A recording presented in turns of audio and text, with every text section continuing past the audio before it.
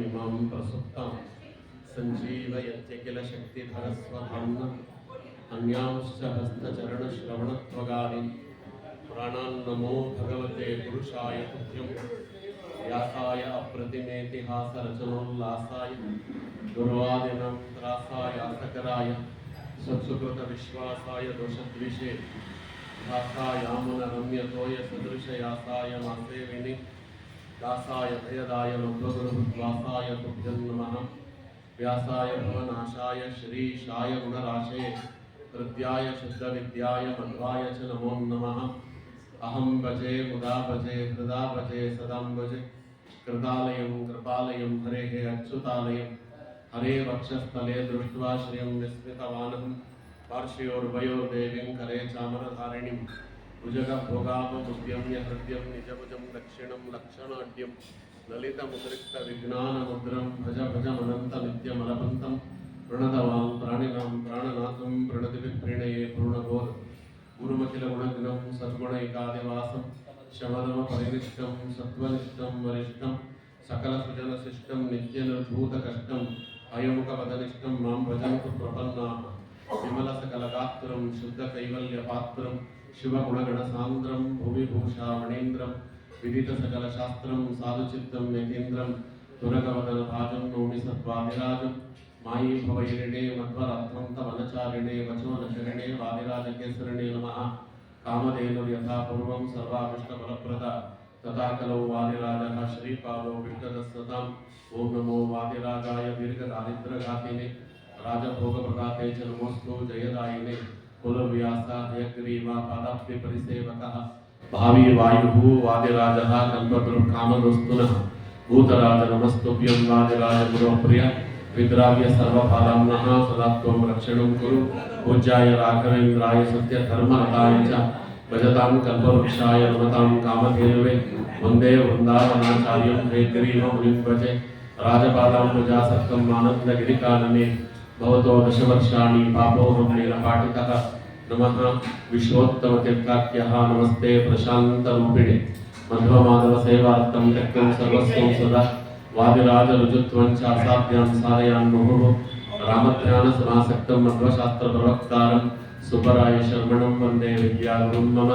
नमस्ते गुरुवे तुभ्यं गुरुराजाय तेजसे तस्य वाक्अमृतं हन्ति विषं संसारसङ्गकम् आपादमौलिपर्यन्तं गुरूणामाकृतिं स्मरे तेन विघ्नाः प्रणश्यन्ति सिद्धन्ति च मनोरथाः।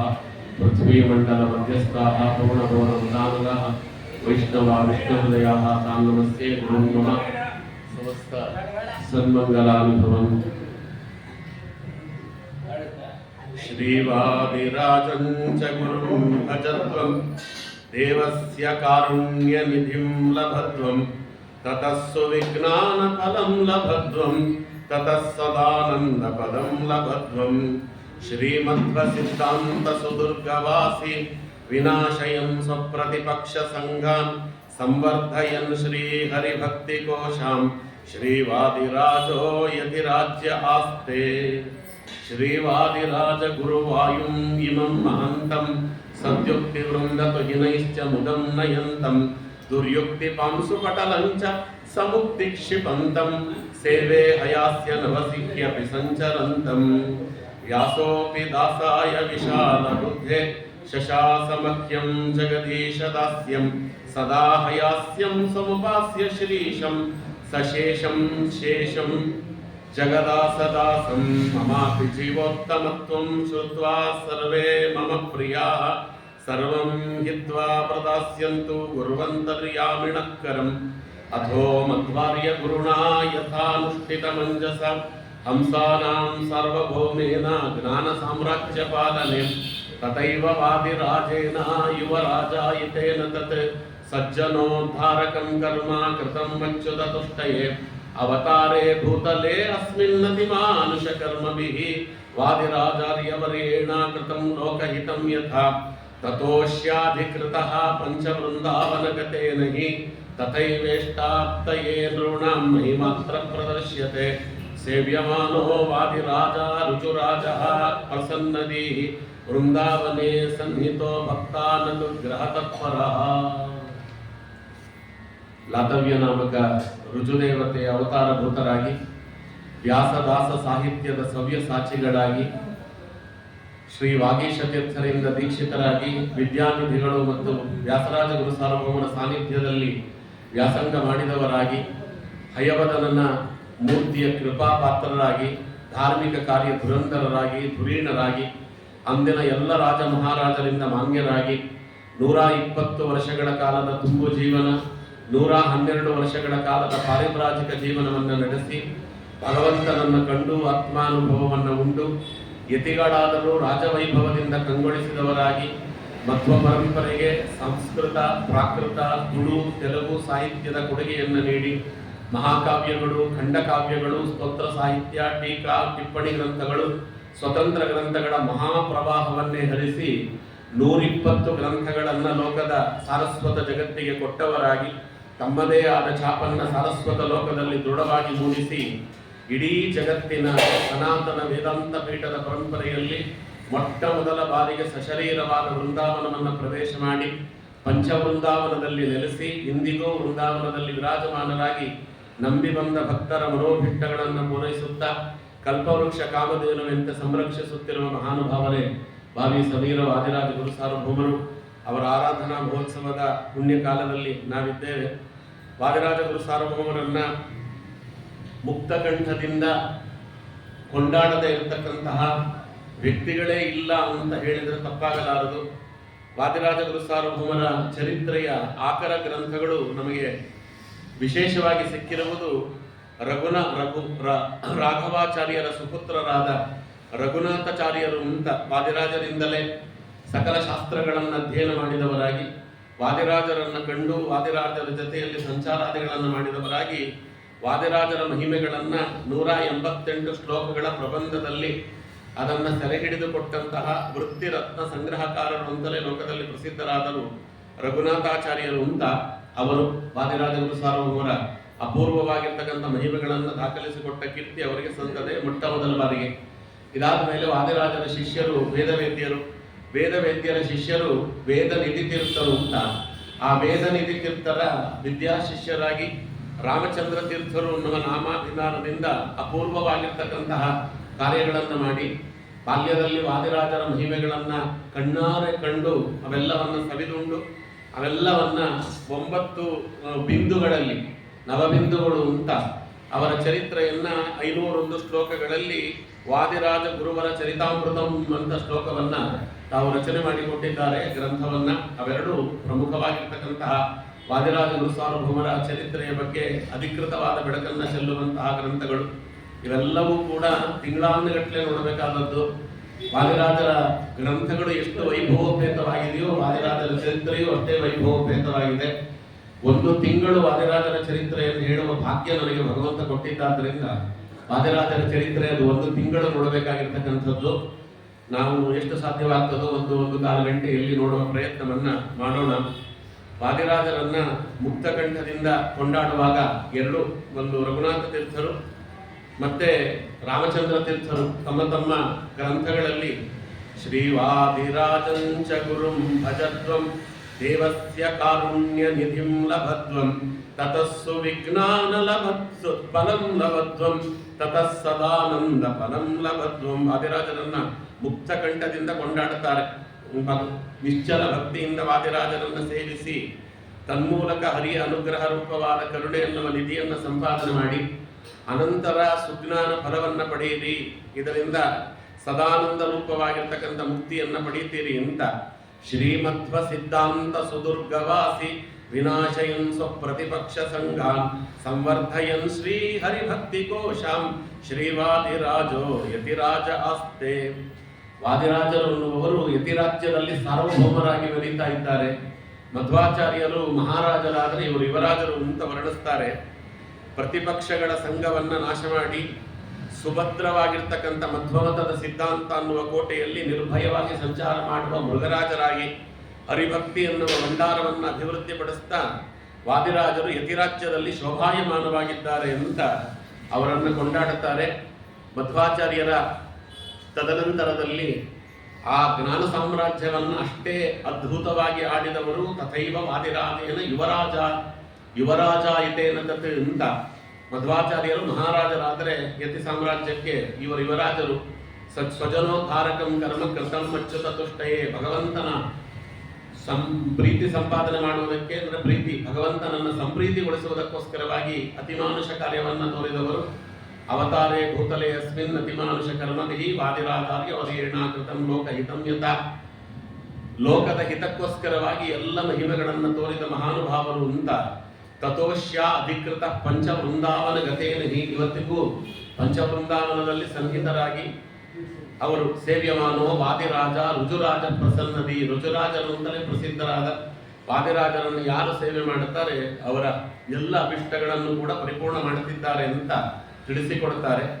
ವಾದಿರಾಜರ ಹಿಂದಿನ ಅವತಾರಗಳ ಬಗ್ಗೆ ಬೆಳಕನ್ನು ಚೆಲ್ಲುವಾಗ ಒಂದು ಅಪೂರ್ವವಾಗಿರ್ತಕ್ಕಂತಹ ಮಾಹಿತಿಯನ್ನ ಅಲ್ಲಿ ನಮ್ಮ ವಾದಿರಾಜ ಗುರುಚರಿತಾಮೃತಂ ಅನ್ನುವ ಗ್ರಂಥದಲ್ಲಿ ಅವರು ತಿಳಿಸಿಕೊಡ್ತಾರೆ.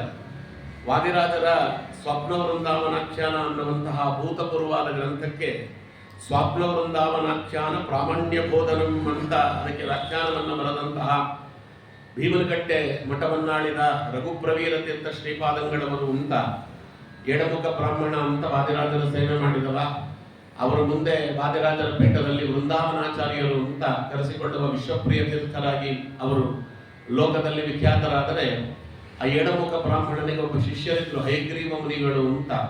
ಅವರೇ ರಘುಪ್ರವೀರ ತೀರ್ಥರಾಗಿ ತಾವು ಭೀಮನಕಟ್ಟೆ ಮಠದಲ್ಲಿ ದೇದೀಪ್ಯಮಾನವಾಗಿರ್ತಕ್ಕಂಥ ಕೀರ್ತಿಯನ್ನು ಸಂಪಾದನೆ ಮಾಡಿದರು. ಅವರು ಅಲ್ಲಿಯೂ ಗುರುಗಳಾಗಿರ್ತಕ್ಕಂಥ ಎಡಮುಖ ಬ್ರಾಹ್ಮಣನ ಬಳಿಯಲ್ಲಿ ಅಧ್ಯಯನ ಮಾಡಿದರೆ, ಇಲ್ಲಿಯೂ ಅದೇ ಎಡಮುಖ ಬ್ರಾಹ್ಮಣ ತಾನು ವಿಶ್ವಪ್ರಿಯ ತೀರ್ಥರಾಗಿ ವೃಂದಾವನಾಚಾರ್ಯರಾಗಿ ಅವತಾರ ಮಾಡಿದಾಗ ಅವರ ಬಳಿಯಲ್ಲೇ ಅಧ್ಯಯನ ಮಾಡಿದರು. ಹಾಗಾಗಿ ಸ್ವಪ್ನ ವೃಂದಾವನಾಖ್ಯಾನ ಅನ್ನುವುದು ಅತ್ಯಂತ ಪ್ರಾಮಾಣಿಕವಾದದ್ದು ಅನ್ನುವುದಕ್ಕೆ ಸ್ವಪ್ನ ವೃಂದಾವನಾಖ್ಯಾನ ಪ್ರಾಮಾಣ್ಯ ಬೋಧನಂ ಅಂತ ಆ ಗ್ರಂಥವನ್ನು ರಚನೆ ಮಾಡಿ ಅದರಲ್ಲಿ ವಾದಿರಾಜರನ್ನ ಅವರು ಕೊಂಡಾಡುತ್ತಾರೆ. ಶ್ರೀವಾದಿರಾಜ ಗುರು ವಾಯು ಇಮಂ ಮಹಾಂತಂ ಅಂತ. ವಾದಿರಾಜರನ್ನ ಗುರುವಾಯುಗಳು ಅಂತ. ವಾಯುದೇವರ ಪಟ್ಟಕ್ಕೆ ಬರುವವರು ಸದ್ಯುಕ್ತಿ ವೃಂದಾತು ಹಿನೈಶ್ಚ ಮುದನ್ನಯಂತಂ. ಸದ್ಯುಕ್ತಿಗಳು ಅನ್ನುವ ಸಮೂಹದಿಂದ ಹಿಮದಿಂದ ಸಂತೋಷವನ್ನುಂಟು ಮಾಡುವ, ದುರ್ಯುಕ್ತಿಗಳ ಧೂಳಿನ ಕಣಗಳನ್ನು ಕಿತ್ತೆಸೆಯುವ, ಹಯಗ್ರೀವ ದೇವರೆಂಬ ಆಕಾಶದಲ್ಲಿ ಸಂಚಾರ ಮಾಡುತ್ತಿರುವ ಮಹತ್ವರಾಗಿರ್ತಕ್ಕಂಥ ವಾದಿರಾಜರು ಅನ್ನುವಂತಹ ವಾಯುವನ್ನು ಸೇವಿಸ್ತೇನೆ ಅಂತ. ದುರ್ಯುಕ್ತಿ ಪಾಂಸು ಪಟಲಂಚ ಸಮುಕ್ಷಿಪಂತಂ ಸೇವೆ ಹಯಾಸ್ಯ ನವಸೀಕ್ಯಪಿ ಸಂಚರಂತಂ ಅಂತ ಅವರು ಕೊಂಡಾಡುತ್ತಾರೆ. ವಾದಿರಾಜರ ಬಗ್ಗೆ ವಿಶೇಷವಾಗಿರ್ತಕ್ಕಂಥ ಮಾಹಿತಿ ಸುಮಾರು ಗ್ರಂಥಗಳಲ್ಲಿ ನಮಗೆ ಸಿಗ್ತವೆ. ಅದರಲ್ಲಿ ವಾದಿರಾಜರ ಅವತಾರತ್ರಯಗಳ ಬಗ್ಗೆ, ಹೇಗೆ ಮಧ್ವಾಚಾರ್ಯರಿಗೆ ಅವತಾರತ್ರಯ ಅಂತ ನಾವು ಹೇಳುತ್ತೇವೆ, ಹಾಗೆ ವಾದಿರಾಜರ ಅವತಾರತ್ರಯಗಳನ್ನು ಇಲ್ಲಿ ಕೊಂಡಾಡುತ್ತಾರೆ. ಇನ್ನೊಂದು ವಾದಿರಾಜರ ಬಗ್ಗೆ ವಾದಿರಾಜ ಕಲ್ಪಲತಾ ಅಂತ ಒಂದು, ವಾದಿರಾಜ ಗುಣರತ್ನಮಾಲ ಅಂತ ಒಂದು, ಎರಡು ಅಪೂರ್ವವಾದ ಕೃತಿಗಳು ವಾದಿರಾಜರ ಪೂರ್ವ ಅವರ ಅವತಾರಗಳ ಬಗ್ಗೆ ಬೆಳಕನ್ನು ಚೆಲ್ಲುವಂತಹ ಅಪೂರ್ವವಾಗಿರ್ತಕ್ಕಂತಹ ಮಾಹಿತಿಗಳನ್ನು ಕೊಡುವುದು ಇದೆ. ಸ್ವಲ್ಪ ಎಷ್ಟಾಗ್ತದೋ ಅಷ್ಟನ್ನು ನೋಡುವ ಪ್ರಯತ್ನ ಮಾಡೋಣ. ಸಹೋರೂಪಸ್ಯ ದೇವಸ್ಯ ಲಾತವ್ಯಸ್ಯ ಬಲಾತ್ಮಕಂ ಮೂಲರೂಪಂ ಜ್ಞಾನತತಂ ಜಗದ್ಧರಣಕಂ ಯತಃ ಜಾತಂ ತದಾತ್ಮಕಂ ಸರ್ವಚೇಷ್ಟಕೇನ ಮಹತ್ವನ ರೂಪತ್ರಯಾವತಾರೇಣ ನಿಹಿತಂ ಹರಿಣಾ ಸ್ವಯಂ ಮಂಡಾತ್ಮಹೀ ಸ್ಥಿತಂ ಮೂಲಂ ಸತ್ಯಲೋಕ ಸ್ಥಿತಂ ಮಹತು ಗೃಹೀತ್ವಾ ರುಕ್ಮಿಣೀ ಪತ್ರಂ ಕೃಷ್ಣಾಂತಿಕಂಪಾಗತಂ ವಾದಿರಾಜಾಭಿಧಂ ಚೇತಿ ಮೂಲಭೇದ ವಿವರ್ಜಿತಂ ಅಂತ ಬೃಹನ್ನಾರದೀಯ ಪುರಾಣದಲ್ಲಿ ಬಂದಿರುವ ಶ್ಲೋಕವನ್ನು ಕೋಟು ಮಾಡುತ್ತಾರೆ. ವಾದಿರಾಜ ಗುರುಚರಿತಾಮೃತದಲ್ಲಿ ಶತ್ರುವೇಗ ಸಹನ ಸಮರ್ಥ ರೂಪವಾಗಿರ್ತಕ್ಕಂಥ ಲಾತವ್ಯ ದೇವರ ಮೂಲ ರೂಪವು ಅತ್ಯಂತ ಬಲಾತ್ಮಕವಾದದ್ದು, ವ್ಯಾಪ್ತವುಳ್ಳದ್ದು, ಭಗವಂತನ ಅನುಗ್ರಹದಿಂದ ಜಗತ್ತನ್ನು ಪೋಷಿಸುವಂಥದ್ದು. ಆ ಮೂಲ ರೂಪದಿಂದ ಮೂಲ ರೂಪದಂತೆಯೇ ಜ್ಞಾನ ಬಲಾತ್ಮಕವಾಗಿರ್ತಕ್ಕಂಥ ಇನ್ನೂ 3 ರೂಪಗಳು ಅಲ್ಲಿಂದ ಪ್ರಕಟವಾಯಿತು.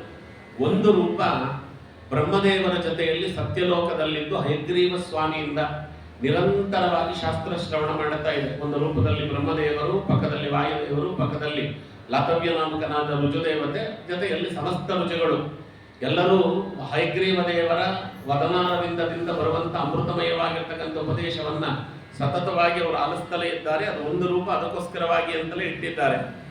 ಎರಡನೇ ರೂಪ ಅದು ಗೃಹಿತ್ವ ರುಕ್ಮಿಣೀ ಪತ್ರಂ ಕೃಷ್ಣಾಂತಿಕಮುಪಾಗತಂ. ಸುದೇವ ನಾಮಕನಾದ ಬ್ರಾಹ್ಮಣನಾಗಿ ದ್ವಾಪರ ಯುಗದಲ್ಲಿ ರುಕ್ಮಿಣೀ ದೇವಿ ಕೊಟ್ಟಂತಹ ಪತ್ರವನ್ನು ಕೃಷ್ಣ ಪರಮಾತ್ಮನಿಗೆ ತಲುಪಿಸಿದಂತಹ ಕೀರ್ತಿ ಅವರಿಗೆ ಸಂತದೆ ಅಂತ ವಾದಿರಾಜ ಗುಣರತ್ನಮಾಲನಲ್ಲಿ ಆ ಸುದೇವ ನಾಮಕನಾದ ಬ್ರಾಹ್ಮಣನಿಗೆ ಒದಗಿದಂತಹ ಮಹಾತ್ಮೆ, ಅವರು ಸುದೇವ ನಾಮಕನಾಗಿರ್ತಕ್ಕಂಥ ಆ ಬ್ರಾಹ್ಮಣನ ಮಹಿಮೆಯನ್ನು ತಿಳಿಸಿ ಹೇಳುತ್ತಾರೆ. ಸಾಕ್ಷಾತ್ ರಮಕರಾಂಕೋಜ ಸೃಷ್ಟಭೂತ ತಮಾಂ ಸದ ಭೈಕ್ಷಚರ್ಯಂ ಭಜನ್ ಶುದ್ಧಾಂ ತತ್ರಾವಾಸಿ ದ್ವಿಜೋತ್ತಮ ಪುರೇ ಭಿಕ್ಷಾಟನಂ ಕುರ್ವನ್ ಪ್ರವಿಷ್ಟೋ ರಾಜಮಂದಿರಂ ವವಂದೇ ನಿತ್ಯ ಸದ್ಭಕ್ತ್ಯ ಮಾತರಂ ಮನಸಾನ್ವಹಂ ಅಂತ ಅಲ್ಲಿ ಸುದೇವನಾಮಕನಾಗಿರ್ತಕ್ಕಂಥ ಬ್ರಾಹ್ಮಣನಾಗ ಅವತಾರ ಮಾಡಿದ್ರಂತೆ ಕುಂಡಲಿನೀಪುರದಲ್ಲಿ. ರುಕ್ಮಿಣೀ ದೇವಿಯ ಅಂತಃಪುರಕ್ಕೆ ಅವರಿಗೆ ನೇರ ಪ್ರವೇಶ ಇತ್ತು.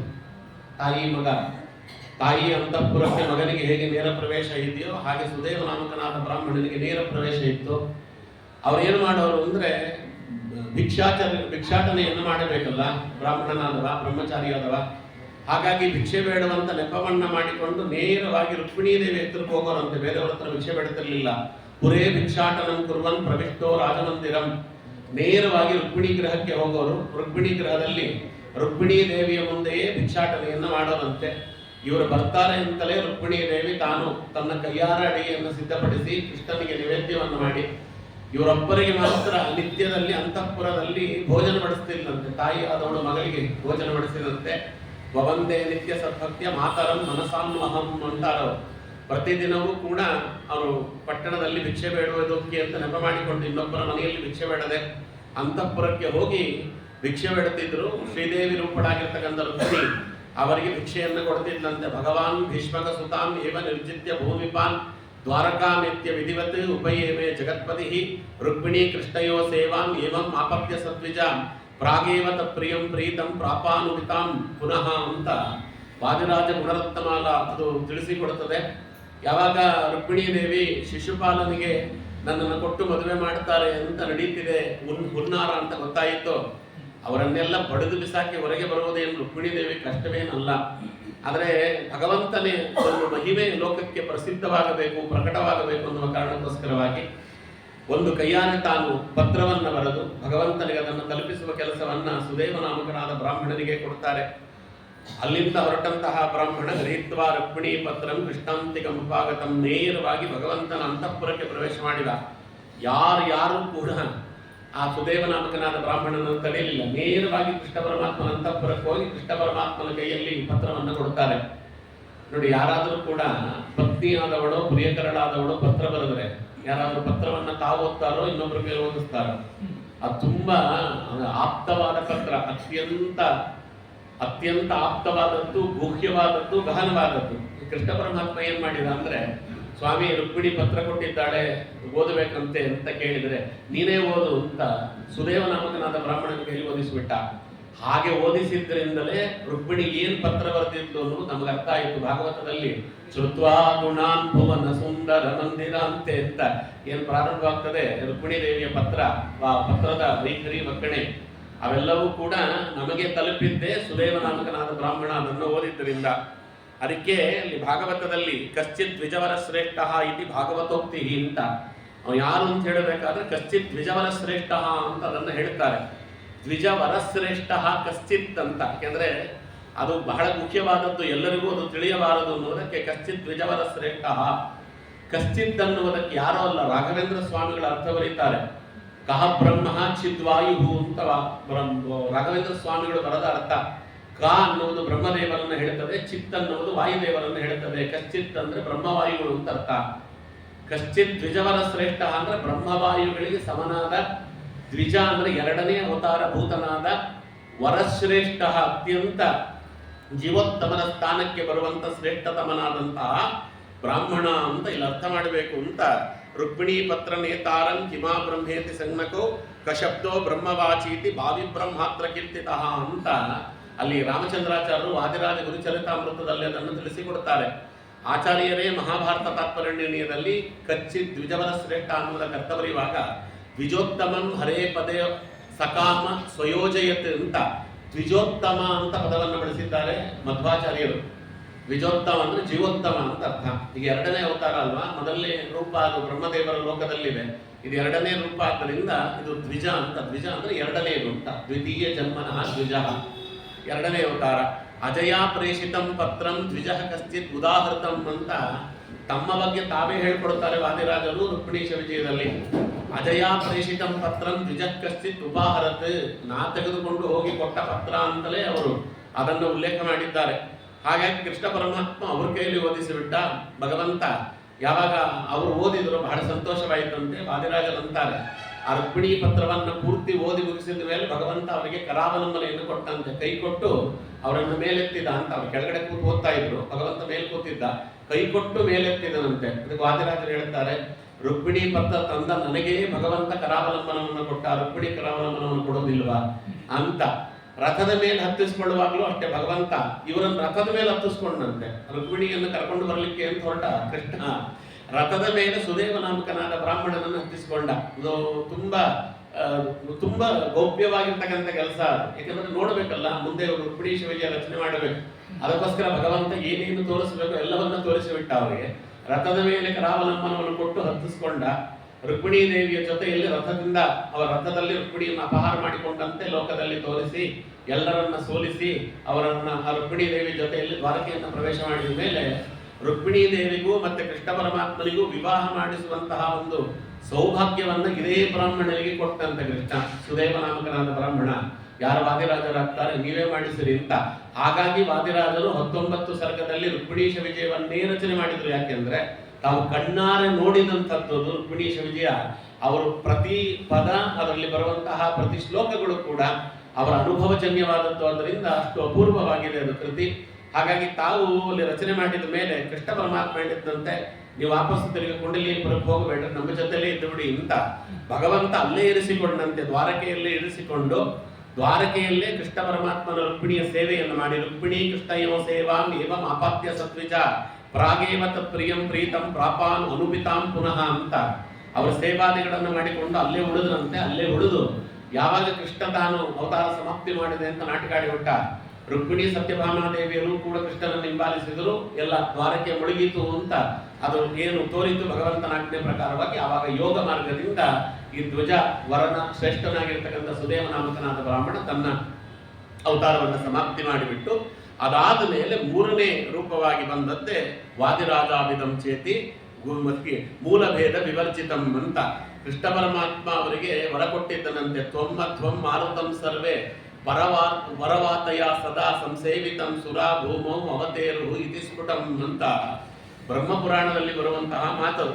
ಅದಕ್ಕೆ ನೀನು ರುಕ್ಮಿಣಿ ಕೃಷ್ಣನನ್ನ ಸೇವೆ ಮಾಡಿದ್ದಿ, ಹಾಗಾಗಿ ರುಕ್ಮಿಣಿ ಕರಾರ್ಚಿತವಾಗಿರ್ತಕ್ಕಂಥ ನನ್ನ ಮೂರ್ತಿಯನ್ನ ಸೇವೆ ಮಾಡುವಂತಹ ಅಪೂರ್ವವಾಗಿರ್ತಕ್ಕಂಥ ಭಾಗ್ಯವನ್ನೇ ನಿನಗೆ ಕೊಟ್ಟಿದ್ದೇನೆ.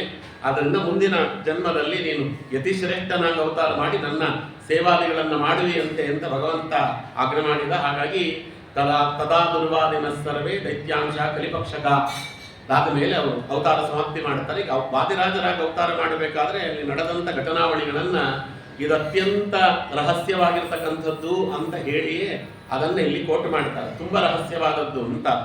ಯಾವಾಗ ಮಧ್ವಾಚಾರ್ಯರ ಅವತಾರವಾಯಿತು, ಸಾಕ್ಷಾತ್ ವಾಯುದೇವರು ಮಧ್ವಾಚಾರ್ಯರ ಹಾಗೆ ಅವತಾರ ಮಾಡಿದರು.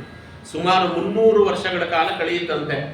ಟೀಕಾಕೃತ್ಪಾದರು ಬಂದಾಯಿತು, ವ್ಯಾಸರಾಜ ಗುರುಸಾರ್ವಭೌಮರು ಬಂದಾಯಿತು. ಇದಾದ ಮೇಲೆ ಎಲ್ಲರಿಗೂ ಕೂಡ ಸತ್ವಯುತವಾಗಿರ್ತಕ್ಕಂಥ ಶಾಸ್ತ್ರ ಸಿಗಲಿಕ್ಕೆ ಪ್ರಾರಂಭವಾಯಿತು. ಎಲ್ಲರೂ ಕೂಡ ಆಚಾರ್ಯರ ಶಾಸ್ತ್ರವನ್ನ ಅಧ್ಯಯನ ಮಾಡುತ್ತಿದ್ದಾರೆ. ಯೋಗಿಗಳು, ಸತ್ಯವಂತರು, ಸಜ್ಜನರಾಗಿರ್ತಕ್ಕಂಥವರು ಅವರೆಲ್ಲರೂ ಕೂಡ ಸಿದ್ಧಿಯನ್ನು ಪಡೆದುಕೊಳ್ತಾ ಇದ್ದಾರೆ. ಈಗ ಕಲಿಯಾದಿ ದೈತ್ಯರಿಗೆ ಇದು ಸಂಕಟ ಆಯಿತು. ಅದಕ್ಕೆ ಅವರು ಬ್ರಹ್ಮದೇವರ ಅಂತರ್ಗತನಾದ ಭಗವಂತನನ್ನು, ರುದ್ರದೇವರ ಅಂತರ್ಗತನಾದ ಭಗವಂತನನ್ನು ಕುರಿತು ತಪಸ್ಸು ಮಾಡಿದರಂತೆ. ತದಾ ದುರ್ವಾದಿನ ಸರ್ವೇ ದೈತ್ಯಾಂಶ ಕಲಿಪಕ್ಷಗ ನಿರ್ಜಿತ ಗುಣಪಪ್ರಾಯ ಅಸುಂಶ್ಚಿಂತಾ ಭಯಾಕುಲ ಸ್ವಪಕ್ಷ ಪಾತಕ ಭಾವಾತ್ ಪರಪಕ್ಷೋ ಬೃಂಹಿತಾನ್ ಪರಂ ರೋಷ ಪಿಪ್ಲುಷ್ಟಾಸ್ತೆ ಯಥಾ ನಿರ್ವಿಷಾಹಯ ಅಪಾರೆ ದುಃಖ ಭಾರಾಂಶೋ ಮಗ್ನಾನಂ ದೀನಚೇತಸಾಂ ಕಶ್ಚಿತ್ ಅಭ್ಯಾಸನತ್ರಾತ ತೇಷಾಂ ವರ್ಷಶತತ್ರಯಂ ಅಂತ ಅಲ್ಲಿ ಹೇಳ್ತಾರೆ. ಭಗವಂತ ಒಲಿದು ಬಂದ. ಭಗವಂತನನ್ನು ಕೇಳ್ತಾರೆ, ಕಲಿಗೆ ಆಳ್ವಿಕೆಯನ್ನು ಕೊಟ್ಟಿದ್ದೇ ವ್ಯರ್ಥವಾಗಿ ಬಿಡುತ್ತಲ್ಲ ಪ್ರಭು, ಕಲಿಗೆ ಆಳ್ವಿಕೆಯನ್ನು ಕೊಟ್ಟಿದ್ದು ವ್ಯರ್ಥವಾಯಿತು. ಬಂದವರೆಲ್ಲರೂ ಕೂಡ ಉದ್ಧತರಾಗಿ ಹೋಗ್ತಾ ಇದ್ರೆ ಕಲಿಯುಗದಲ್ಲಿ ಕಲಿಗೆ ಏನ್ ಮನ್ನಣೆ ಕೊಟ್ಟಂಗಾಯಿತು? ಕಲಿಯುಗದಲ್ಲಿ ಕಲಿಯ ಪ್ರಾಬಲ್ಯ ನಡೆಯಬೇಕು ಎನ್ನುವುದು ಭಗವಂತನದೇ ಇಚ್ಛೆ, ಅದು ಯಾರ್ದೋ ಇಚ್ಛೆ ಅಲ್ಲ. ಆದ್ದರಿಂದ ಎಲ್ಲರೂ ಕೂಡ ಆಚಾರ್ಯರ ಶಾಸ್ತ್ರವನ್ನ ಅಧ್ಯಯನ ಮಾಡಿ ಟೀಕಾಕೃತ್ಪಾದರ ಟೀಕೆಗಳು, ವ್ಯಾಸರಾಜರ ಟಿಪ್ಪಣಿ ಅಧ್ಯಯನ ಮಾಡಿಕೊಂಡು ಪ್ರತಿಯೊಬ್ಬರು ಉದ್ಧತರಾಗ್ತಾ ಹೋದರೆ ಇಲ್ಲಿ ಮಿಕ್ಕವರು ಯೋಗ್ಯರು ಉದ್ಧತರಾಗುವುದು, ಅಯೋಗ್ಯರು ಕೂಡ ಅದೇ ಸಾಲಿಗೆ ಸೇರಿಬಿಟ್ರೆ ಸಮಸ್ಯೆ ಆಗುತ್ತೆ. ಅದಕ್ಕೆ ನಮಗೆ ಕೆಲವು ವರಗಳನ್ನು ಕೇಳ್ತಾ ಇದ್ದೇವೆ, ಕೆಲವು ವರಗಳನ್ನು ನೀವು ಕೊಡಬೇಕು ಅಂತ. ಏನು ವರ ಅಂದ್ರೆ ಸಮೇತ್ಯತೆ ಅಖಿಲ ದೈತ್ಯ ಮಂತ್ರಯಿತ್ವ ಮುಹುಮಿತ ಮಹತ್ತತ್ವ ತಪೋರೌದ್ರಂ ವರಾನ್ ರೌದ್ರಾನ್ ಉಪಾದದು ಆಪಾದಯಿಷ್ಯಮಾಣಸ್ಯ ಪೂರ್ವಾಂ ಆಪಾದಿತಸ್ಯ ಚ ಸೋದ್ವಿಷ್ಟ ಕಾರ್ಯಜಾತಸ್ಯ ದೇವ ಬ್ರಹ್ಮ ಪುರೋಗಮಃ. ಇದಕ್ಕೆ ನರನಾರಾಯಣಕ್ಕೆ ಏಪಿ ಅವತಾರ ಭವಿಸ್ಥಿತ ನರನಾರಾಯಣರಿದ್ದಾರೆ. ಅಲ್ಲಿ ಮಿಶ್ರ ರೂಪ ನರಸಿಂಹಾದ್ಯಾನ ಭೈವೀಯ ವಿರೋಧಿನಃ ತೀರ್ಥಕ್ಷೇತ್ರಂ ತದೀಶಶ್ಚ ವೇದಾದೀನ್ ಅಖಿಲಾಜ್ಞಪಿ ಪ್ರಾಚೀನ ಶಾಸ್ತ್ರ ಜಾತಾನಿ ಸ್ಮೃತಿಯೋ ಮಂತ್ರ ವಿಸ್ತಾರ. ವೇದವ್ಯಾಸ ದೇವರಿದ್ದಾರೆ, ಮಧ್ವಾಚಾರ್ಯರು ಅಲ್ಲಿ ದೊಡ್ಡ ಬದರಿಯಲ್ಲಿ ಅವರು ತಾವು ಕೂತಿದ್ದಾರೆ, ಕುಮಾರ ಪರ್ವತದಲ್ಲಿ ವಿಷ್ಣು ತೀರ್ಥರಿದ್ದಾರೆ. ಇವನ್ನೆಲ್ಲ ಇರಲಿ, ಆದರೆ ಒಂದು ಏನು ಅಂದ್ರೆ ಮಧ್ವಾಚಾರ್ಯರಿಂದ ಕೃತವಾಗಿರ್ತಕ್ಕಂಥ ಗ್ರಂಥಗಳು ಎಲ್ಲರಿಗೂ ಸುಲಭವಾಗಿ ಅರ್ಥವಾಗಬಾರದು ಅಂತ ಮೊದಲನೇ ವರ. ಸುಲಭವಾಗಿ ಅರ್ಥವಾಗಬಾರದು, ಅರ್ಥವಾದರೆ ಸಿದ್ಧಿಯಾಗಿ ಬಿಡ್ತದೆ, ಸುಲಭವಾಗಿ ಅರ್ಥ ಆಗಬಾರದು. ಅವರ ಮನಸ್ಸಿನಲ್ಲಿ ಸ್ವಲ್ಪ ಸಂಶಯಗಳು ಹುಟ್ಟಬೇಕು. ಜೊತೆಗೆ ವೈಷ್ಣವರಾದವರು ಸ್ವತಃ ವೈಷ್ಣವರನ್ನೇ ದ್ವೇಷ ಮಾಡುವಂತ ಆಗಬೇಕು. ಅವ್ರು ಚೆನ್ನಾಗಿ ಗೊತ್ತಿದೆ, ವೈಷ್ಣವರೆಲ್ಲರೂ ಕೂಡ ಪರಸ್ಪರ ಒಂದಾಗಿ ಬಿಟ್ಟರೆ ಲೋಕ ಅದು ನಂದನವನವಾಗಿ ಬಿಡುತ್ತದೆ. ಇಡೀ ಲೋಕವನ್ನ ಉದ್ಧಾರ ಮಾಡುವಂತ ಶಕ್ತಿ ಭಗವಂತ ವೈಷ್ಣವರಿಗೆ ಕೊಟ್ಟಿದ್ದಾನಂದ್ರಿಂದ ವೈಷ್ಣವರು ಯಾರು ಕೂಡ ಏಕಮತ್ಯದಲ್ಲಿರಬಾರದು. ಇವತ್ತಿಗೂ ಅದು ನಡೀತಿದೆ. ಅವರು ಕೇಳಿದಂತವರ ಪರಸ್ಪರ ವೈಷ್ಣವರಲ್ಲಿ ಏಕಮತ್ಯ ಇಲ್ಲ, ಹೇಳ್ಕೊಡೋದಷ್ಟೇ. ಬಾಂಧವ ಸರ್ವ ವಿಷ್ಣು ಭಕ್ತಾನಾಮ ಅಂತ ಬಾಯಲ್ಲಿ ಹೇಳ್ತಾರೆ, ಒಳಗಡೆ ಆ ಬಾಂಧವ್ಯ ಅನ್ನೋದು ಇನ್ನೂ ಪೂರ್ಣವಾಗಿ ಮೊಡಗಟ್ಟಿಲ್ಲ. ಕಾರಣ ಕಲಿಬೇಡಿದಂತಹ, ಕಲಿಯಾದಿ ದೈತ್ಯರು ಬೇಡಿದಂತಹ ವರ ಅದು. ಹಾಗಾಗಿ ನರಸಿಂಹದೇವರ ಮಂತ್ರ, ಮಿಕ್ಕ ಮಂತ್ರಗಳಿದೆಯಲ್ಲ, ಆ ಮಂತ್ರಗಳು ಕಲಿಯುಗದಲ್ಲಿ ಹೆಚ್ಚು ಫಲವನ್ನ ಕೊಡಬಾರದು. ಫಲ ಕೊಡ್ತದೆ, ಫಲ ಕೊಡಲ್ಲ ಅಂತಲ್ಲ, ಆದರೆ ಹೆಚ್ಚು ಫಲವನ್ನ ಕೊಡಬಾರದು. ಧನ್ವಂತರಿ ಮಂತ್ರಗಳಾಗಲಿ ಬೇರೆ ಮಂತ್ರಗಳಾಗಲಿ ಜಪಿಸುವವರಿಗೆ ಏಕಕಾಲಕ್ಕೆ ಫಲವನ್ನ ಕೊಡಬಾರದು. ಕಲಿಯುಗದಲ್ಲಿ ಮನಸ್ಸು ಅನ್ನುವುದು ಮನುಷ್ಯನೇನಿದೆ ಅದು ಅತ್ಯಂತ ಚಂಚಲಪ್ರಾಯವಾಗಬೇಕು. ತತ್ವಗಳು ಸುಲಭವಾಗಿ ಅರ್ಥವಾಗಬಾರದು. ಒಳ್ಳೆ ಗುರುಗಳು ಸಿಗಬಾರದು. ಲೋಕದಲ್ಲಿರೋದು ಒಳ್ಳೆ ಗುರುಗಳು ಸಿಕ್ಕರೆ ಸಮಸ್ಯೆ ಆಗೋದು. ಒಳ್ಳೆ ಗುರುಗಳೇ ಸಿಗಬಾರದು. ನಾನೇ ಗುರುಗಳು ಅಂತ ಹೇಳ್ಕೊಂಡು ತಿರುಗುವವರು ಲೋಕದಲ್ಲಿ ಬೇಕಾದಷ್ಟು ಜನ ಇದ್ದಾರೆ. ಅಂಥವರೆಲ್ಲ ಬೇಕಾದ್ರೆ ಸಿಗಲಿ, ಅದಕ್ಕೆ ತೊಂದರೆ ಇಲ್ಲ. ಕಲಿಯುಗದಲ್ಲಿ ಪಾಖಂಡ ಧರ್ಮಮಾಶ್ರಿತ್ಯ ಶೈವಲಿಂಗಾಂಗಿನೋ ಭವನ್ ಶೂದ್ರಜಾತೋ ಸಮುತ್ಪನ್ನ ಸರ್ವೋಚ್ಚತ್ವಂ ಶಿವೇ ಜಗು ತತಃಪ್ರಾಕ್ ವಿಸೃತಾನೇಕ ದುರ್ಮತ ಗ್ರಂಥದರ್ಶನಾನ್ ಅಂತ ಪಾಖಂಡಿ ಮತಗಳು ಅಂತ ಏನಿದೆ, ವೇದಗಳನ್ನು ಒಪ್ಪದೇ ಇರುವ ಮತಗಳೇ ಕಲಿಯುಗದಲ್ಲಿ ಪ್ರಾಬಲ್ಯಕ್ಕೆ ಬರಬೇಕು.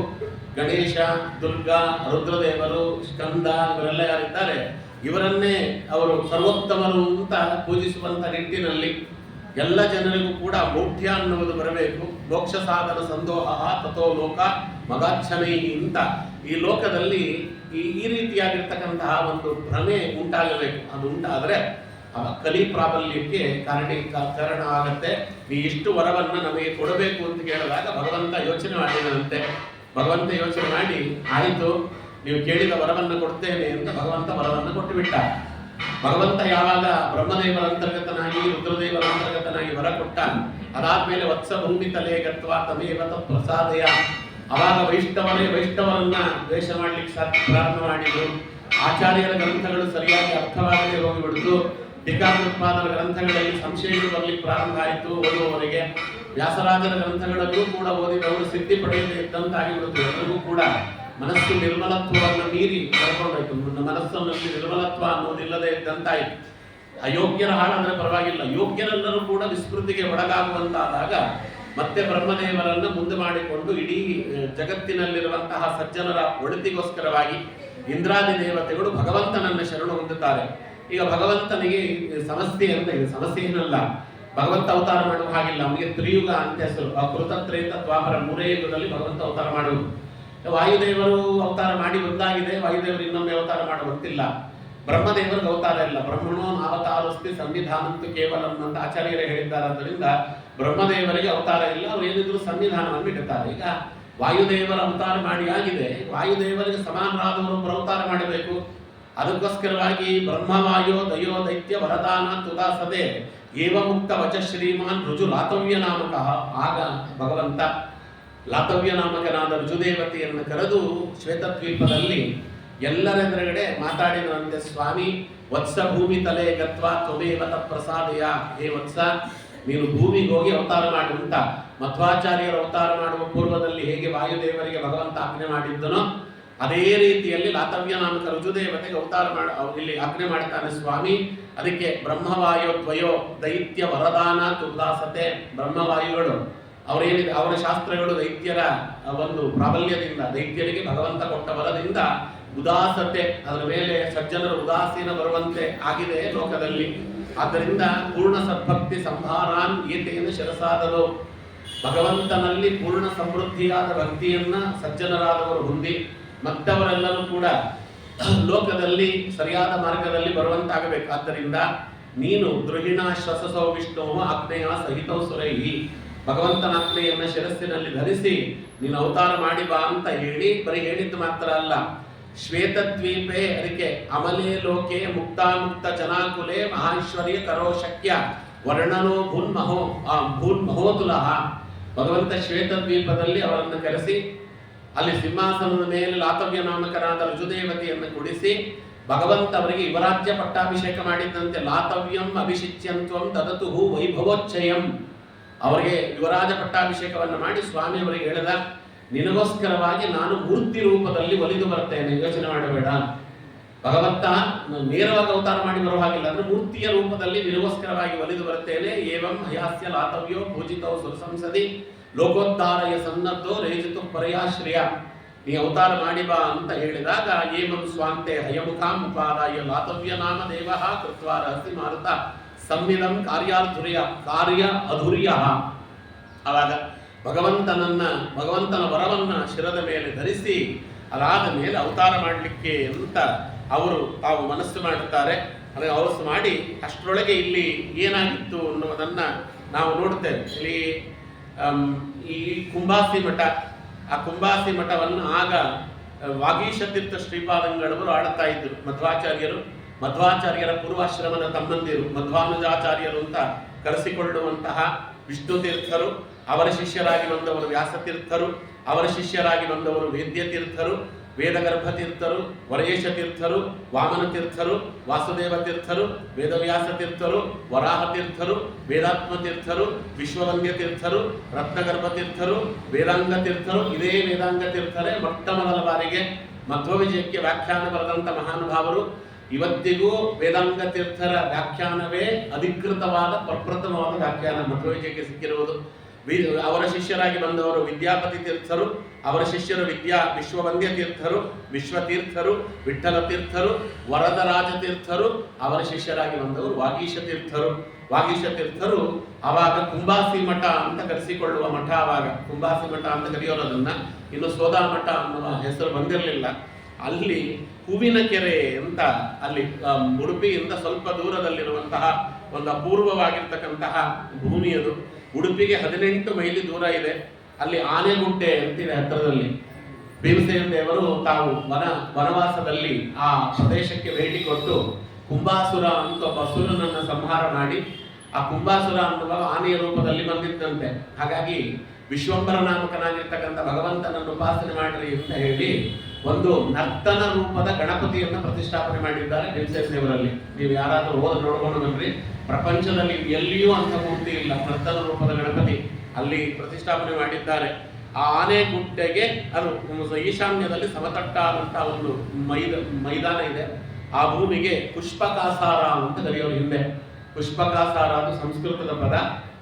ಹೂವಿನ ಕೆರೆ ಅಂತ ಆಡು ಭಾಷೆಯಲ್ಲಿ ಅದನ್ನ ಕರೆಯದಿದ್ದರಂತೆ. ಅಲ್ಲಿಗೆ ಅವರು ಅವತ್ತು ಚಾತುರ್ಮಾಸಕ್ಕೆ ಅಂತ ವಾಗೀಶ ತೀರ್ಥರು ಅಲ್ಲಿಗೆ ಬಂದಿದ್ರು. ರಾಮಾಚಾರ್ಯ ಸಾಮವೇದಿ ಶಕ್ಕರ್ಮನಿರತೋ ದ್ವಿಜ ಸರಸ್ವತ್ಯಾಖಿಲ ಪತ್ಯ ಸ್ವಧರ್ಮನಿರತೋ ವಸನ್. ರಾಮಾಚಾರ್ಯ ಮತ್ತೆ ಸರಸ್ವತಿ ದೇವಿ ಅಂತ ದಂಪತಿಗಳು, ದೊಡ್ಡವರನ್ನ ಹೆಸರು ಹಿಡಿದು ಕರೀಬಾರದು ಅಂತ ಅವತ್ತಿನ ನೇಮ. ಅದಕ್ಕೆ ರಾಮಾಚಾರ್ಯರನ್ನ ದೇವಭಟ್ಟ ಅಂತ ಕರೆಯೋರು, ಹೆಸರು ಕರೀಬಾರದು ಅಂತ. ಸರಸ್ವತಿ ದೇವಿಯನ್ನು ಗೌರಿ ದೇವಿ ಅಂತ ಕರೀತಿದ್ರಂತೆ. ಯಾಂ ಗೌರಿ ಮಿತಿ ಚ ಪ್ರಾಹು ದೇವಭಟ್ಟಂಚ ತಂಬಿದುಹು ಸಂತಾನವಾನ್ ಕನ್ಯಕಯ ಲಿಪ್ಸುಹು ಸುಗುಣಮಾತ್ಮಜಂ ಅಂತ ಅಲ್ಲಿ ಕರೀತಾರೆ. ಕುಂಬಾಸಿಯಲ್ಲಿ ಅವರಿದ್ರು. ಒಂದು ಹೆಣ್ಣು ಮಗು ಇತ್ತು. ಆಚಾರ್ಯರ ಒಂದು ಜೀವನ ಚರಿತ್ರೆ ಹೇಗಿದೆ, ವಾದಿರಾಜರ ಜೀವನ ಚರಿತ್ರೆ 99.99% ಹಾಗೆ ಇದೆ. ಆಚಾರ್ಯರ ಚರಿತ್ರೆಗೂ ವಾದಿರಾಜರ ಚರಿತ್ರೆಗೂ ಪಕ್ಕದಲ್ಲಿ ಬಿಟ್ಟುಕೊಂಡು ನೋಡಿಬಿಟ್ರೆ ಆಚಾರ್ಯರ ಚರಿತ್ರೆಯಲ್ಲಿ ಏನೇನು ಘಟನೆಗಳು ಸಂಭವಿಸಿವೆ, ವಾದಿರಾಜರ ಜೀವನದಲ್ಲಿ ಅವೆಲ್ಲ ಘಟನೆಗಳು ಸಂಭವಿಸಿವೆ. ಆಚಾರ್ಯರಿಗೂ ತಾವು ಅವತಾರ ಮಾಡುವುದಕ್ಕೆ ಪೂರ್ವದಲ್ಲಿ ಕಲ್ಯಾಣಿ ದೇವಿ ಒಂದು ಹೆಣ್ಣು ಮಗು ಇತ್ತು ಅಕ್ಕನಾಗಿ. ಇಲ್ಲೂ ವಾದಿರಾಜರಿಗೂ ಕೂಡ ಅವತಾರ ಮಾಡುವ ಪೂರ್ವದಲ್ಲಿ ಒಂದು ಹೆಣ್ಣು ಮಗು ಇತ್ತು. ಅಲ್ಲೂ 2 ಮಕ್ಕಳು ಹೋಗಿತ್ತು. ಇಲ್ಲೂ 2 ಮಕ್ಕಳು ಹೋಗಿದ್ರು. ಅದಾದ ಮೇಲೆ ಒಳ್ಳೆ ಮಗು ದೊರಕಬೇಕು ಅನ್ನುವ ಕಾರಣಕ್ಕೋಸ್ಕರವಾಗಿ ಕುಂಬಾಸಿಯಲ್ಲಿ ಹರಿಹರ ದೇವರ ಸನ್ನಿಧಾನ, ಸೂರ್ಯನಾರಾಯಣ ದೇವರ ಸನ್ನಿಧಾನ ಇದೆ. ಅದಕ್ಕೆ ಅಲ್ಲಿ 12 ವರ್ಷಗಳ ಕಾಲ ಸೇವೆ ಮಾಡಿದಂತೆ ರಾಮಭಟ್ಟ ಮತ್ತೆ ಗೌರಿದೇವಿ ದಂಪತಿಗಳು, ರಾಮಾಚಾರ್ಯರು ಮತ್ತೆ ಸರಸ್ವತಿ ದಂಪತಿಗಳು. ಅಲ್ಲಿ ಮಧ್ಯಗೇಹ ಭಟ್ಟರು ಅನಂತಾಸನನ್ನ 12 ವರ್ಷ ಸೇವೆ ಮಾಡಿರ್ತಾರೆ. ಅಲ್ಲೂ 12 ವರ್ಷದ ಸೇವೆ, ಇಲ್ಲೂ 12 ವರ್ಷದ ಸೇವೆ. ಅಲ್ಲಿ ಭಗವಂತ ವಾಯುದೇವರನ್ನ ಗರ್ಭದಲ್ಲಿ ಧರಿಸುವಂತ ಶಕ್ತಿ ಇನ್ನೊಬ್ಬರಿಗಿಲ್ಲ. ಆದ್ದರಿಂದ ಸ್ವಾಮಿ ಆ ಮಧ್ಯಗೇಹ ಭಟ್ಟರಲ್ಲಿ ಒಂದಂಶದಿಂದ ತಾನು ಪ್ರವೇಶ ಮಾಡಿದ ವೇದವತಿ ದೇವಿಯ ಗರ್ಭದಲ್ಲಿ ಲಕ್ಷ್ಮೀದೇವಿ, ವೇದವತಿ ದೇವಿಯೊಳಗೆ ಲಕ್ಷ್ಮೀದೇವಿ ಪ್ರವೇಶ ಮಾಡಿದ್ಲು ಅಂತ ನಾವು ನೋಡ್ತೇವೆ. ಇಲ್ಲೂ ಅದೇ ಮಾತನ್ನ ಹೇಳ್ತಾರೆ. ದೇವಭಟ್ಟ ಅಂದ್ರೆ ಯಾರನ್ನ ದೇವಭಟ್ಟ ಅಂತ ಕರೀತಿದ್ರು ಅಂತಹ ರಾಮಾಚಾರ್ಯರ ಒಳಗೆ ಭಗವಂತ ಒಂದಂಶದಿಂದ ಪ್ರವೇಶ ಮಾಡಿದ. ಅಲ್ಲಿ ಅವಳಲ್ಲಿ ಗೌರಿ ದೇವಿಯಲ್ಲಿ, ಯಾರು ಸರಸ್ವತಿ ದೇವಿ ಅಂತ ಕರೆಯಲ್ಪಡ್ತಿತ್ತು, ಅವಳಲ್ಲಿ ರುಕ್ಮಿಣಿ ದೇವಿ ಒಂದಂಶದಿಂದ ಪ್ರವೇಶ ಮಾಡಿದ್ದಂತೆ. ಏಕಸ್ಮಿನ್ ದಿವಸೇ ಗೌರಿ ಕ್ರೋಢಮೂರ್ತಿನ್ ಸಮರ್ಚಿತಂ ಪಶ್ಯಂತಿ ಮಾನಸಾ ವಾಂಛತ್ವಂ ದಕ್ಷಾಂಗಗಥಂ ಸುಮಂ ತದಾ ತದೇವ ಪತಿತಂ ಪ್ರಾತಸ್ತ್ರಾತ್ ಕೃತಂ ಮಸ್ಕರಿ ತೀರ್ಥ ಗ್ರಂಥಾಂತೆ ದಾತಸ್ಮೈ ಸಾ ನಂದಾತಿ ವಿಸ್ಮೃತ ಅಂತ ಅಲ್ಲಿ ಹೇಳ್ತಾರೆ. ಅವಳಿಗೆ ಉತ್ತಮವಾಗಿರ್ತಕ್ಕಂಥ ಮಗುವಾಗಬೇಕು ಅಂತ ಬಹಳ ಆಸೆ ಇತ್ತು. ಅಷ್ಟರೊಳಗೆ ಸರಿಯಾಗಿ ಇವರ ವ್ರತ ಮುಗಿಯುವಷ್ಟರೊಳಗೆ ಇಲ್ಲಿ ವಾಗೀಶ ತೀರ್ಥರು ಬಂದು ಅಲ್ಲಿ ಚಾತುರ್ಮಾಸಕ್ಕೆ ಅಂತ ಕೂತಿದ್ರು.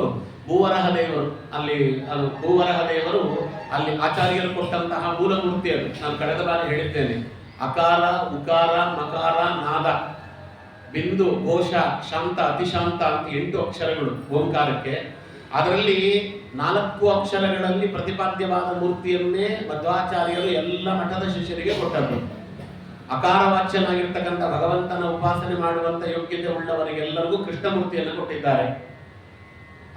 ಉಕಾರ ವಾಚ್ಯವಾಗಿರ್ತಕ್ಕಂತಹ ಯಾರು ಉಕಾರವನ್ನ ಚೆನ್ನಾಗಿ ಅಭ್ಯಾಸ ಮಾಡುವಂತಹ, ಉಪಾಸನೆ ಮಾಡುವಂತಹ ಯಾರು ಯೋಗ್ಯತೆ ಉಳ್ಳಂತಹ ಶಿಷ್ಯರಿದ್ದಾರೆ ಅವರಿಗೆಲ್ಲ ರಾಮದೇವರ ಪ್ರತಿಮೆ ಕೊಟ್ಟಿದ್ದಾರೆ. ಮಕಾರ ವಾಚ್ಯವಾಗಿರ್ತಕ್ಕಂಥ ಭಗವಂತನ ರೂಪವನ್ನು ಯಾರು ಉಪಾಸನೆ ಮಾಡುತ್ತಾರೆ ಅವರಿಗೆಲ್ಲ ನರಸಿಂಹದೇವರ ಪ್ರತಿಮೆ ಕೊಟ್ಟಿದ್ದಾರೆ. ನಾದೋಪಾಸನೆ ಮಾಡುವಂತಹ ಯೋಗ್ಯತೆ ಉಳ್ಳವರಿಗೆ ಮಾತ್ರ ಅಲ್ಲಿ ವರಾಹದೇವರ ಪ್ರತಿಮೆಯನ್ನು ಕೊಡ್ತಾರೆ. ಅವರ ಶಿಷ್ಯರಲ್ಲಿ ನಾದೋಪಾಸನೆ ಮಾಡುವ ಯೋಗ್ಯತೆ ಉಳ್ಳಂತ ಒಬ್ಬರಿದ್ದದ್ದು ವಿಷ್ಣು ತೀರ್ಥರು, ಅವರ ಪೂರ್ವ ಆಶ್ರಮದ ತಮ್ಮಂದಿರು. ಅದು ಹೇಳ್ತಾರೆ, ಚೆನ್ನಾಗಿದೆ ಅದ್ಭುತ. ಬೇರೆ ಎಲ್ಲ ಮೂರ್ತಿಗಳು ಆಚಾರ್ಯರು ಕೈಯಲ್ಲಿ ಮಾಡಿದ ಮೂರ್ತಿಗಳು. ಆಚಾರ್ಯರು ಐತರೇಯ ಭಾಷ್ಯದ ಉಪನಿಷತ್ತು ಅವರ ಏನಿದೆಯಲ್ಲ ಐತರೇಯ ಭಾಷ್ಯ ಅದನ್ನ ಪಾಠ ಹೇಳ್ತಾ ಕೂತಿದ್ರಂತೆ. ಉಪನಿಷತ್ತಿಗೆ ತಾವು ಬರೆದ ಭಾಷ್ಯ ಅಲ್ಲಿ ಎಲ್ಲಿ ಆಚಾರ್ಯರು ಅಂತರ್ಧಾನವಾದರು ಅಂತ ಇವತ್ತು ತೋರಿಸ್ತಾರೆ ಅದೇ ಜಾಗದಲ್ಲಿ. ಅವಾಗ ಇದ್ದಕ್ಕಿದ್ದಂತೆ ಒಂದು ಮೋಡ ಆಕಾಶದಲ್ಲಿ ಕವಿಯಿತು, ದೊಡ್ಡ ಮೋಡ. ಮಳೆಗಾಲ ಅಲ್ಲ ಏನಲ್ಲ, ಯಾಕೆ ಮೋಡ ಕವಿದಿದೆ ಅಂತ ಎಲ್ಲ ತಲೆ ಎತ್ತಿ ನೋಡಿದ್ರು. ಸ್ವಲ್ಪ ಕೃಷ್ಣವಣ್ಣನ ಮೋಡ. ಆ ಮೋಡ ನೇರವಾಗಿ ಭೂಮಿಗೆ ಇಳಿದು ಬರ್ತಾ ಇದ್ದಂತೆ ಗೋಚರವಾಯಿತಂತೆ ಶಿಷ್ಯರಿಗೆಲ್ಲ. ಇದೇ ಬರೀ ಮೋಡ ಬರ್ತಾ ಇದೆಯಲ್ಲ ಅಂತ ಹಿಂಗೆ ನೋಡ್ತಾ ಇದ್ರೆ ಆ ಮೋಡ ನೇರವಾಗಿ ಆಚಾರ್ಯರ ಹತ್ರಕ್ಕೆ ಬಂತು. ಆಚಾರ್ಯರು ಹೀಗೆ ನೋಡಿದ್ದಾರೆ, ಕೈ ಹಿಡಿದ್ರು ಆಚಾರ್ಯರು. ಆ ಕೈಯಲ್ಲಿ ಮೋಡ ಬಂದು ನಿಂತು ಆ ಮೋಡ ಭೂವರಹ ದೇವರಾಗಿ ತಾನು ಮಾರ್ಪಾಟಾಯಿತು ಅಂತ. ಅಂದ್ರೆ ಭೂವರಹ ದೇವರು ಆಚಾರ್ಯರ ಕೈಗೆ ನೇರವಾಗಿ ಗಗನ ಮಾರ್ಗದಿಂದ ಇಳಿದು ಬಂದದ್ದು. ಅದಕ್ಕೆ ನಾದೋಪಾಸನೆ ಮಾಡುವ ಯೋಗ್ಯತೆ ಉಳ್ಳವರಿಗೆ ಮಾತ್ರ ಅದನ್ನು ಕೊಡಬೇಕು ಅಂತ ತಮ್ಮ ಸೇವೆಯನ್ನು ಅಪ್ರತಿಮವಾಗಿ ಮಾಡಿದಂತಹ, ತಮ್ಮನ್ನ ಪಿತೃಣದಿಂದ ಒಂದ ಅರ್ಥದಲ್ಲಿ ಮುಕ್ತನನ್ನಾಗಿ ಮಾಡಿದ ತಮ್ಮ ಅನುಜ ಪೂರ್ವಾಶ್ರಮದ ತಮ್ಮ ಯಾರು ವಿಷ್ಣು ತೀರ್ಥರಾಗಿ ಲೋಕ ಪ್ರಖ್ಯಾತರಾದರೋ ಅವರಿಗೆ ಅಭೋರಾಹ ದೇವರ ಪ್ರತಿಮೆಯನ್ನು ಕೊಡುತ್ತಾರೆ. ಹಾಗಾಗಿ ಅವರು 2 ಮಠಕ್ಕೆ ಮೂಲ ಪುರುಷರು. ಸೋದಾ ಮಠಕ್ಕೂ ಅವರೇ ಮೂಲ ಪುರುಷರು, ಸುಬ್ರಹ್ಮಣ್ಯ ಮಠಕ್ಕೂ ಅವರೇ ಮೂಲ ಪುರುಷರು. ಭೂವರಾಹ ದೇವರ ಅರ್ಚನೆ ಮಾಡುತ್ತಿರ್ತಾರೆ. ಇಲ್ಲಿ ಭೂವರಾಹ ದೇವರ ಅರ್ಚನೆಯನ್ನು ವಾಗೀಶ ತೀರ್ಥರು ಮಾಡುತ್ತಿದ್ದಾಗ ಸಂದರ್ಭದಲ್ಲಿ ಅದೇನ್ ತಲೆಗೆ ಭಗವಂತ ಕೊಟ್ಟನೋ ಏನೋ, ನನಗೆ ಉತ್ತಮನಾಗಿರ್ತಕ್ಕಂಥ ಮಗ ಏನಾದ್ರು ಆದ್ರೆ ಇದೇ ಭೂವರಾಹ ದೇವರಿಗೆ 1,00,000 ಅಲಂಕಾರ ಮಾಡಿಸಿಬಿಡುತ್ತೇನೆ, ಲಕ್ಷಾಲಂಕಾರ. ಅದಕ್ಕೆ ಬಂಗಾರದ ಹೂಗಳಿಂದ 1,00,000 ಅಲಂಕಾರ, 1,00,000 ಬಂಗಾರದ ಹೂಗಳಿಂದ ಅಲಂಕಾರ ಮಾಡಿಸ್ತೇನೆ ಅಂತ ಹರಕೆ ಹೊತ್ತುಬಿಟ್ಲಂತೆ. 1,00,000ಕ್ಕೆ ಎಷ್ಟು 0 ಇದೆ ಅಂತ ಗೊತ್ತಿಲ್ಲ ಪಾಪ ಅವರಿಗೆ. ಏನೋ ಮನಸ್ಸಲ್ಲಿ ಬಂತು, ಹೊತ್ತು ಬಿಟ್ಲು. ಅದಕ್ಕೆ ದಕ್ಷಂಗಗತಂ ಸಮಂ ತದಾ ತದೇವ ಪತಿತಂ ಪಾತ್ರಸ್ಥಾತ್ ಕೃತ್ಯಮಸ್ಕರಿ. ಇವಳು ಯಾವಾಗ ಹಾಗೆ ಅಲ್ಲಿ ಅವಳು ಮನಸ್ಸಿನಲ್ಲಿ ಹರಕೆಯನ್ನು ಹೊತ್ತಳೋ ಸರಿಯಾಗಿ ಭಗವಂತ ಪೂರ್ಣ ಫಲ 2 ಹೂಗಳು ಅಲ್ಲಿಂದ ಮೇಲೆ ವರಾಹದೇವರ ಪ್ರತಿಮೆಯಿಂದ ಕೆಳಗಡೆ ಬಿದ್ದುವಂತೆ. ಅದೇ ಸಂದರ್ಭದಲ್ಲಿ ಭಗವಂತ ಅದಕ್ಕೆ ಒಪ್ಪಿಗೆ ಕೊಟ್ಟ ಅಂತ. ಆದ್ಮೇಲೆ ಇವರನ್ನು ಕರೀತಾರೆ. ಕರೆದು ಎಲ್ಲ ಆಯ್ತು. ವಾಗೀಶ ಯತಿ ಶಾಸ್ತೆ ದಂಪತಿ ಶರಣಾಗತೋ. ವಾಗೀಶ ತೀರ್ಥರು ಅವರನ್ನ ಕರೆದು ಎಲ್ಲ ಆದ್ಮೇಲೆ ಎಲ್ಲರಿಗೂ ಮಂತ್ರಾಸ್ತೆ ಕೊಡ್ತಾ ಇದ್ದಾರೆ. ಈ ದಂಪತಿಗಳ ಹತ್ರ ಬಂದಾಗ ಕೃಪಾ ದೃಷ್ಟ್ಯ ಅನುಕೃಷ್ಟಂತೋ ಭವೇತಾಂ ಪುತ್ರಶಾಲಿನಂ. ಅವರು ಭಗವಂತನ ಸೇವೆ ಮಾಡ್ತಾ ಇದ್ರು.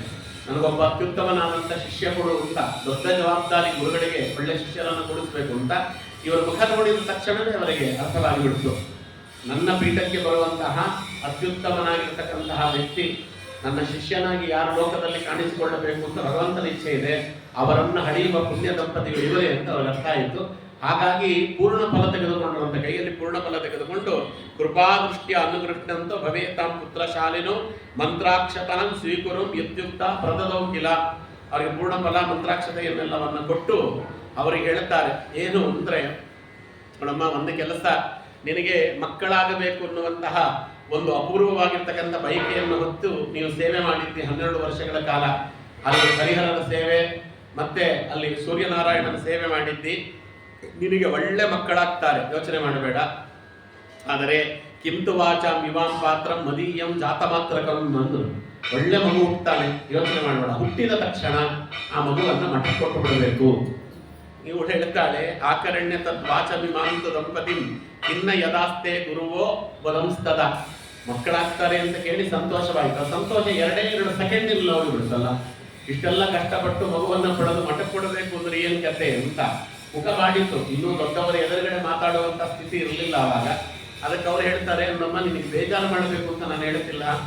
ಯದಿ ಪ್ರಸೂಯತೆ ಭವೆನ್ನಿಕೇತನೆ ತದಾಸ ಬಾಲೋ ಯುವಯೋ ಪರಂ ಭವೇತ್ ಬಹಿಪ್ರಸೂಯೇತ ತದಾಸ ಮಖ್ಯಂ ದೇಯ ಸುದೈವಂ ಹಿ ಪರೀಕ್ಷಣೀಯಂ. ಈ ಮಗು ಏನಾದರೂ ನಿಮ್ಮ ಮನೆಯಲ್ಲಿ ಹುಟ್ಟಿದ್ರೆ ನೀವು ಮನೇಲಿ ಇಟ್ಕೊಳ್ರಿ, ನನಗೇನು ಬೇಜಾರಿಲ್ಲ. ಈ ಮಗು ಏನಾದರೂ ಮನೆಯಿಂದ ಹೊರಗೆ ಹುಟ್ಟಿದ್ರೆ ಮಠಕ್ಕೆ ಕೊಡಬೇಕು, ಆಯ್ತೋ ಆಯ್ತು, ಇದಕ್ಕಾದ್ರೂ ಹೋಗ್ತೀಯೋ ಅಂತ ಕೇಳಿದ್ರೆ ಅವಳು ಅಂದ್ಕೊಳ್ಳಂತೆ, ಮಗು ಮನೆಯಲ್ಲಿ ಹುಟ್ಟದೆ ಏನಾದರೂ ಬೈಲಲ್ಲಿ ಹುಟ್ಟದ, ಮನೆಯಿಂದ ಹೊರಗೆ ಬರೋದಾದ್ರೆ ಸರಿ ಇತ್ತ, ಮನೆಯಿಂದ ಹೊರಗೆ ಬರುವುದಿಲ್ಲ. ಆಶ್ವಾಸಿತಾಮೇವ ಮಗುನ್ ಪ್ರಣಮ್ಯ ಗೃಹಂಗತೋ ಸಾತು ಅಪಾರ ಗರ್ಭಂ ಅಂತ ಅವಳು ನೇರವಾಗಿ ಮನೆಗೆ ಹೋಗಿಬಿಟ್ಲು. ಭಗವಂತನ ಅನುಗ್ರಹದಿಂದ ಗರ್ಭ ಧಾರಣೆಯಾಯಿತು.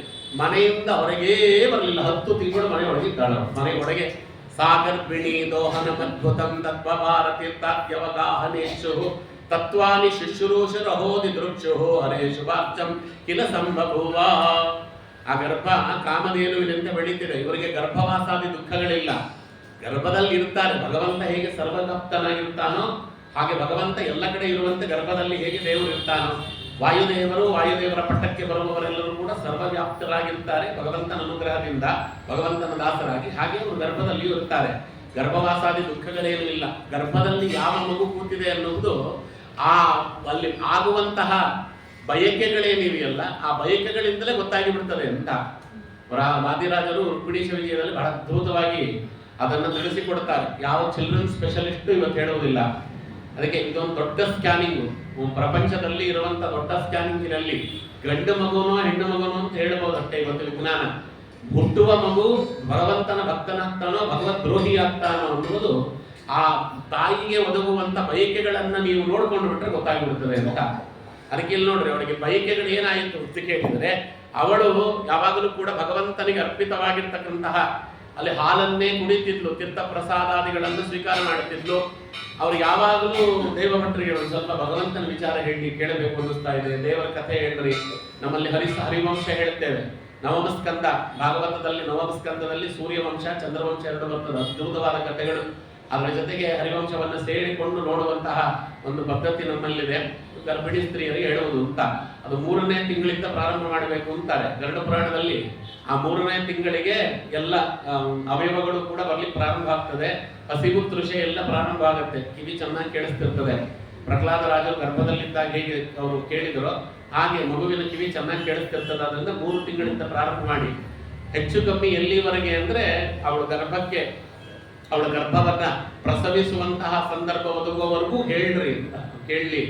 ಅದೊಂದು ಕೇಳ್ತಾ ಇದ್ರೆ ಒಳಗಡೆ ಇರುವಂತ ಮಗುವಿಗೆ ಒಳ್ಳೆ ರೀತಿಯಾದ ಸಂಸ್ಕಾರ ಬರ್ತದೆ ಎನ್ನುವುದನ್ನು ಹೇಳ್ತಾರೆ. ಅದು ಅಷ್ಟು ಮಾಡುವುದು ಕಷ್ಟವಾಗ್ತದೆ ಎಂದು ಇವಾಗ ಕೆಲವರೆಲ್ಲ 7ನೇ ತಿಂಗಳಲ್ಲಿ ಹೇಳಿಸೋದು, 5ನೇ ತಿಂಗಳಲ್ಲಿ ಹೇಳಿಸೋದು, 1 ವಾರದಲ್ಲಿ ಹೇಳ್ಬಿಡಿ ಆಚಾರ್ಯ, 3 ದಿನದಲ್ಲಿ ಹೇಳ್ಬಿಡಿ ಆಚಾರ್ಯ. ಇನ್ನೂ ಕೆಲವು ಬುದ್ಧಿವಂತರು 1ನೇ ದಿನದಲ್ಲಿ ಹೇಳ್ಬಿಡಿ ಆಚಾರ್ಯ, 1ನೇ ದಿನದಲ್ಲಿ ಹೆಂಗೆ ಹೇಳೋದು.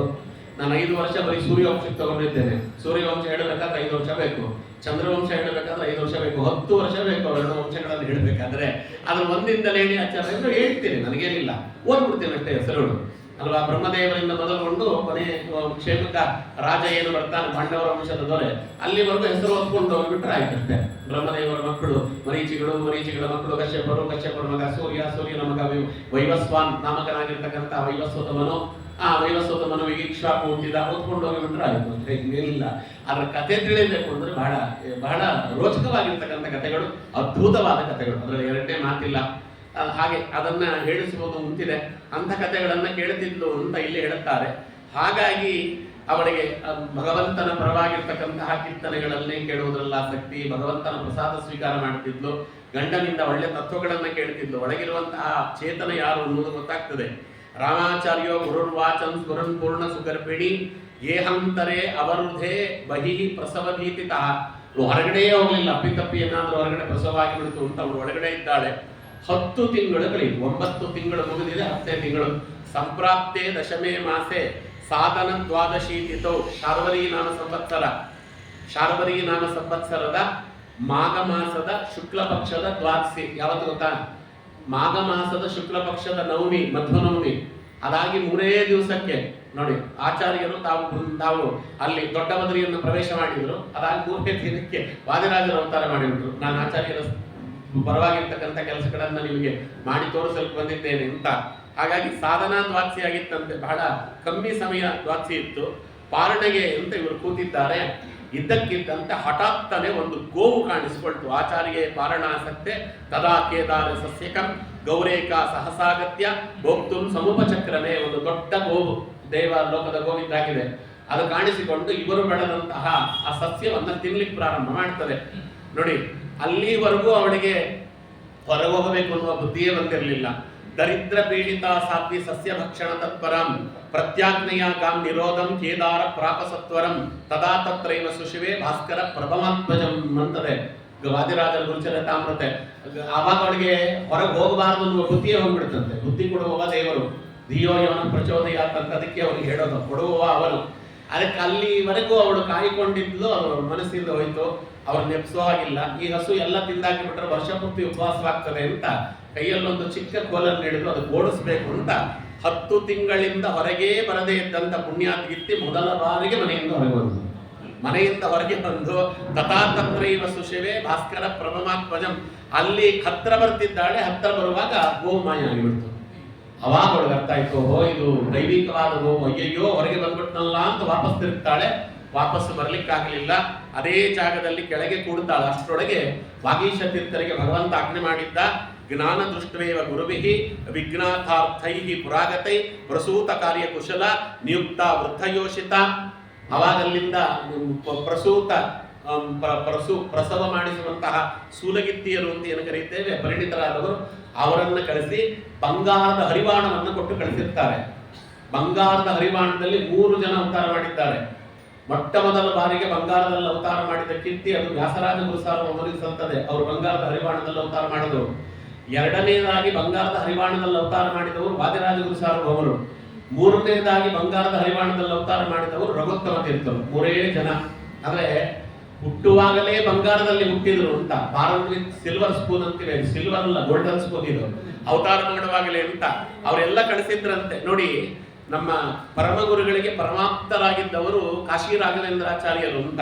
ಅವರು ವೇದದಲ್ಲಿ ಹುಡುಕಿ ಹೇಗೆ ವಾದಿರಾಜರು ವೇದದಲ್ಲಿ ಮಧ್ವಾಚಾರ್ಯರ ಬಗ್ಗೆ ಉಲ್ಲೇಖ 11 ಕಡೆ ಇದೆ ಅಂತ ಅದನ್ನು ಹುಡುಕಿ ತೋರಿಸಿದ್ದನ್ನು ನಾವು ಕಳೆದ ಬಾರಿ ನೋಡಿದ್ವಿ. ಅದೇ ರೀತಿ ಒಂದು 15-16 ಕಡೆ ವೇದದಲ್ಲಿ ವಾದಿರಾಜರ ಬಗ್ಗೆಯೇ ಉಲ್ಲೇಖ ಇದೆ ಅಂತ ವಾದಿರಾಜರ ಬಗ್ಗೆ ಹೇಳುವ ಸೂಕ್ತಗಳನ್ನು ತೆಗೆದುಕೊಟ್ಟಿದ್ದಾರೆ. ಅದರಲ್ಲಿ ಒಂದು ಸೂಕ್ತ ಇದು, ಅನುತ್ವಾ ಮಹಿಪಾಜಸೆ ಅಜಕ್ರೆ ದಿವಾಕ್ಷಮಾಂ ಮದತ್ತಾಂ ಇಂದ್ರ ಕುರ್ವನ್ ಅಂತಿದೆ. ನೋಡಿ, ಅದು ಅಲ್ಲಿ ಹೇಳ್ತದೆ, ಯಜ್ಞುಡಿಗೆ ಪ್ರಸವ ವೇದನೆ ಪ್ರಾರಂಭವಾಯಿತಂತೆ. ಪ್ರಸವ ವೇದನೆ ಪ್ರಾರಂಭವಾದಾಗ ಅವಾಗ ಮೇಲಿನಿಂದ ಬ್ರಹ್ಮಲೋಕದಿಂದ ಜರ್ನಿ ಸ್ಟಾರ್ಟ್ ಮಾಡಿದ್ರು ಧಾತವ್ಯ ನಾಮಕ ಋತುದೇವತೆ. ಬ್ರಹ್ಮದೇವರ ಮುಂದೆ ಇದ್ದಂತಹ ಹಯಗ್ರೀವ ದೇವರಿಗೆ ನಮಸ್ಕಾರ ಮಾಡಿ ಪದೋಕ್ತಿಯನ್ನು, ಇಬ್ಬರು ದೊಡ್ಡವರು, ಪದಪ್ರಯುಕ್ತ ಅದು ವಾಯುದೇವರು ಮತ್ತೆ ಬ್ರಹ್ಮದೇವರು ಪದೋಕ್ತಿಯನ್ನು ದೊಡ್ಡವರಾದ್ದರಿಂದ, ಯದ್ಯಪಿ ಸಮಾನ ಕಕ್ಷೆಯವರಾದರೂ ಪದಪ್ರಯುಕ್ತ ದೊಡ್ಡವರಾದ್ದರಿಂದ ಅವರಿಗೆ ನಮಸ್ಕಾರ ಮಾಡಿ ಅಲ್ಲಿಂದ ನೇರವಾಗಿ ಕೆಳಗಡೆ ಬಂದ್ರಂತೆ. ಅನುತ್ವಾ ಮಹಿಪಾಜಸಿ, ಪಾಜಸಿ ಅಂದ್ರೆ ಪಾಜಕ ಕ್ಷೇತ್ರ. ಪಾಜಕ ಕ್ಷೇತ್ರಕ್ಕೆ ಬರುವ ಮುಂಚೆ ಉಡುಪಿಗೆ ಹೋಗಿ ಅನಂತಾಸನೆ ನಮಸ್ಕಾರ ಮಾಡಿ ಅಲ್ಲಿಂದ ಪಾಜಕಕ್ಕೆ ಬಂದು ಪಾಜಕದಲ್ಲಿ ತಾವು ಮಧ್ವಾಚಾರ್ಯರ ಅವತಾರ ಮಾಡಿದ ಜಾಗ ಇದೆ, ಆಚಾರ್ಯರ 2 ಹೆಜ್ಜೆ ಗುರುತುಗಳಿದೆಯಲ್ಲ, ಅಲ್ಲಿಯೂ ಕೂಡ ತಾವು ಅಲ್ಲಿ ವಂದಿಸಿ ಅಲ್ಲಿ ಪರಶುರಾಮ ದೇವರು ಮತ್ತೆ ದುರ್ಗಾದೇವಿ ಇದ್ದಾರೆ, ಅವರನ್ನ ಮನಸ್ಸಿನಲ್ಲಿ ನೆನೆದು ಅಲ್ಲಿಂದ ಕುಂಭಾಸಿ ಕ್ಷೇತ್ರ, ಭೀಮಕ್ಷೇತ್ರ ಅಂತ ಕರೆಸಿಕೊಳ್ಳುವ ಹೂವಿನ ಕೆರೆಗೆ ಅವರು ಅಲ್ಲಿಂದ ಪ್ರಯಾಣ ಬೆಳೆಸಿದರು. ಯಾವಕ್ಷ ಮಮ್ಮ ತಮ್ಮಿಂದ್ರ ಕರ್ಮನ್ನ, ಅಲ್ಲಿ ಬಂದು ಒಳಗೆ ಯಾವಕ್ಕೂ ಅಷ್ಟೇ ಯಾರು ಒಳಗಡೆ ಬರ್ತಾರಲ್ಲ, ಮುಂದೆ ಅವತಾರ ಮಾಡುವಂತಹ ರುಜುದೇವತೆಗಳು ಯಾರಿದ್ದಾರೆ ಅವರು ಈಗ ಅವತಾರ ಮಾಡುವಂತ ರುಜುದೇವತೆಗಳ ಪರವಾಗಿ ಗರ್ಭದಲ್ಲಿರ್ತಾರೆ. ಮಧ್ವಾಚಾರ್ಯರ ಅವತಾರ ಮಾಡುವಂತ ಸಂದರ್ಭದಲ್ಲಿ ಕುಬೇರನ ದೂತ ಒಬ್ಬ ಇದ್ದ ಅಲ್ಲಿ ಒಳಗಡೆ, ಅವನ ಜೊತೆಯಲ್ಲಿ ಲಾತವ್ಯ ನಾಮಕರಾದ ರುಜುದೇವತೆಗಳಿದ್ರೆ. ಯಾಕಂದ್ರೆ 32 ಸಲಕ್ಷಣೋಪೇತವಾದ ಶರೀರ ಇರುವುದು ರುಜುದೇವತೆಗಳಿಗೆ ಮಾತ್ರ. ಅವ ಒಬ್ಬ ದೈತ್ಯ ಬೇರೆ ಕೇಳಿದ್ದ ಬ್ರಹ್ಮದೇವರನ್ನ, ನನಗೆ 32 ಅಲಂಕಾರ 32 ಸದ್ಗುಣಗಳಿರುವಂತಹ ಲಕ್ಷಣಗಳಿರುವಂತ ಒಂದು ಶರೀರ ಬೇಕು. ಅವನನ್ಕೊಂಡ 32 ಸಲಕ್ಷಣೋಪೇತವಾದ ಶರೀರ ಇದ್ರೆ ನಾನು ವಾಯುದೇವರಾಗಿ ಬಿಡ್ತೇನೆ ಅಂತ. ಬ್ರಹ್ಮದೇವರು ಎಲ್ಲಿವರೆಗೆ ಬೇಕು ಅಂತ ಅವನು ಕೇಳಲಿಲ್ಲ, ಬ್ರಹ್ಮದೇವರು ಅದನ್ನು ಅವರು ಹೇಳಲಿಲ್ಲ. ನಿನಗೇನಪ್ಪ 32 ಲಕ್ಷಣೋಪೇತವಾದ ಶರೀರ ಬೇಕಲ್ವಾ, ಕೊಟ್ಟಿದ್ದೇನೆ ಅಂತ ಸಂತೋಷವಾಗಿ ಬಿಟ್ಟಿದ್ದ. 32 ಸಲ್ಲಕ್ಷಣೋಪೇತವಾದ ಶರೀರ ಬೇಕು ಅಂದ್ರೆ ವಾಯುದೇವರ ಸಂವಿಧಾನ ಇರುವಂತವರು, ವಾಯುದೇವರ ಪಟ್ಟಕ್ಕೆ ಬರುವವರು ಇರಬೇಕು. ವಾಯುದೇವರ ಪಟ್ಟಕ್ಕೆ ಬರುವವರು ಲಾತವಿ ನಾಮಕ ರುಜುದೇವತೆ ಒಳಗೆ ಕೂತಿದ್ರು. ಅವರು ಕೂಡುತ್ತಾರೆ. ಒಬ್ಬ ಕುಬೇರನ ಭೃತ್ಯನಾಗಿರ್ತಕ್ಕ ಮಣಿಭದ್ರ ಅಂತ ಹೋಗಿದ್ದ. ಆ ಮಣಿಭದ್ರ ಅನ್ನುವವನು ಒಳಗಿದ್ದಂತೆ. ಯಾಕೆಂದ್ರೆ ನೇರವಾಗಿ ಅಲ್ಲಿ ಲಾತವ್ಯ ನಾಮಕರಾದ ರುಜುದೇವತೆಗಳ ಸಂಪರ್ಕ ಬರಬಾರದು ದೈತ್ಯನಿಗೆ ಅಂತ. ದೈತ್ಯನ ಹೆಸರನ್ನು ಹೇಳುವುದಿಲ್ಲ ಪುರಾಣ. ಮಣಿಭದ್ರ ಇದ್ದ, ದೈತ್ಯನು ಒಳಗಡೆ ಇದ್ದ. ಅಲ್ಲಿ 32 ಸಲ್ಲಕ್ಷಣೋಪೇತವಾದ ಶರೀರ ಗರ್ಭದಲ್ಲಿತ್ತು.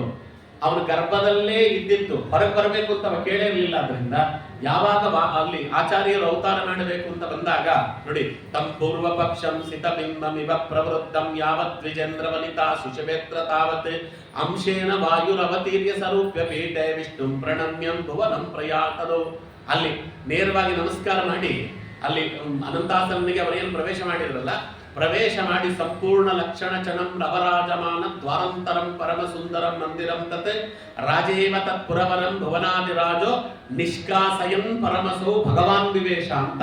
ಒಳಗಿದ್ದವನನ್ನ ಕಾಲು ಹಿಡಿದು ಹೊರಗಡೆ ಎಳೆದು ತಾವು ಪ್ರವೇಶ ಮಾಡಿದ್ರು ಅಂತ ಭಗವದ್ಗೀತೆ ಹೇಳುತ್ತದೆ. ಅವ್ರು ಹೊರಗೆ ಎಳೆಯಬೇಕಾದ್ರೆ ಅವ ಸತ್ತೋದ್ನಲ್ಲ, ಒಳಗಿದ್ದ ಲಾತವ್ಯ ನಾಮಕ ರುಜುದೇವತೆ ಒಂದು ಪೆಟ್ಟಾಕಿದ್ರಂತೆ, ಅವ ಸತ್ತ ಮೇಲೆ ಇವರು ಎಳೆದ ಮೇಲೆ ಇವರು ಪ್ರವೇಶ ಮಾಡಿದ್ರು. ಪ್ರವೇಶ ಮಾಡಿದ ಮೇಲೆ ಆ 32 ಲಕ್ಷಣಗಳೇನಿವೆ, 32 ಲಕ್ಷಣಗಳು ಸರಿಯಾಗಿ ಪ್ರಕಟವಾದುವಂತೆ ಏನು ಹೇಳ್ತಾರೆ. ವಾದಿರಾಜರ ಅವತಾರದಲ್ಲಿಯೂ ಹಾಗೆ ಆಗಿದೆಯೋ ಅದನ್ನ ರಘು ಪ್ರವೀರ ತೀರ್ಥರು ಹೇಳ್ತಾರೆ. ಶ್ರೀಮನ್ ಮಧ್ವಾಚಾರ್ಯ ದೇಹಂ ಗರ್ಭಸ್ಥಂಚ ವಿಶತ್ಯಸೋ ತದ್ ಆಗಮನ ಪರ್ಯಂತಂ ತತ್ರ ಸ್ಥಿತೌತ ಗಚ್ಚತಿ ಮಾತೃ ಪ್ರವಿಷ್ಟೋಪಿ ಶುಚಿಃ ಗರ್ಭ ಪೀಡಾ ವಿವರ್ಜಿತಃ ಕಥಂ ನಾನೃತು ಇತ್ಯತಃ ಕೋ ಮೃತಿಂ ಇತ್ತ ಉಕ್ತಂ ಮೃತಿಂಚ ಉಪಲಕ್ಷಣೆಯ ಜನಿರಪಿ ಗೃಹ್ಯತೆ ತಥಾ ಚ ಲೋಕೆ ಮಾಮೃತೆ ಕೋ ಮೃತಿಂ ಜನಿಂಚ ನಾನು ಯಾತಿ ಮೇ ವದಸ್ವ ನ ಕೋಪಿ ಯತ್ರ ಅತೋ ಜನಿ ಮೃತ್ಯ ಭಾವಸ್ಯ ಸಾಧಾರಣ್ಯ ಭಾವಾತ್ ತಂಚ ಮಮ ಕೃತವಾನ್ ಚ ಇತಿ ಚೋದ್ಯಂ ಇತಿ ಉಕ್ತಂ ನಾನೃತಂ ಇತಿ ಭಾವಃ ಇತಿ ಸ್ವಪ್ನ ವೃಂದಾವನಾಖ್ಯಾನೆ ಗುರುರಾಜಾನಂ ರುಜುತ್ವಾತ್ ನಿಷ್ಕಾಸಯನ್ ಪರಮಸೋ ಭಗವಾನ್ ವಿವೇಶ ಇತಿ ಮುಕ್ತರೀತ್ಯ ಶ್ರೀಮಧ್ವಾಚಾರ್ಯಾಣಂ ಅವತಾರವತ್ ಲೋಕ ಜನಿ ವಿಲಕ್ಷಣಂ ಅವತಾರಣಂ ಅಂಗೀಕರಣೀಯಂ ಸಶರೀರಂ ವೃಂದಾವನ ಪ್ರವೇಶಚ್ಚ ಐತಿಹ್ಯ ಸಿದ್ಧ್ಯಃ ಅಂತ ಬರೀತಾರೆ. ಅದೇ ರೀತಿ ಇಲ್ಲಿ ಲಾತವ್ಯ ನಾಮಕರಾದ ರುಜುದೇವತೆ ಒಳಗೆ ಪ್ರವೇಶ ಮಾಡುವಾಗ ಗವ್ಯ ನಾಮಕರಾದ ರುಜುದೇವತೆಗಳು ಒಳಗಿದ್ದು ಅವರನ್ನು ಹೊರಗೆ ಬರಲಿಕ್ಕೆ ಹೇಳಿ ಒಳಗೆ ಪ್ರವೇಶ ಮಾಡ್ತಾರೆ. ಒಳಗೆ ಪ್ರವೇಶ ಮಾಡಿ ಗುರುವಾಂ ದೇಶಾನ್ ಅದಕ್ಕೆ ಭರ್ಮಂ ಅಯಾತ್ ರಾಮೇಣ ಅದ್ಭುತಂ ಶಿಶುಂ ಭೂಮಿ ಸ್ಪರ್ಶಾತ್ ಪುರೈವಾಚೋ ಜಗೃಹು ಭೂತದೇಹಿನಂ. ರಾದಾಗ ಅವರು ಅಲ್ಲಿ ಹೊರಗಡೆ ಬರಲಿಕ್ಕೆ ಅಂತ ತೊಡಗಿದಾಗ ಇವರೆಲ್ಲ ಬಂಗಾರದ ಹರಿವಾಣವನ್ನು ಇಟ್ಟಿದ್ರು. ಆ ಬಂಗಾರದ ಹರಿವಾಣದೊಂದಿಗೆ ನಾಮಕನಾದ ರುಜುದೇವತೆ ಅವತಾರವಾಗ್ತದೆ. ಜ್ಞಾನ ದೃಷ್ಟೇ ಗುರುಮಿಹಿ ವಿಘ್ನಾತಾರ್ಥೈ ಪುರಾಗತಃ ಪ್ರಸೂತಿ ಕಾರ್ಯಂ ಕುಶಲಂ ನಿಯುಕ್ತ ವೃದ್ಧಯೋಷಿತಃ. ನೋಡಿ, ಸ್ವರ್ಣ ಪಾತ್ರ ಧೃತಂ ಬಾಲಂ ಗುರುಣಾಂ ಸನ್ನಿಧೌದ ನಿವೇದಯೇ ತಚ್ಚಿನ್ನಸ್ತನ್ ಗುರುವೋ ವೀಕ್ಷ ಬಾಲಕಂ. ಅವರ ಅಷ್ಟೊತ್ತಿಗಾಗಲೇ ವಾಗೀಶ ತೀರ್ಥರು ಅಲ್ಲಿಗೆ ಬಂದಿದ್ರಂತೆ. ಇವರು ಅವತಾರ ಮಾಡಿ ಹೊರಗೆ ಬರ್ತಾರೆ. ಹೊರಗೆ ಬಂದಾಗ ಮೊದಲು ಕೈ ಮುಗಿದು ಬಿಟ್ರು. ಯಾಕೆಂದ್ರೆ ಮುಂದೆ ನಿಮ್ಮ ಹತ್ರ ನಮಸ್ಕಾರ ಮಾಡಿಸ್ಕೊಳ್ಬೇಕು ಎಲ್ಲ ಇದೆ, ಅದಕ್ಕೆ ಈಗಲೇ ಕೈ ಮುಗಿತೇನೆ. ಭಾವಿ ವಾಯೋ ನಮಸ್ತುಭ್ಯಂ ರುಜುವರ್ಯ ಪ್ರಸೀದನಃ ಇತಿ ಸ್ಮರಂತ ಚಿತ್ತೇನ ಪ್ರಸ್ತುತ ಶಿಶುಮಾದರಾತ್ ಅಂತ ಭಾವಿ ವಾಯು ನಮಸ್ತುಭ್ಯಂ ರುಜುವರ್ಯ ಪ್ರಸೀದನಃ ಅಂತ ನಮಸ್ಕಾರ ಮಾಡಿಬಿಡ್ತಾರೆ. ಅವತಾರ ಮಾಡಿದಂತಹ ಮಗು ಒಂದು ಭಾವಿ ವಾಯು ಅಂತ. ಅದಕ್ಕೆ ನೋಡಿ, ಋಗ್ವೇದದ ಮೊದಲನೇ ಮಂಡಲದ ನಾಲ್ಕನೇ ಸಂಹಿತೆಯಲ್ಲಿ ರಾಜ ಕೃಷ್ಣೇಗೆ ನಾನಸೆ ಮನುಷ್ಯಾಣಂ ಯಥಾ ದೇವೇಭ್ಯೋ ಪರಶ್ಚ ಕರ್ತಃ. ರಾಘವೇಂದ್ರ ಆಚಾರ್ಯರು, ಕಾಶಿ ರಾಘವೇಂದ್ರ ಆಚಾರ್ಯರು ಶ್ಲೋಕ ತೆಗೆದುಕೊಟ್ಟು ವೇದದಿಂದ ರಾಜ ಅಂತ ಎಲ್ಲೆಲ್ಲಿ ಬರ್ತದೆ ವೇದದಲ್ಲಿ, ಆ ರಾಜ ಅಂತ ಬರುವುದೆಲ್ಲ ವಾದಿರಾಜರನ್ನು ಹೇಳ್ತದೆ ಅಂತ ತೆಗೆದುಕೊಳ್ಳ್ರಿ ಅಂತ. ಮಧ್ವ ಅನ್ನುವುದು ಹೇಗೆ ಮಧ್ವಾಚಾರ್ಯರನ್ನು ಹೇಳುತ್ತದೋ, ರಾಜ ಅಂತ ವೇದದಲ್ಲಿ ಮುಕ್ತವಾಗಿರುವ ಎಲ್ಲ ಪದಗಳು ವಾದಿರಾಜರನ್ನು ಹೇಳುತ್ತೆ ಅಂತ ಹೇಳಿ, ಕಲಿಮಲ ಧ್ವಂಸಕರಾದಂತಹ ಈ ರಾಜರೇನಿದ್ದಾರೆ ವಾದಿರಾಜರು ಮನುಷ್ಯರು ಮತ್ತು ದೇವತೆಗಳ ಸ್ಥಾನಮಾನಗಳನ್ನ ಅವರವರ ಯೋಗ್ಯತೆಗೆ ಮೇರೆಗೆ ಸಾಧನೆ ಮಾಡಿಸ್ತಾ ಆ ರೂಪವನ್ನ ಅವರು ಹರಿಗೆ ಅರ್ಪಿಸ್ತಾರೆ, ಕರ್ಮವನ್ನ. ಆದ್ದರಿಂದ ಪ್ರತಿಯೊಬ್ಬರು ಕೂಡ ಹೇಗೆ ವಾಯುದೇವರಿಗೆ ಬ್ರಹ್ಮದೇವರಿಗೆ ನಮಸ್ಕಾರ ಮಾಡ್ತಾರೋ ಹಾಗೆ ವಾದಿರಾಜ ಗುರು ಸಾರ್ವಭೌಮರಿಗೂ ಅವರ ಮೂಲ ರೂಪಕ್ಕೂ ನಮಸ್ಕಾರ ಮಾಡ್ತಾರೆ ಅಂತ ಇಲ್ಲಿ ಹೇಳಿದ್ದಾರೆ. ಶಾಲಿವಾಹಸ್ಯ ಶುಶಕೆ ಪಕ್ಷಾಕಾಶ ಯುಗೇಂತಕೆ ಶಾರ್ವರಿ ವತ್ಸರೆ ಮಾಘೆ ಶುಕ್ಲ ದ್ವಾದಶಿ ಕಾತಿತೌ ರುಜುದೇವ ಸಾವಾತವ್ಯ ಧರಣ್ಯಾಂ ಅವತೀರ್ಣವಾನ್ ಅಂತ 1402ನೇ ಶಾರ್ವರಿ ನಾಮ ಸಂವತ್ಸರ ಮಾಘ ಶುದ್ಧ ದ್ವಾದಶಿ ತಿಥಿ 1480 ಕ್ರಿಸ್ತಶಕ ಅವತ್ತು ಆತವ್ಯ ನಾಮಕರಾದ ರುಜುದೇವತೆಗಳು ಅವತಾರ ಮಾಡಿದ್ರು. ಅದು ಗೌರಿ ಗದ್ದೆ ಅಂತಲೇ ಅದು ಹೆಸರಾಯ್ತು. ಎಲ್ಲ ಅವತಾರ ಮಾಡಿದ್ರು ಅಲ್ಲೂ ನಮ್ಮ ಸ್ವರೂಪೋದ್ಧಾರಕರಾದ ವಿಶ್ವೋತ್ತಮ ತೀರ್ಥರು ಅದೇ ಜಾಗದಲ್ಲಿ, ಯಾವ ಜಾಗದಲ್ಲಿ ವಾದಿರಾಜರ ಅವತಾರ ಮಾಡಿದ್ರು ಅದೇ ಜಾಗದಲ್ಲಿ ಒಂದು ಗುಡಿ ನಿರ್ಮಾಣ ಮಾಡಿ ಅದೇ ಜಾಗದಲ್ಲಿ ಇದೇ ರೂಪದಲ್ಲಿರುವ ವಾದಿರಾಜರನ್ನ ಪ್ರತಿಷ್ಠಾಪನೆ ಮಾಡಿದ್ದಾರೆ. ಇವತ್ತಲ್ಲಿ ಹೋಗಿ ನೋಡ್ಕೊಂಡು ಬರ್ಬೋದು. ವಾದಿರಾಜರು ತಮ್ಮದೇ ಮೂರ್ತಿಯನ್ನ ತಮ್ಮ ತಾಯಿಗೆ ತಮ್ಮ ಕೈಯಾರೆ ಕೆತ್ತಿಕೊಟ್ರಲ್ಲ, ಅದೇ ಮೂರ್ತಿಯ ರೂಪದಂತಿರುವ ಮೂರ್ತಿಯಲ್ಲಿ ಪ್ರತಿಷ್ಠಾಪಿತವಾಗಿದೆ. ತಲೆ ಯಾವ ಜಾಗದಲ್ಲಿ ವಾದಿರಾಜರ ಅವತಾರ ಮಾಡಿದ್ರು ಅದೇ ಜಾಗದಲ್ಲಿ ಇವತ್ತು ವಾದಿರಾಜರ ಗುಡಿ ಅಲ್ಲಿದೆ. ಇವತ್ತು ನೋಡ್ಕೊಂಡು ಬರ್ಬೋದು. ಶಿಶೋ ವಿಯೋಗಂ ಅಶಂಕ್ಯ ವಿಷಣ್ಣು ದಂಪತಿ ತದಾ ಪಂಚಾಬ್ದಮೇತಂ ಪುಷ್ಟೀತಂ ಏತತ್ ಲೀಲಾ ವಿನೋದಿತೌ ಇತಿ ವಾಗೀಶ ತೀರ್ಥ ಉಕ್ತಂ ಸುಧಾಂ ಸಂಜೀವತೌ ಗುರು ಪ್ರಣಮ್ಯ ಶಿಶುಮಾದಾಯ ಗೃಹಂ ವಿವಶತ ಮುದಾ ಅಂತ ಈಗ ಕೊಟ್ಬಿಡ್ಬೇಕಾ ಅಂತ ಅವಳು ಯೋಚನೆ ಮಾಡ್ತಿದ್ದಾಳೆ. ಅದಕ್ಕೆ ಇಲ್ಲಮ್ಮ 5 ವರ್ಷದವರೆಗೂ ನೀವೇ ಇಟ್ಕೊಳ್ರಿ, ಜಾತಕರಣ ನಾಮಕರಣ ಉಪನಯನ ಎಲ್ಲ ನೀವೇ ಮಾಡಬೇಕಲ್ವಾ. ಇವೆಲ್ಲವನ್ನ ಮಾಡಿ ಉಪನಯನ ಮಾಡಿದ ಮೇಲೆ 5 ವರ್ಷಕ್ಕೆ ಉಪನಯನ, ಅಲ್ಲಿ 3 ಜನಕ್ಕೂ 5 ವರ್ಷಕ್ಕೆ ಉಪನಯನ ಆದದ್ದು ಅಲ್ವಾ. ಒಂದು ವ್ಯಾಸರಾಜಕ್ಕೂ ಸಾರ್ವಭೌಮರಿಗೂ 5 ವರ್ಷಕ್ಕೆ ಉಪನಯನ, ವಾದಿರಾಜರಿಗೂ 5 ವರ್ಷಕ್ಕೆ ಉಪನಯನ, ರಘೋತ್ತಮ ತೀರ್ಥರಿಗೂ 5 ವರ್ಷಕ್ಕೆ ಉಪನಯನ. 5 ವರ್ಷಕ್ಕೆ ಉಪನಯನ ಅಂತ ನಾನು ಅದಕ್ಕೆ ಸುಮಾರು ಕಡೆ ಹೇಳುವಾಗ ಹೇಳ್ತೇನೆ, ಆಚಾರ್ಯ ನಮ್ಮ ಮಗನಿಗೆ ಗುರುಬಲ ಇದೆಯಾ ನೋಡಿ, ಉಪನಯನ ಮಾಡಬೇಕು, ಗುರುಬಲ ಇದೆಯಾ ನೋಡಿ ಅಂತ ನನ್ನ ಹತ್ರ ಬರ್ತಾರೆ. ಗುರುಬಲ ಯಾವಾಗ ನೋಡಬೇಕು ಅನ್ನೋದೇ ನಮ್ಗೆ ಗೊತ್ತಿಲ್ಲ. ಗುರುಬಲ ನೋಡಬೇಕಾದದ್ದು 7 ತುಂಬಿದ ಮೇಲಲ್ಲ, ಗರ್ಭಾಷ್ಟಮ ಆದಾಗ ಗುರುಬಲ ಇರ್ಲಿ ಇಲ್ಲದೆ ಹೋಗ್ಲಿ ಉಪನಯನ ಮಾಡಿಬಿಡಿ ಅಂತದೆ ಶಾಸ್ತ್ರ. ಯಾಕೆಂದ್ರೆ ಗರ್ಭಾಷ್ಟಮ ಅನ್ನುವುದು ಅತ್ಯಂತ ಮುಖ್ಯವಾದದ್ದು. ಗುರುಬಲ ಬರೋಷ್ಟ್ರೊಳಗೆ 60 ವರ್ಷ ಆಗಿರ್ತದೆ ಅವನಿಗೆ. 60 ವರ್ಷಕ್ಕೆ ಉಪನಯನ ಮಾಡ್ತೀರಾ? ಗುರುಬಲ ಅನ್ನೋದು ಕಂಪಲ್ಸರಿ ಅಲ್ಲ ಉಪನಯನಕ್ಕೆ. ನಮ್ಗೆ ಅದೇ ಗೊತ್ತಿಲ್ಲ. ಏನಾಗ್ತದೆ, ಈ ಜ್ಯೋತಿಷ್ಯರು ಇರ್ತಾರಲ್ಲ ಅವರಿಗೆ ದುಡ್ಡು ಬರೋದೇ ಅದರಲ್ಲಿ. ಕೆಲವೆಲ್ಲ ಅದಕ್ಕೋಸ್ಕರ ಮುಚ್ಚಿಟ್ಟು ಬಿಡ್ತಾರೆ. ಈ ಜ್ಯೋತಿಷ್ಯ ಇದೆಯಲ್ಲ ಅದರಲ್ಲೂ ಕಲಿಯುಗದಲ್ಲಿ ಜ್ಯೋತಿಷ್ಯ 99.99 ಭಾಗ ನಡೆಯೋದಿಲ್ಲ. ಅದಕ್ಕೆ ತುಂಬಾ ತಲೆ ಕೆಡಿಸ್ಕೊಳ್ಳಿಕ್ಕೆ ಹೋಗಬೇಡ್ರಿ. ಯಾಕಂದ್ರೆ ಪಾರ್ವತಿ ದೇವಿ ಶಾಪ ಇದೆ. ಪದ್ಮಪುರಾಣದಲ್ಲಿ ಪಾರ್ವತಿ ದೇವಿ ಶಾಪ ಕೊಟ್ಟಿದ್ದಾಳೆ. ಕಲಿಯುಗದಲ್ಲಿ ಜ್ಯೋತಿಷ್ಯ ಅನ್ನೋದು 99 ಭಾಗ ನಡೆಯದೇ ಹೋಗಲಿ ಅಂತ ಶಾಪ ಇದೆ. ಯಾಕೆ ಏನು ಅನ್ನೋದು ಇನ್ನೊಂದ್ಸತಿ ಯಾವಾಗ ಉಪನ್ಯಾಸ ಬಂದಾಗ ಹೇಳ್ತೇನೆ ಕಥೆ. ಅದಕ್ಕೆ ಸುಮ್ಮನೆ ಇಲ್ಲಿ ನಾವು ವಾದಿರಾಜರ ಕಥೆ ನೋಡ್ತಿದ್ದೇವೆ, ಮಧ್ಯದಲ್ಲ ಕಥೆ ತೆಗೆದುಕೊಳ್ಳೋದು ಬೇಡ. ಹಾಗಾಗಿ ನಡೆಯುವುದಿಲ್ಲ. ಹಾಗಾಗಿ ಗುರು ಅದಕ್ಕೆ ಗುರುಬಲ ಯಾವಾಗ ನೋಡಬೇಕು ಅನ್ನೋದು ಯಾವಾಗ ಗೊತ್ತಾ? 5 ವರ್ಷಕ್ಕೆ ನೀವು ಮಗುವಿಗೆ ಏನಾದ್ರೂ ಉಪನಯನ ಮಾಡುವುದಿದ್ದರೆ ಅವಾಗ ಗುರುಬಲ ನೋಡಬೇಕು.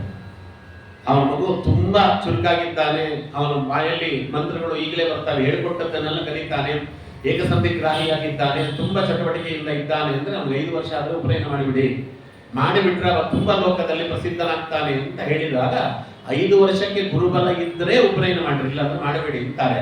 5 ವರ್ಷಕ್ಕೆ ಉಪನಯನ ಮಾಡುವಾಗ ಗುರುಬಲ ನೋಡೋದು, 7ಕ್ಕಲ್ಲ. ಸುಮಾರು ಜನಕ್ಕೆ ನಮ್ಮ ಮೊನ್ನೆ ಬಂದಿತ್ತು ಒಂದು 34 ವರ್ಷ ಅವರಿಗೆ ಗುರುಬಲ ಬಂದಿಲ್ಲ ಅಂತ ಉಪನಯನವೇ ಮಾಡಿಲ್ಲ. ಪ್ರಯೋಜನ ಏನು? ಬ್ರಾಹ್ಮಣ ಜನ್ಮ ಬಂದು ಪ್ರಯೋಜನ ಏನು? ಅದರಲ್ಲೂ ವೈಷ್ಣವ ಜನ್ಮ ಬಂದು ಪ್ರಯೋಜನ ಏನು? ಏನ್ ಪ್ರಯೋಜನ ಇದೆ? ತಂದೆಯ ಕರ್ತವ್ಯ ಏನು ಗೊತ್ತಾ? ತಂದೆ ಹೇಳ್ತಾರೆ, ಈ 5 ಮಾಡಿದವನನ್ನ ತಂದೆ ಅಂತ ಕರೀತಾರೆ. ಇಲ್ಲ, ತಂದೆ ಅಂತ ಕರೆಯುವುದಿಲ್ಲ. ಜನಿತ ಮೊದಲು ಜನ್ಮಕ್ಕೆ ಕಾರಣನಾಗಬೇಕು. ಉಪನೀತಾಚ ಎರಡನೆಯದು. ಉಪನಯನಕ್ಕೆ ಅವ ಸರಿಯಾದ ಸಮಯದಲ್ಲಿ ಮಾಡಿದ್ರೆ ಅವ ತಂದೆ, ಇಲ್ಲ ಅಂತ ತಂದೆ ಅಲ್ಲ. ನನಗಿಷ್ಟ ಬಂದಂಗೆಲ್ಲ ಉಪನಯನ ಮಾಡೋಂಗಿಲ್ಲ. ಅದಕ್ಕೆ ಹೆಂಗೆ ನಾಮಕರಣಾದಿಗಳನ್ನ ಹೇಗೆ ಸಕಾಲಕ್ಕೆ ಮಾಡ್ತೇವೋ ಉಪನಯನ ಸಕಾಲಕ್ಕೆ ಮಾಡಬೇಕು ಅಂತಿದೆ. ಅದಕ್ಕೋಸ್ಕರವಾಗಿ ಹೇಳಿದ್ದು. ಅದಕ್ಕೆ ಉಪನೀತಾಚ.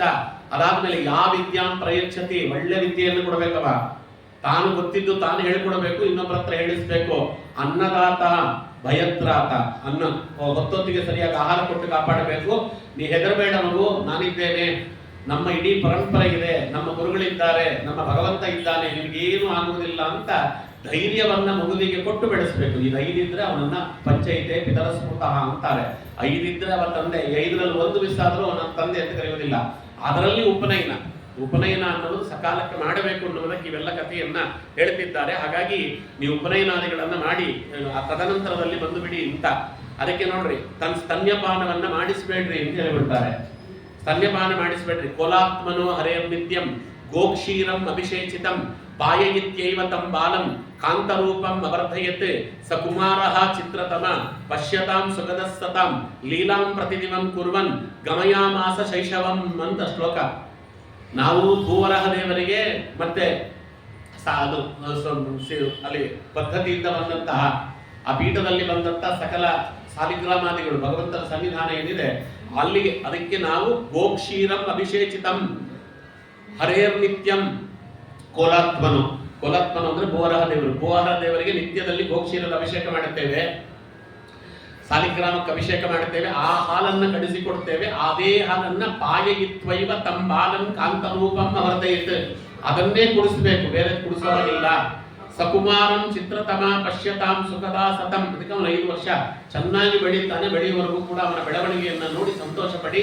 ಪ್ರತಿದಿನಂ ಕುರ್ವನ್ ಗಮಯಾಸ ಶೈಶವಂ ಅಂತ. ಪಂಚಮೇ ಅಬ್ಧ ಸಾವಿತ್ರಿ ಕೃಷ್ಣನ್ ರಮ್ಯತನು ಪಟು, 5 ವರ್ಷ ತುಂಬಿರ್ಲಿಕ್ಕೆ ಉಪನಯನ ಮಾಡಿಬಿಡಿ ಅಂತ. ಉಪನಯನ ಮಾಡಿದ ಮೇಲೆ ನಮ್ಮ ಹತ್ರ ತಂದು ಬಿಡಿ ಅಂತ ಅವರು ಹೇಳುತ್ತಾರೆ.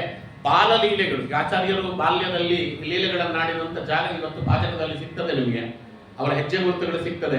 ಅದೇ ರೀತಿ ಹೂವಿನ ಕೆರೆಗೆ ಹೋಗ್ರಿ, ಹೂವಿನ ಕೆರೆಯಲ್ಲಿ ವಾದಿರಾಜರ ಹೆಜ್ಜೆ ಗುರುತುಗಳಿವೆ ಇವತ್ತು. ಅವರಿಗೆ ಹೇಗೆ ಬಾಲ್ಯದಲ್ಲಿ ಒಂದು ಹಾವಿನ ರೂಪದಲ್ಲಿ ಒಬ್ಬ ದೈತ್ಯ ಬಂದು ಸಂಹಾರ ಮಾಡಬೇಕು ಅಂತ ಬಂದಾಗ ಆಚಾರ್ಯರವರ ತಲೆಯ ಮೇಲೆ ಕಾಲಿಟ್ಟು ಅದನ್ನು ಸಂಹಾರ ಮಾಡಿದ್ರಲ್ಲ, ಅದೇ ರೀತಿ ಇದೇ ವಾದಿರಾಜರು ಬಾಲ್ಯದಲ್ಲಿದ್ದಾಗ ಅವರನ್ನು ಕೊಲ್ಲಬೇಕು ಅಂತ ಒಂದು ಹಾವು ಬಂದು, ಅಸುರ ಹಾವಿನ ರೂಪದಲ್ಲಿ ಬಂದು ಅದರ ತಲೆಯ ಮೇಲೆ ಕಾಲಿಟ್ಟು ಹೊಸಗಿದಂತ ಜಾಗ ಇವತ್ತಿಗೂ ನಿಮಗೆ ಹೂವಿನ ಕೆರೆಯಲ್ಲಿ ಸಿಗ್ತದೆ. ಅವರ ಹೆಜ್ಜೆ ಗುರುತುಗಳಿವೆ. ಜಾರು ಬಂಡೆ ಆಡಿದ್ದಾರೆ ಅಲ್ಲಿ, ಭೂವರಹ ಅಂತ ಹೆಸರಿಟ್ಟದ್ದವರಿಗೆ ಜಾರು ಬಂಡೆ ಆಡಿದ್ದಾರೆ. ದಯವಿಟ್ಟು ನೋಡ್ಕೊಂಡು ಬನ್ರಿ. ಆ ಜಾರು ಬಂಡೆ ಆಡಿದ ಜಾಗ ಬೆಳ್ಳಗಿದೆ ಇವತ್ತಿಗೂ ಕೂಡ. ಆ ಇಡೀ ಬಂಡೆ ಕಪ್ಪಗಿದೆ. ಅವ್ರು ಎಲ್ಲಿ ಜಾರು ಬಂಡೆ ಆಡಿದ್ದಾರೋ ಆ ಜಾಗ ಮಾತ್ರ ಇವತ್ತಿಗೂ ಬೆಳ್ಳಗಿದೆ. ಎಷ್ಟು ಆಯ್ತು ವಾದಿರಾಜರು ವೃಂದಾವನ ಪ್ರವೇಶ ಮಾಡಿ ಎಷ್ಟು ವರ್ಷಗಳಾಯ್ತು ನೋಡ್ಕೊಂಡ್ರಿ. 1600 ಇಸ್ವಿನಲ್ಲಿ ಅವರು ವೃಂದಾವನ ಪ್ರವೇಶ ಮಾಡಿದ್ದು ಅಲ್ವಾ. ಹೆಚ್ಚು ಕಮ್ಮಿ 600 ಅಂತ ಕೇಳಿದ್ರೆ ಈಗ 416 ವರ್ಷದ ಮೇಲಾಯ್ತಲ್ಲ. ಇಷ್ಟಾದರೂ ಕೂಡ ಆ ಬೆಳ್ಳಗಿರುವಂತಹ ಬಣ್ಣ ಹೋಗಿಲ್ಲ. ಅದಕ್ಕೆ ಬಾಲ್ಯ ಲೀಲೆಗಳಲ್ಲಿ ಏನೇನು ಗುರುತುಗಳಿದೆಯೋ ಅವೆಲ್ಲ ಗುರುತುಗಳು ಸಿಗ್ತವೆ ಅಂತ ಇಷ್ಟು ಅವರ ಕತೆ ಉಪನಯನ ಮಾಡಿ ಕಂಡು ಅವರನ್ನ ತಂದು ಬಿಟ್ರು ಅನ್ನೋದನ್ನು ನಾವು ನೋಡ್ತೇವೆ. ಇಲ್ಲಿಂದ ಸ್ವಲ್ಪ ಅವ್ರು ನೋಡ್ರಿ, ಆಚಾರ್ಯರ ಅವರ ಜೀವನ ಚರಿತ್ರೆಯಲ್ಲಿ ಏನೇನು ನಡೆದಿದೆ ಅವೆಲ್ಲವೂ ವಾದಿರಾಜರ ಜೀವನ ಚರಿತ್ರೆಯಲ್ಲಿ ನಡೆದಿದೆ ಅನ್ನೋದಕ್ಕೆ ಇದು ನೋಡಿ. ಇಬ್ಬರ ತಂದೆ ತಾಯಿಗಳು ಕೂಡ ಪರಶುರಾಮ ದೇವರ ಕ್ಷೇತ್ರದಲ್ಲಿ ಅವತಾರ ಮಾಡಿದವರೇ. ಇಬ್ಬರು, ಅವರು ಪರಶುರಾಮ ದೇವರ ಕ್ಷೇತ್ರ, ಇವರು ಪರಶುರಾಮ ದೇವರ ಕ್ಷೇತ್ರ. ಹಾಗಾಗಿ ಇಬ್ಬರು 12 ವರ್ಷಗಳ ಕಾಲ ವ್ರತವನ್ನಾಚರಣೆ ಮಾಡಿದವರೇ ಇಬ್ಬರು ಕೂಡ. ಇಬ್ಬರಿಗೂ ದೊರೆತಂತಹ ಮಕ್ಕಳಿದ್ದಾರಲ್ಲ, ಅವರು ತಮಗೊಬ್ಬ ತಮ್ಮ ಅವತಾರ ಮಾಡಿದ ಮೇಲೆ ಸನ್ಯಾಸ ಸ್ವೀಕಾರ ಮಾಡಿದ್ರು. ಮಧ್ವಾಚಾರ್ಯರಿಗೆ ಹೇಳುವಾಗ ಯದಾ ವಿರಕ್ತ ಪುರುಷ ಪ್ರಜಾಯತೆ ತದೈವ ಸನ್ಯಾಸ ನಿಧಿ ಶ್ರುತೌ ಶ್ರುತಿ ನ ಸಂಗ್ರಹೀನೋಪಿ ಪರಿವ್ರಜಾಮಿ ವಾಮಹಂ ತಂ ಶುಶ್ರೂಷಂ ಅಕಲ್ಪಯನ್ನಿತಿ ಅಂತ ಆಚಾರ್ಯರು. ವಿರಕ್ತನಾದಾಗ ಮನುಷ್ಯ ಸನ್ಯಾಸ ಸ್ವೀಕಾರ ಮಾಡಬೇಕು. ವಿರಕ್ತಿ ಎನ್ನುವುದೇ ಅದಕ್ಕೆ ದೊಡ್ಡ ಕ್ವಾಲಿಫಿಕೇಶನ್ನು. ನಿಮಗೊಬ್ಬ ಪಾಲಕ, ನನಗೊಬ್ಬ ತಮ್ಮ ಹುಟ್ಟೋವರೆಗೂ ನಾನು ಸನ್ಯಾಸ ಸ್ವೀಕಾರ ಮಾಡುವುದಿಲ್ಲ, ಯೋಚನೆ ಮಾಡಬೇಡಿ ಅಂತ ಹೇಳಿದ್ರು. ಅವರಿಗೆ ವಿಷ್ಣು ತೀರ್ಥರು ಹುಟ್ಟಿದ ಮೇಲೆ ಅವರು ಸನ್ಯಾಸ ಸ್ವೀಕಾರ ಮಾಡ್ತಾರೆ. ಅದೇ ರೀತಿ ಈ ಮಗುವಿಗೆ ಸನ್ಯಾಸ ಕೊಡಬೇಕು ಅಂದಾಗ ಅಲ್ಲಿ ಬಂದು ನಮಗಿರುವವನೇ ಒಬ್ಬ ಮಗ ಅವನು ಸನ್ಯಾಸ ಕೊಟ್ಟರೆ ಹೆಂಗೆ ಅಂದ್ರೆ, ಸ್ವವಂಶ ಮುಕ್ತಾಮಣಿ ರೇಖ ಏವ ಸುತೋಯತಿ ಸ್ಯಾತ್ ಸ್ವಕುಲಂ ವಿನಶ್ಯೇತ್ ಇತ್ತಂ ವಿಷಣ್ಣೋ ದ್ವಿಜದಂಪತೀತೌ ವಾಗೀಶ ಯೋಗಿ ದಯವಾನ ಊಚೆ ಮಾಭೀಷ್ಟಮೇತತ್ ಸತು ಸುತತುಲ್ಯ ರೂಪೋ ದ್ವಿತೀಯ ಪುತ್ರೋ ಭವತೀತಿ ತತ್ರ ಪಶ್ಚಾತ್ತಯೋ ಸೂನುಹು ಅಭೂತ್ ವರಾಹ ತುಲ್ಯಾತ್ ಕೃತಿ ದೋಷಕರ ಸ್ವಪಿತ್ರೋ. ಅವ್ರು ಬಂದು ವಾಗೀಶ ತೀರ್ಥರ ಹತ್ರ ಕೇಳಿದ್ರಂತೆ. ವಾಗೀಶ ತೀರ್ಥರು ಹೇಳುವುದಕ್ಕಿಂತ ಮುಂಚೆ ಭೂವರಾಹ ಹೇಳಿದ, ನನಗೊಬ್ಬ ತಮ್ಮ ಹುಟ್ಟಿದ ಮೇಲೆ ಸ್ವೀಕಾರ ಮಾಡ್ತೇನೆ, ನಾನು ಸನ್ಯಾಸವನ್ನು ಯೋಚನೆ ಮಾಡಿಬಿಡ್ರಿ ಅಂತ. ಇವ್ರು ಯೋಚನೆ ಮಾಡಿದ್ರು. ಮೊದಲನೇ ಮಗು ಹುಟ್ಟಲಿಕ್ಕೆ 12 ವರ್ಷ ಆಯ್ತು. ಅದಕ್ಕೆ ಅಂತ ಒಪ್ಕೊಂಡು ಬಿಡೋಣ, ಈಗ ಇನ್ನು 12 ವರ್ಷ ಆಗ್ತದೋ 14 ವರ್ಷ ಆಗ್ತದೋ ಅಷ್ಟರೊಳಗೆ ಅವನಿಗೆ ಸನ್ಯಾಸಿ ಆಗಬೇಕು ಅನ್ನೋ ಬುದ್ಧಿ ತಪ್ಪೋಗಿದ್ರೆ ಒಳ್ಳೇದಲ್ವಾ ಅಂತ ಅವ್ರು ಒಪ್ಕೊಂಡ್ರು. 1 ವರ್ಷದೊಳಗೆ ಮಗುವಾಗಿಬಿಡ್ತು. ಕೊಡುವವ ಅವನು, ಅವನಿಗೆ ಯಾವಾಗ ಕೊಡಬೇಕು ಅಂತ ಇಚ್ಛೆ ಇರ್ತದೋ ಅವನು ಕೊಡ್ತಾನೆ. ನಮಗೇನು ನಡೆಯುವುದಿಲ್ಲ. ತೃಣಮಪ್ಪಿನ ಚಲತಿ ತೇನವಿನ. ಹಾಗಾಗಿ ಅಲ್ಲಿ ವಿಷ್ಣು ತೀರ್ಥರ ಅವತಾರ ಮಾಡಿದ ಮೇಲೆ ಆಚಾರ್ಯರು ಸನ್ಯಾಸ ಸ್ವೀಕಾರ ಮಾಡಿದ್ರು. ಇಲ್ಲಿ ತಮ್ಮ ಅವತಾರ ಮಾಡಿದ ಮೇಲೆ ಇವರು ಸನ್ಯಾಸ ಸ್ವೀಕಾರ ಮಾಡಿದ್ರು. ನೋಡಿ, ಅವರ ತಮ್ಮಂದರಿಬ್ಬರು ಸನ್ಯಾಸಿಗಳಾದರು. ಅವರು ವಿಷ್ಣು ತೀರ್ಥರಾದ್ರು, ಇವರು ಸುರೋತ್ತಮ ತೀರ್ಥರಾದರು. ಅಲ್ಲಿ ವಾದಿರಾಜರ ತಮ್ಮಯ್ಯರ ಸುರೋತ್ತಮ ತೀರ್ಥರಾದ್ರು, ಅವರು ಭಂಡಾರಕೇರಿ ಮಠದ ಪೀಠಾಧಿಪತಿಗಳಾಗ್ತಾರೆ. ಮುಂದೆ ಅವರನ್ನು ಅವರದೇ ಮಠಕ್ಕೆ ತಗೋಬೋದಾಗಿತ್ತು, ತಗೊಳ್ಳಿಲ್ಲ. ವಾದಿರಾಜರ ಯುಕ್ತಿ ಮಲ್ಲಿಕಾ ಗ್ರಂಥಕ್ಕೆ ವ್ಯಾಖ್ಯಾನ ಬರೆದಂತ ಪ್ರಪ್ರಥಮ ವ್ಯಕ್ತಿಗಳು ಸುರೋತ್ತಮ ತೀರ್ಥರು. ಅಭೂತಪೂರ್ವವಾದ ವ್ಯಾಖ್ಯಾನ, ಪರಮಾದ್ಭುತವಾದ ವ್ಯಾಖ್ಯಾನ. ನೋಡ್ಬೋದು. ಹೀಗೆ ಇಬ್ಬರು ಕೂಡ ತಮ್ಮ ತಮ್ಮಂದರಿಗೆ ಸನ್ಯಾಸಿ ಆಗುವಂತೆ ಮಾಡಿದವರು ಅಂತ ಇದನ್ನ ನೋಡ್ತೇವೆ. ಇನ್ನೊಂದು ಏನು ಅಂದ್ರೆ, ಇಬ್ಬರಿಗೂ ವೇದವ್ಯಾಸ ದೇವರು ಸ್ವತಃ ಪ್ರತ್ಯಕ್ಷರಾಗಿ ಆಜ್ಞೆ ಮಾಡಿದ್ದಾರೆ. ಮಧ್ವಾಚಾರ್ಯರಿಗೆ ಸ್ವತಃ ಅವರು ವೇದವ್ಯಾಸ ದೇವರು ಪ್ರತ್ಯಕ್ಷರಾಗಿ ನೀವು ಮಹಾಭಾರತ ತಾತ್ಪರ್ಯ ನಿರ್ಣಯ ಬರೀರಿ ಅಂತ ಅವರು ಹೇಳಿದರು. ವಾದಿರಾಜ ಗುರು ಸಾರ್ವಭೌಮರಿಗೆ ಪ್ರತ್ಯಕ್ಷರಾಗಿ ನೀವು ಮಹಾಭಾರತದ ಲಕ್ಷಾಲಂಕಾರವನ್ನು ಬರೀರಿ ಅಂತ ಇವರು ಹೇಳುತ್ತಾರೆ. ಇಬ್ಬರು ಕೂಡ ಪ್ರಯಾಗೇ ಬ್ರಾಹ್ಮಣ ಸಂಧ್ಯಾಮಠೆ ಜಪಪರಸ್ಯ ಹಿ ಮುನಿವೇಶ ಧರೋ ವ್ಯಾಸ ಸಾಕ್ಷಾತ್ ದೃಷ್ಟಿ ಪತೆ ಸ್ಥಿತ. ನೇರವಾಗಿ ಇವರು ಅಲ್ಲಿ ಪ್ರಯಾಗದ ಸಂಧ್ಯಾಮಠದಲ್ಲಿ ವಾದಿರಾಜರು ಜಪ ಮಾಡುತ್ತಿದ್ದಾಗ ನೇರವಾಗಿ ಬಂದ್ರಂತೆ. ವೇದವ್ಯಾಸ ದೇವರು ಬಂದು ಹೇಳ್ತಾರೆ, ಮತ್ರೋಪಯಾಚಿತಂ ವತ್ಸ ಲಕ್ಷ ಭೂಷಾ ನಿವೇದೆಯನ್ನ. ಅಲ್ಲಿ ನಿಮ್ಮ ತಾಯಿಯಾದವಳು ನನಗೆ ಲಕ್ಷಾಭರಣವನ್ನು ಕೊಡ್ತೇನೆ ಅಂತ ಅವಳು ಹರಕೆ ಹೊತ್ತಿದ್ದಾಳಪ್ಪ, ನನಗೆ ಈ ಲಕ್ಷಾಭರಣ ಕಟ್ಕೊಂಡು ನನಗೇನಾಗಬೇಕಾಗಿದೆ? ಅದಕ್ಕೆ ಮಹಾಭಾರತಕ್ಕೊಂದು ಲಕ್ಷಾಲಂಕಾರ ಅಂತ ಬರೀ. ಮಹಾಭಾರತದಲ್ಲಿ 8,800 ಶ್ಲೋಕಗಳು, ಕೂಟ ಶ್ಲೋಕಗಳು ಅಂತಿವೆ. ಅದು ಗಣಪತಿ ಹೇಳಿದ್ದಂತೆ ವೇದವ್ಯಾಸ ದೇವರಿಗೆ, ನಾನು ಬರೀತೇನೆ, ನನ್ನ ಪೆನ್ನಿಗೆ ರಸ್ಟ್ ಇಲ್ಲದೆ ಇದ್ದಂಗೆ ನೀವು ಹೇಳಬೇಕು ಅಂತ. ಅವನು ಒಂಚೂರು ಅಹಂಕಾರ, ಅಲ್ಲಿ ಒಳಗೆ ಕಲಿಯ ಆವೇಶ. ವೇದವ್ಯಾಸ ದೇವರು ಹೇಳಿದ್ರು, ನಾನು ಹೇಳುವ ಮಹಾಭಾರತವನ್ನು ಅರ್ಥ ಮಾಡಿಕೊಂಡು ಬರೀಬೇಕು. ನೀ ಅರ್ಥ ಮಾಡಿಕೊಂಡು ಬರೀತೀಯಾ, ನಾನು ನಿನಗೆ ಪೆನ್ನಿಗೆ ರಸ್ಟ್ ಇಲ್ಲದೆ ಇದ್ದಂಗೆ ಹೇಳ್ತೇನೆ ಹೂ ಅಂತ. ಅವ ತನ್ನ ದಂತವನ್ನೇ ಮುರ್ಕೊಂಡ, ಏಕದಂತನಾಗಿ ಬಿಟ್ಟ. ಗಣಪತಿ ತನ್ನ ದಂತ ಮುರ್ಕೊಂಡು ಮಹಾಭಾರತವನ್ನು ಬರೆದದ್ದು. ಯಾವಾಗ ಗಣಪತಿಯಲ್ಲಿ ಸ್ವಲ್ಪ ಅಹಂಕಾರ ಬರ್ತಿದೆ ಅಂತ ಗೊತ್ತಾಗ್ತಿತ್ತು, ಒಂದು ಕೂಟ ಶ್ಲೋಕ ಹಾಕೋರಂತೆ. ಈ ಕೂಟ ಶ್ಲೋಕವನ್ನು ಅರ್ಥ ಮಾಡಿಕೊಂಡು ಬರೀ ಅಂತ. ಇವತ್ತಿಗೆ 8,800 ಶ್ಲೋಕ ಇದೆ. ವಾದಿರಾಜರ ಲಕ್ಷಾಲಂಕಾರ ಇರಲಿಲ್ಲ ಅಂದಿದ್ರೆ ಅವೆಲ್ಲವೂ ಕೂಡ ಅಪಾತ್ರಗಳಾಗಿ ಬಿಡ್ತಿತ್ತು. ಒಂದೇ ಒಂದು ಶ್ಲೋಕ ಹೇಳ್ತೇನೆ, ಮಹಾಭಾರತದಲ್ಲೇ ಇರುವ ಶ್ಲೋಕ. ಅದು ಯುದ್ಧ ಪರ್ವದಲ್ಲಿ ಬರ್ತದೆ, ದ್ರೋಣ ಪರ್ವದಲ್ಲಿ ನೋಡಿ. ಕೇಶವಂ ಪತಿತಂ ದೃಷ್ಟ್ವಾ ಪಾಂಡವಾನಂ ಹರ್ಷಮಾಗತಃ ರುರುದ ಕೌರವ ಸರ್ವೇ ಹಾ ಕೇಶವ ಕೇಶವ ಇತಿ ಅಂತ ಇದೆ ಶ್ಲೋಕ. ಎಲ್ಲಾರು ನೀವು ಮಹಾಭಾರತದಲ್ಲಿ ಕೇಳಿದ್ದೀರಾ. ಕೇಶವಂ ಪತಿತಂ ದೃಷ್ಟ್ವಾ, ಯುದ್ಧದಲ್ಲಿ ಕೇಶವ ಪತಿತನಾಗಲಾಗಿ ಅಂದ್ರೆ ಕೇಶವ ಸಾಯಲಾಗಿ ಪಾಂಡವರಿಗೆ ಹರ್ಷ ಆಗಿ ಬಿಡುತ್ತಂತೆ. ಕೃಷ್ಣ ಸಾಯಲಿಕ್ಕೆ ಪಾಂಡವರಿಗೆ ಹರ್ಷವಾಗ್ತದ? ರುರುದ ಕೌರವ ಸರ್ವೇ, ಕೌರವರೆಲ್ಲ ಗೊಳೋ ತತ್ತು ಬಿಟ್ಟಂತೆ. ಕೃಷ್ಣ ಸತ್ತೋಗ್ಬಿಟ್ಟಲ್ಲ, ಆ ಕೇಶವ ಕೇಶವ ಇತಿ. ಇದು ತದ್ವಿರುದ್ಧವಾದದ್ದು. ಅರ್ಥ ಮಾಡೋದು ಹೆಂಗೆ ಅದಕ್ಕೆ? ನೀವು ಅರ್ಥವೇ ಬರೋದಿಲ್ಲ. ವಾದಿರಾಜರು ಲಕ್ಷಾಲಂಕಾರದಲ್ಲಿ ಬರೀತಾರೆ, ಸರಿಯಾಗಿ ಅರ್ಥ ಮಾಡಿಕೊಳ್ಳ್ರಿ. ಏನ್ ಅರ್ಥ ಅಂತ ಕೇಳಿದ್ರೆ, ಕೇಶವ ಅಲ್ಲ, ಅದು ಕೇ ಕಾಮ ಹಾಕೊಳ್ರಿ, ಶವಂ ಪತಿತಂ ದೃಷ್ಟ ಅಂತ ಅರ್ಥ. ಅಲ್ಲಿ ನದಿ ಇತ್ತಂತೆ, ದೊಡ್ಡ ನದಿಗಳಿದ್ವು. ಆ ನದಿಯಲ್ಲಿ ಒಂದು ಹೆಣ ಬಿತ್ತಂತೆ. ಆ ಹೆಣ ಏನು, ಇಲ್ಲಿ ಯುದ್ಧ ಮಾಡುವಾಗ ಒಂದು ಹೆಣ ಇದ್ದಕ್ಕಿದ್ದಂತೆ ನದಿಯಲ್ಲಿ ಬಿದ್ದು ಬಿಡ್ತು. ಪಾಂಡವರು ಅಂತಂದ್ರೆ ಹದ್ದುಗಳು ಅಂತ ಅರ್ಥ. ಹದ್ದುಗಳಿಗೆ ಸಂತೋಷ ಆಗಿ ಬಿಡುತ್ತಂತೆ. ಓ, ಇದೊಂದು ಹೆಣ ಇದೆ, ಈ ಹೆಣವನ್ನು ನಾವು ಮಾತ್ರ ತಿನ್ನಬಹುದು ಅಂತ ಸಂತೋಷ ಆಯ್ತಂತೆ. ಕೌರವರು ಅಂದ್ರೆ ಗುಳ್ಳೆ ನರಿಗಳು ಅಂತ ಅರ್ಥ. ನರಿಗಳಿಗೆಲ್ಲ ದುಃಖವಾಯ್ತಂತೆ, ಯಾಕೆಂದ್ರೆ ಅದು ನದಿಯಲ್ಲಿ ತೇಲ್ಕೊಂಡು ಹೋಗಿಬಿಡುತ್ತದೆ. ನಮಗೆ ಹಾ ಕೇಶವ ಹಾ ಕೇ ಶವ, ನಮ್ಗೆ ಶವ ಸಿಗ್ಲಿಲ್ವಲ್ಲ ತಿನ್ಲಿಕ್ಕೆ ಅಂತ ಅವು ಅರ್ಥವು ಅಂತ ಈ ಅರ್ಥ ವಾದಿರಾಜರು ಬರೀದೇ ಹೋಗಿದ್ರೆ ನಮ್ಗೆ ಅರ್ಥವೇ ಆಗ್ತಿರ್ಲಿಲ್ಲ.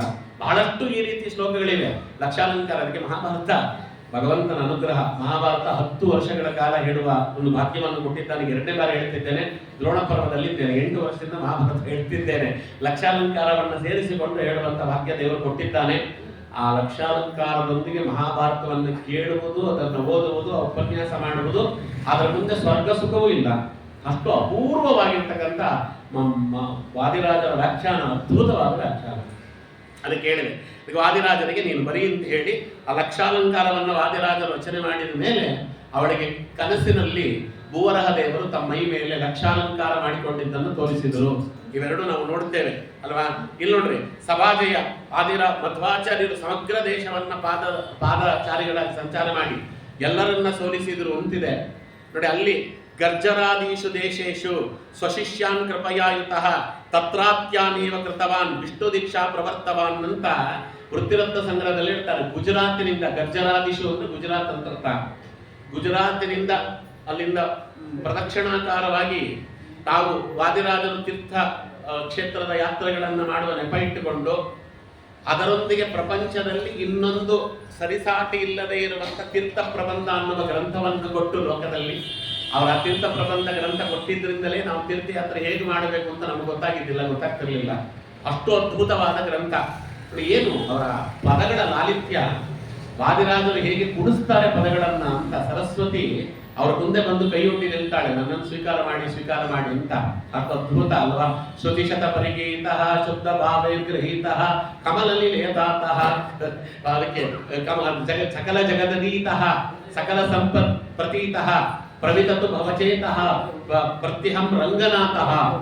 ಅವರು ನಮ್ಮಂಬೋಧನಿಲ್ಲ ಸ್ಫುರತ್ತೆ ಮಜಾಲಷ್ಟೇ ಚೇಲ ಅಂತ ಒಂದೊಂದು ಮಾತುಗಳು ಅವರ ಬಾಯಲ್ಲಿ ಬರುವುದು ತೀರ್ಥ ಪ್ರಬಂಧದಲ್ಲಿ. ಅದ್ಭುತವಾದ ಮಾತುಗಳು ಅಂತ.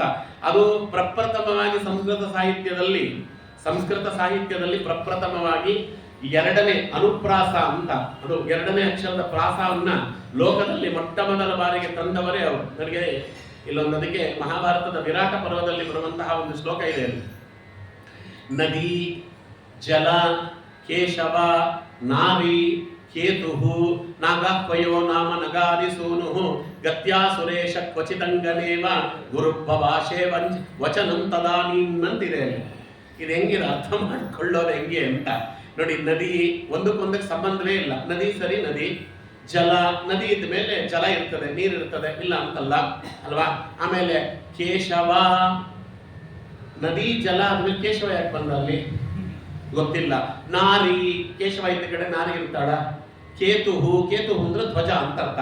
ಒಂದಕ್ಕೊಂದಕ್ಕೆ ಸಂಬಂಧವೇ ಇಲ್ಲ. ನದಿ ಜಲಂ ಕೇಶವ ನಾರಿ ಕೇತು ಅಂತಿದೆ ಅಲ್ಲಿ. ಇದೇನು ಅಂತ ವಾದಿರಾಜರು ಹೇಳ್ತಾರೆ. ಅಲ್ಲಿ ಭೀಷ್ಮಾಚಾರ್ಯರಿಗೆ ದ್ರೋಣಾಚಾರ್ಯರು ಎದುರುಗಡೆ ಬಂದವ ಅರ್ಜುನ, ಅವನ ವೇಷವನ್ನು ತೊರೆದು ಬಂದಿದ್ದಾನೆ. ಅರ್ಜುನ ಇವ ನನ್ನ ಶಿಷ್ಯ ನೋಡಿ, ಅರ್ಜುನನೇ ಇವನು ಅಂತ ಹೇಳಬೇಕು. ಪಕ್ಕದಲ್ಲಿ ದುರ್ಯೋಧನ ಇದ್ದಾನೆ. ದುರ್ಯೋಧನನಿಗೆ ಅರ್ಥವಾಗದೇ ಇದ್ದಂತೆ ಭೀಷ್ಮಾಚಾರ್ಯ ಹೇಳಬೇಕು. ಅದಕ್ಕೆ ವಾದಿರಾಜರು ಹೇಳ್ತಾರೆ, ಹಂಗಲ್ಲ ಅರ್ಥ ಮಾಡ್ಕೊಳ್ಳೋದು. ನದಿ ಜಲಂಕೇಶವ ನಾರಿಕೇತು ಅಲ್ಲ, ಇದನ್ನ ಹಿಂಗ್ ಮಾಡ್ಕೊಳ್ರಿ. ನದಿ ಜಲಂಕೇಶ ವನಾರಿಕೇತು. ನದಿ ಅಂದ್ರೆ ಗಂಗಾ ನದಿ, ಅಂದ್ರೆ ಗಂಗಾ ನದಿಯಲ್ಲಿ ಹುಟ್ಟಿದವರು. ನದಿ ಅಂದ್ರೆ ಭೀಷ್ಮಾಚಾರ್ಯರೇ. ಲಂಕೇಶ ವನಾರಿಕೇತು, ಲಂಕೇಶ ರಾವಣ, ಅವನ ವನ ಅಶೋಕವನ, ಅದನ್ನು ಸುಟ್ಟುಗೆಡಹಿದವ ಹನುಮಂತ ಅಲ್ವಾ? ವನಾರಿ ಅಂದ್ರೆ ಹನುಮಂತ, ಕೇತು ಅಂದ್ರೆ ಧ್ವಜ. ಹನುಮಂತನನ್ನ ಧ್ವಜದಲ್ಲಿಟ್ಟುಕೊಂಡ ಕಪಿಧ್ವಜನಾದ ಅರ್ಜುನ ಬಂದಿದ್ದಾನೆ ನೋಡ್ರಿ ಅಂತ ಅರ್ಥ. ಅದಕ್ಕೆ ನದಿ ಜಲಂಕೇಶ ವನಾರಿ ಕೇತು ನಗಾತ್ವಯೋ ನಾಮ ನಗಾರಿಸಿಯೋನು. ನಗಾತ್ವಯ ಅಂದ್ರೆ ಏನು ಗೊತ್ತಾ? ವೃಕ್ಷದ ಹೆಸರಿಟ್ಟುಕೊಂಡವ ಅಂತ ಅರ್ಥ. ಅರ್ಜುನ ವೃಕ್ಷ ಅಂತ ವೃಕ್ಷ ಇದೆ, ವೃಕ್ಷದ ಹೆಸರಿಟ್ಟುಕೊಂಡವ. ನಗಾರಿಸೋನು ಅಂತಿದೆ. ನಗಾರಿಸೋನು ಅಂದ್ರೆ ನಾವು ಬಳಸ್ತೀವಲ್ಲ, ನಗಾರಿ ಇಲ್ಲ. ನಗ ಅಂದ್ರೆ ಬೆಟ್ಟ, ಬೆಟ್ಟದ ಅರಿ ಅಂದ್ರೆ ಬೆಟ್ಟದ ಶತ್ರು ಅಂದ್ರೆ ಇಂದ್ರ ಅಂತ. ಆ ಇಂದ್ರದೇವನ ಅವತಾರಭೂತನಾದಂತ ಅರ್ಜುನ ಬಂದಿದ್ದಾನೆ. ಗತ್ಯಾ ಸುರೇಶ ಕ್ವಚಿತ ಅಂಗನೇವ, ಅವ್ರು ಹೆಣ್ಣಿನಂತೆ ಕಾಣ್ತಾನೆ, ಹೆಣ್ಣಲ್ಲ. ಗುರುರ್ಭಭಾಷೆ ವಚನಂ ತದೀನಂ, ನನ್ನ ಮಾತನ್ನು ನೀವು ಅರ್ಥ ಮಾಡಿಕೊಳ್ಳ್ರಿ ಅಂತ ಹೇಳಿದ್ರು ಅಂತ. ನಾನು ಇದು ಹೇಳಿದ್ನಲ್ಲ, ಅಪೂರ್ವವಾಗಿರ್ತಕ್ಕಂಥ ಮಾತುಗಳು ನೋಡ್ರಿ. ಇದರಲ್ಲಿ ತೀರ್ಥ ಪ್ರಬಂಧದಲ್ಲಿ ರಂಗನಾಥನನ್ನು ವರ್ಣಿಸ್ತಾರೆ. ಶ್ರುತಿಶತ ಪರಿಗೀತ ಶುದ್ಧ ಭಾವೈರ್ಗೃಹೀತ ಕಮಲ ನಿಲಯತಾತ ಕಂಜನೇತ್ರ ಪ್ರಣೀತ ಸಕಲ ಜಗದೀಶ ಸರ್ವ ಸಂಪತ್ ಪ್ರಣೀತ ಪ್ರವಿಶತು ಮಮ ಚೇತಃ ಪ್ರತ್ಯಹಂ ರಂಗನಾಥ ಎಂತ ಅದ್ಭುತವಾದ ಶಕಾರ ಪ್ರಾಸ. ನವಾಂಬೋಧನೀಲ ಸ್ಫುರದ್ದೇವ ಜಾಲಃ ಸ್ವರಶ್ಚಿತ್ತಲೋಲ ಸುರಶ್ರೇಣಿಪಾಲಃ ಶ್ರಿಯೇ ರಂಗಧಾಮ ಸ್ವಯಂ ಪುಣ್ಯ ನಾಮ ಮಹೇಶ್ವರ್ಯ ಸೀಮಾ ಗಣಸ್ತೋಮ ಭೂಮಾ. ಇವೆಲ್ಲ ಮಾತುಗಳಿದೆಯಲ್ಲ, ಇವೆಲ್ಲ ಕನಕದಾಸರಿಗೆ ಸ್ಫೂರ್ತಿ ಕೊಡ್ಬಿಡ್ತು. ಕನಕದಾಸರು ಹರಿಕಥಾಮೃತ ತಮ್ಮ ಹರಿಭಕ್ತಿ ಸಾರದಲ್ಲಿ ವಾದಿರಾಜರನ್ನು ಎಷ್ಟು ಅನುಕರಿಸಿದ್ದಾರೆ ಅವರು ಅಂದ್ರೆ, ಅದಕ್ಕೆ ಮಂಗಳಾತ್ಮಕ ದುರಿತ ತಿಮಿರ ಪತಂಗ ಗರುಡ ತುರಂಗ ಪುರಹ ರಸಂಗ ಕೀರ್ತಿ ತರಂಗ ರಿಕುಮ ಲವಂಗ ನೀಲಂಗ. ಇದು ಕನಕದಾಸರು ವಾದಿರಾಜರ ಒಂದು ಅನುಗ್ರಹದಿಂದ. ಅಂಗದ ಪ್ರಿಯ ಅನಂಗ ಪಿತ ಕಾಳಿಂಗ ಮರ್ದನ ಅಮಿತ ಕರುಣಾಪಂಗ ಶ್ರೀ ನರಸಿಂಗ ರಕ್ಷಿಸು ನಮ್ಮ ನನವರತ ಕ್ಷೀರವಾರಿಧಿ ಶಯನ ಶಾಂತಾಕಾರ ವಿವಿಧ ವಿಚಾರ ಗೋಪೀಜಾರ ನವನಿತ ಚೋರ ಚಕ್ರಾಧಾರ ಭವದೌರ ಮಾರಪಿತ ಗುಣಹಾರ ಸರಸಾಕಾರ ರಿಪು ಸಂಹಾರ ತುಂಬುರು ನಾರದ ಪ್ರಿಯ ವರದ ರಕ್ಷಿಸು ನಮ್ಮ ನನವರತ ಚಿತ್ರಕೂಟ ನಿವಾಸ ವಿಶ್ವಾಮಿತ್ರ ಕೃತ ಸಂರಕ್ಷಕ ರವಿ ಶಶಿನೇತ್ರ ಭವ್ಯ ಚರಿತ್ರ ಸದ್ಗುಣ ಗಾತ್ರ ಸತ್ಪಾತ್ರ ಧಾತ್ರಿಜಾಂತಕ ಕಪಟ ನಾಟಕ ಸೂತ್ರ ಪರಮ ಪವಿತ್ರ ಪಲ್ಗುಣ ಮಿತ್ರ ವಾಕ್ಯ ವಿಚಿತ್ರ ರಕ್ಷಿಸು ನಮ್ಮ ನನವರತ. ಇದು ಕನಕದಾಸರು. ಕನಕದಾಸರಿಗೆ ಸ್ಫೂರ್ತಿ ಕೊಟ್ಟವರು ವಾದಿರಾಜ ಸಾರ್ವಭೌಮರು. ಅದಕ್ಕೆ ಕನಕದಾಸರು ನೋಡ್ರಿ, ತಮ್ಮ ಮೋಹಿನಿ ತರಂಗಿಣಿ ಗ್ರಂಥದಲ್ಲಿ ತಾವು ಯಾರು ಅಂತ ಹೇಳಿಕೊಳ್ಳುವಾಗ ರಮಾ ತ್ರಿವಿಕ್ರಮ ದಾಸರ ದಾಸ ಅಂತ ಹೇಳಿಕೊಳ್ತಾರೆ. ರಮಾದ್ರಿ ವಿಕ್ರಮರ ದಾಸರು ವಾದಿರಾಜರು, ಅವರ ದಾಸ ನಾನು ಅಂತ. ನಾನು ಅವರ ರುಕ್ಮಿಣೀಶ ವಿಜಯದಿಂದ ಸ್ಫೂರ್ತಿಗೊಂಡು ಮೋಹಿನಿ ತರಂಗಿಣಿಯನ್ನ ಬರೆದೆ ಅಂತ. ಎಂಥ ಕೃತಿ ರುಕ್ಮಿಣೀಶ ವಿಜಯ, ಅಭೂತಪೂರ್ವವಾದ ಕೃತಿ ರುಕ್ಮಿಣೀಶ ವಿಜಯ. ರೋಮ್ನಾಂ ಹರ್ಷಣಕಾರಿಣಿಂ ಶ್ರವಣತ ಪಾಪೌಗ ವಿಧ್ವಂಸಿನಿಂ ಪ್ರೇಮ್ನಾ ಚಿಂತಯತಾಂ ವಿಚಿತ್ರ ವಿಮಲಾಂ ಶ್ಲಾಘ್ಯಾರ್ಥ ಸಂದಾಯಿನಿ ಸಂಜಾತೆ ಭುವಿ ರುಕ್ಮಿಣೀಶ ವಿಜಯೇ ಸದ್ವಾದಿ ರಾಜೋದಿತೆ ಸಂಜಾತ ಸುರಮಂಡಲೀಷು ಮಹಿತಃ ಸ್ವರ್ಗೋಯಂ ಆದ್ಯೋ ಮುದಾತ್. ಅವ್ರು ಹೇಳ್ತಾರೆ ರೋಮ್ನಾಂ ಹರ್ಷಣಕಾರಿಣಿ. ನೀವು ರುಕ್ಮಿಣೀಶ ವಿಜಯ ಕೇಳ್ತಾ ಇದ್ದರೆ ರೋಮಾಂಚನವಾಗ್ತದೆ ಮೊದಲನೇದು. ಎರಡನೆಯದು ಶ್ರವಣತ ಪಾಪೌಕ ಸದ್ವಂಸಿನಿ ವಿಧ್ವಂಸಿನಿ. ಬರೀ ಕೇಳಿದ್ರೆ ಸಾಕಂತೆ ನಮ್ಮ ಪಾಪಗಳು ಅನ್ನುವಂತ ಸಮುದ್ರ ಅಲೆ, ಪಾಪಗಳು ಅನ್ನುವ ಸಮುದ್ರದ ಅಲೆ ಅಲ್ಲೇ ಒಣಗಿ ಹೋಗ್ತದೆ. ಪ್ರೇಮ್ನಾಂ ಚಿಂತಯತಾಂ ವಿಚಿತ್ರ ವಿಮಲ ಶ್ಲಾಘ್ಯಾರ್ಥ ಸಂದಾಯಿನಿ. ಸ್ವಲ್ಪ ಪ್ರೇಮದಲ್ಲಿ ಚಿಂತನೆ ಮಾಡ್ರಿ, ಏನು ಅರ್ಥಗಳು, ಏನು ವೈಭವ. ಕೃಷ್ಣ ಪರಮಾತ್ಮನ ವರ್ಣಿಸಿರುವಂತಹ ರೀತಿ ಅದು ಅವರೇ ಸಾಕಿ. ಇನ್ಯಾರೋ ಆ ರೀತಿಯಲ್ಲಿ ಕೃಷ್ಣನನ್ನು ವರ್ಣಿಸ್ಲಿಕ್ಕೆ ಆಗುದಿಲ್ಲ. ಯಾಕೆ ಕೃಷ್ಣನನ್ನು ನೋಡಿದವರು ಅವರು. ಅದಕ್ಕೆ ನಾನು ಅದನ್ನ ಕಥೆ ಹೇಳ್ತಿದ್ದೆ. ಒಬ್ಬರ ಮನೆಯಲ್ಲಿ ತುಂಬಾ ಬೇಕಾದವರು 2 ಬಾರಿ ಅವ್ರ ಮನೆಯಲ್ಲಿ ಅವ್ರ ಮಗಳಿಗೆ ಎಂಗೇಜ್ಮೆಂಟ್ ಆಗಿ ನಿಂತೋಯ್ತು. ಎಂಗೇಜ್ಮೆಂಟ್ ಆಗಿ ಪಾಪ ನಿಂತೋಯ್ತು. 5 ಲಕ್ಷ ಖರ್ಚು ಮಾಡಿದ್ರು ಒಂದೊಂದು ಎಂಗೇಜ್ಮೆಂಟ್ಗೆ. ಏನೋ ಕಾರಣ ಅಂತದ್ದು ನಿಂತೋಯ್ತು. ಬಹಳ ಬೇಜಾರಾಗಿ ಬಿಟ್ಟಿದ್ರು. ಒಂದ್ಸತಿ ಏನಕ್ಕೂ ಹೋದಾಗ ಅವ್ರು ಹೇಳಿದ್ರು, ಆಚಾರ ಹಿಂಗಾಗೋಗಿದೆ, ಮಗಳಿಗೆ ಮಗಳೇ ಮದುವೆನೇ ಬೇಡ ಅಂತ ಕೂತಿದ್ದಾಳೆ ಈಗ ಅಂತ. ನಾನು ಅವ್ರಿಗೆ ಹೇಳಿದ ಒಂದೇ ಒಂದು ಮಾತು ಹೇಳ್ತೀನಿ, ನಡೆಸ್ಕೊಡ್ತೀರಾ? ಸಂಕಲ್ಪ ಮಾಡಬೇಕು, ಪೂರ್ತಿ ರುಕ್ಮಿಣೀಶ ವಿಜಯ ಹೇಳಿಸ್ಬೇಕು. ಮಧ್ಯದಲ್ಲಿ ಕಟ್ಟು ಇಲ್ಲ. ಆಚಾರ 5 ದಿನ ಹೇಳಿ 10 ದಿನ ಹೇಳಿ ಇಲ್ಲ. ಅದು 1 ವರ್ಷ ಆಗ್ತದೋ 2 ವರ್ಷ ಆಗ್ತದೋ 3 ವರ್ಷ ಆಗತ್ತೋ. ಪೂರ್ತಿ ರುಕ್ಮಿಣೀಶ ವಿಜಯ ಪೈಕರಣಿ ನಾರಾಯಣಾಚಾರ್ಯರು ಅಂತ ವಾದಿರಾಜರ ಬಳಿಯಲ್ಲಿ ಅವರು ಸಕಲ ವಿದ್ಯೆಗಳನ್ನ ಅಧ್ಯಯನ ಮಾಡಿದಂತ ಮಹಾನುಭಾವರು. ವಾದಿರಾಜರು ಸುಮಾರು ಗ್ರಂಥಗಳಿಗೆ ವ್ಯಾಖ್ಯಾನ ರಚನೆ ಮಾಡಿದ ಮಹಾನುಭಾವರು. ಪೈಕರಣಿ ನಾರಾಯಣಾಚಾರ್ಯ ಅಂತ ಕರೀತಾರೆ. ಅವರ ವ್ಯಾಖ್ಯಾನ ಇದೆ. ಆ ವ್ಯಾಖ್ಯಾನ ಸಹಿತವಾಗಿ ಹೇಳಿಸ್ತೀರಾ?